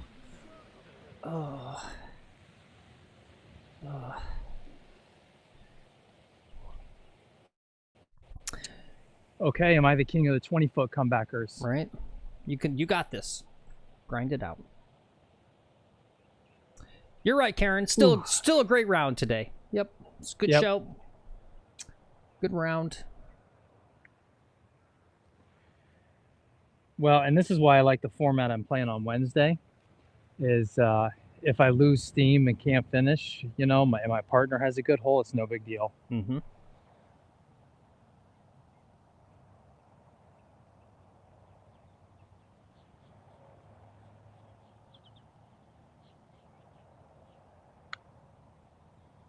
It has a chance.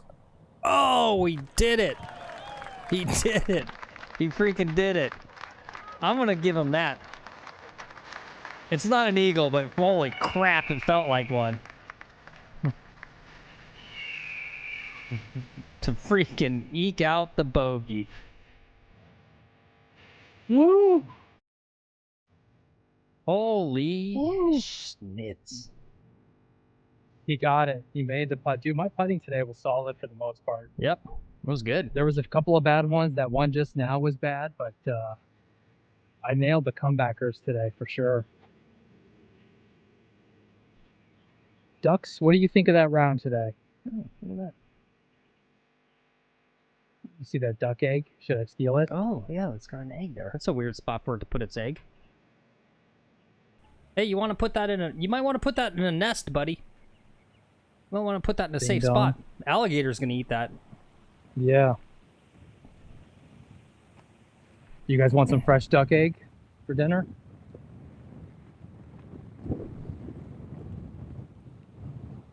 It's all fertilized and red on the inside. All right, Phil, so what'd I shoot? 4 over? Yeah, 76. 4 over. 76. Yeah. Fuck yeah, man. That's a great score. From the From tips. the tippies. From the tippies. Yep, and not a single 3-putt for the whole round. Pretty sure I got that right. Yeah, the short game was good today. I was able to get off the tee today. All the parts kind of came together today pretty well. Yeah.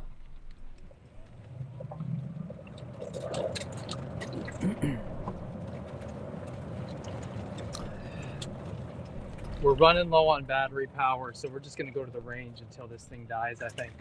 You only scored 1 less worse stroke than Bryson did yesterday. Ha ha. Yeah. Okay. Yeah. Good. There you go. Iron Dog says, good stuff, White Tiger. You're the White Tiger. Minus the money, the yachts, the $80 mansion over on the Palm Beach Island, and all the infidelity. So good on you.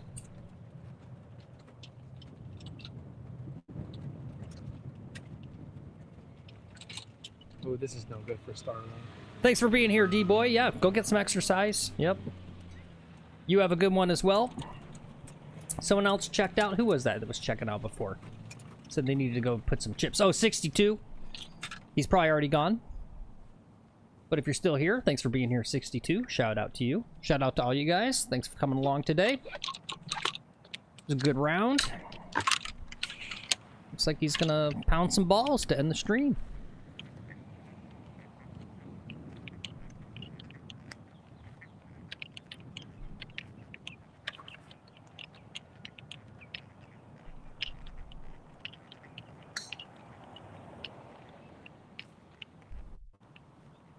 It's fun. I don't think we've ever been over at the driving range on stream.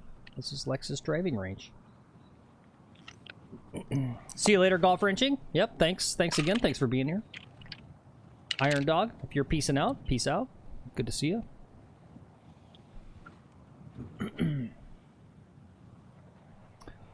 See you later, Philly. Yep.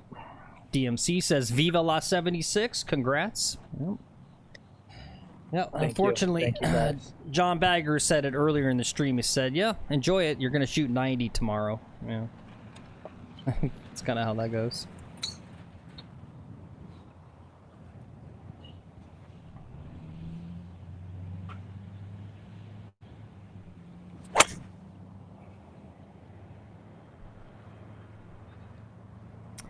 All right. Let's close out the show here.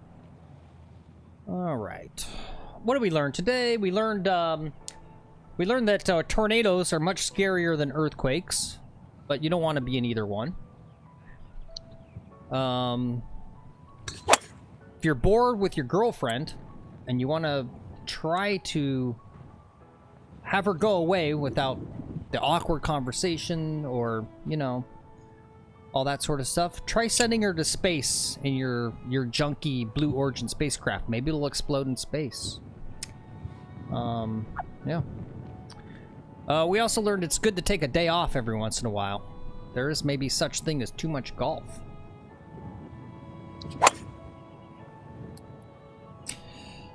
Yeah, DMC says tucked right elbow now that you're on the range. Yep, everyone swings better and hits better on the range. I did notice that. Swing does look a little different.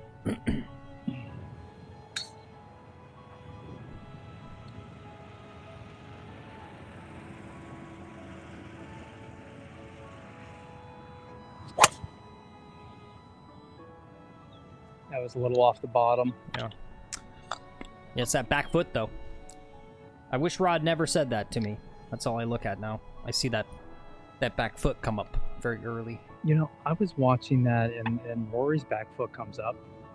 Yeah, I don't know. I showed that on stream too about like Nelly Corda and Charlie Hull, how much their back foot comes up.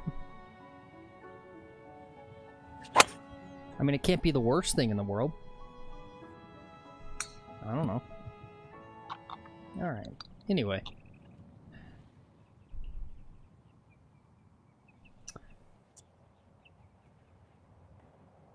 Where is Rod? This is what he wanted. Mm-hmm.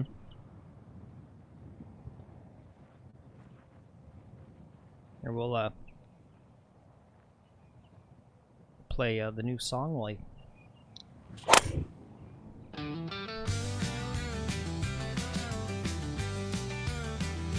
Lex on the green, swinging clubs on the scene. Phil in the rough, count strokes he ain't seen. 4 echoes loud, but the aim's misaligned. Golf balls lost, like Phil's numbers in his mind. Mud golf and TV, streaming 5 days a week. Daily dose of bogeys and birdies are neat. From triple digits to birdies they rise. Apologies for the echo, but guys, here's your chance. You want to yell at him about golf advice, I'll say it to him. Yeah!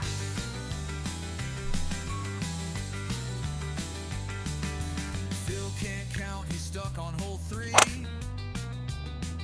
This is the Get Your Swing Tips In portion of the show. Camera rolling, they fumble and fight. I don't think you clench your rectum enough. You gotta think about clenching your rectum. Keeping goals tight. Golf carts breaking down, winds howling fierce. Phil's math a mess, it's worse than we feared. Fans start to chuckle, hits grow on the page. McGolfin's TV, the show. YouTube is the place. Shank it in the bunker, laughs from the crew. So Club flies perfect. further than the ball ever knew. Phil counted up, Lex yells and then sighs. Absolute perfection. Phil says, 4 or was it a 5?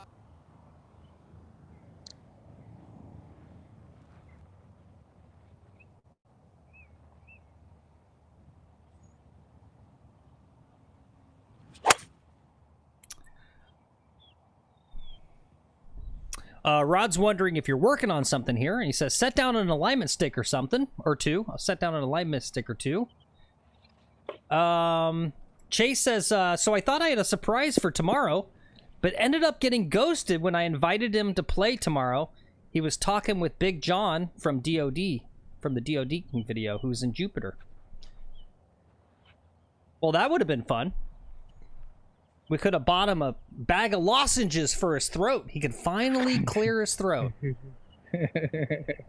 Poor guy has had some sort of head cold for the past 2 years.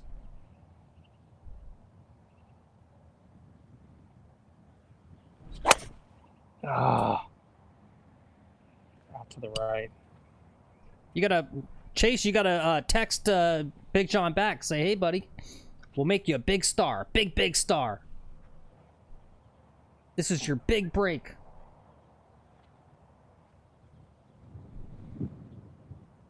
That might be the weed and beers. Yeah.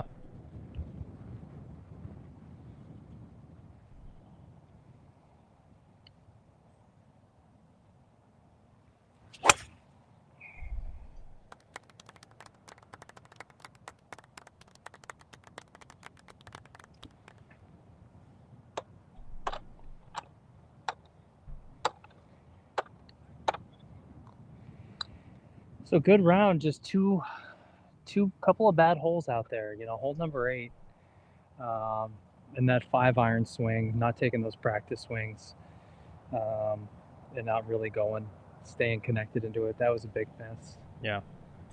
The rest of the round was pretty good. Rod says, put the stick just outside your toe line.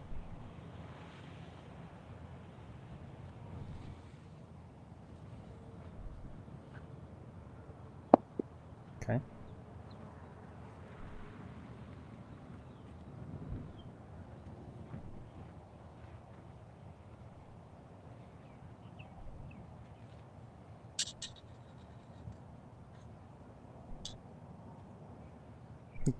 Yep, that's true. Chase, there was some guy in here.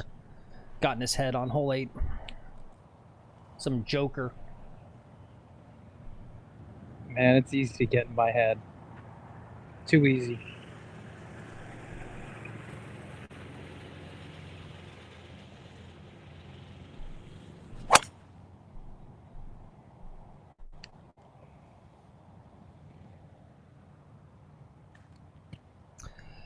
Dang, that's too bad. I'd love to have Big John on the show. That would be fun. He's a good dude.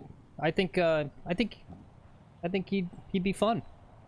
No, he would be fun. He could riz up Victoria, make Victoria's Day. Shit, Ben John can riz me up, make my day. Yeah.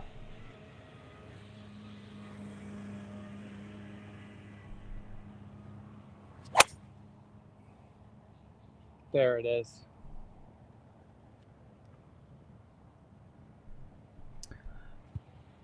So this All right, alignment Phil. stick thing, did he make a change, Rod? What are we supposed to be doing here with this? Did he change his alignment subconsciously by putting it down, or is he still aiming the same way?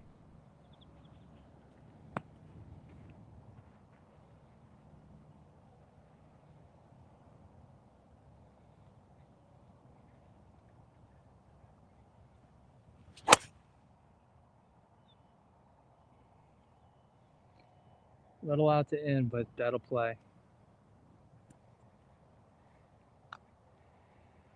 All right, it's getting busy over here. I'm gonna call it. All right. Says Cameron says, did the ball go where the alignment stick is pointing? I gotcha. Yeah, probably not. I think it went a little out. No, it did. A little out to the right.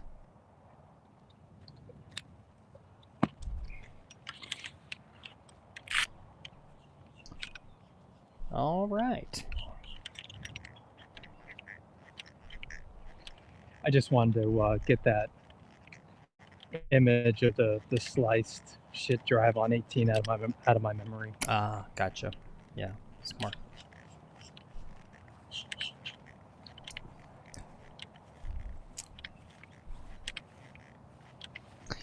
Yeah, we'll do it, Rod. We definitely. My camera's gonna die any minute here. Okay. Yeah, we definitely got to do a range stream. I know it's weird because you would think the range would be the best, like most normal spot for like having a camera out and stuff, but it's like it's the talking. Yeah. It's the talking to the camera and the talking back that has the cognitive dissonance for the old guys. Is this notion that I'm having a two-way conversation with someone on the other side of the camera. I think that's a little difficult for some people. Yep. Okay, cool. Well, we're now at 4 hours and 45 minutes. Long stream. Oop, is that the camera? I think the camera just died. Oh no, we're not even going to get Lex to say bye. All right. Well, I'll say bye for him. See you later, guys. That's the end of the show. We will be back tomorrow at 11:40 a.m. We got special guest Chase, who's in chat, and also Will, fellow members of the club. Gonna be a good time. So we'll see you tomorrow, guys. Don't forget to get out and practice. I think that Master's got the golf bug. I've been a little blasé, I gotta admit, with driving over to the course, but I may go over there this afternoon. I think I'm gonna have to go over and hit some chips and putts. I'm feeling it. All right, guys. See you next time. Bye-bye.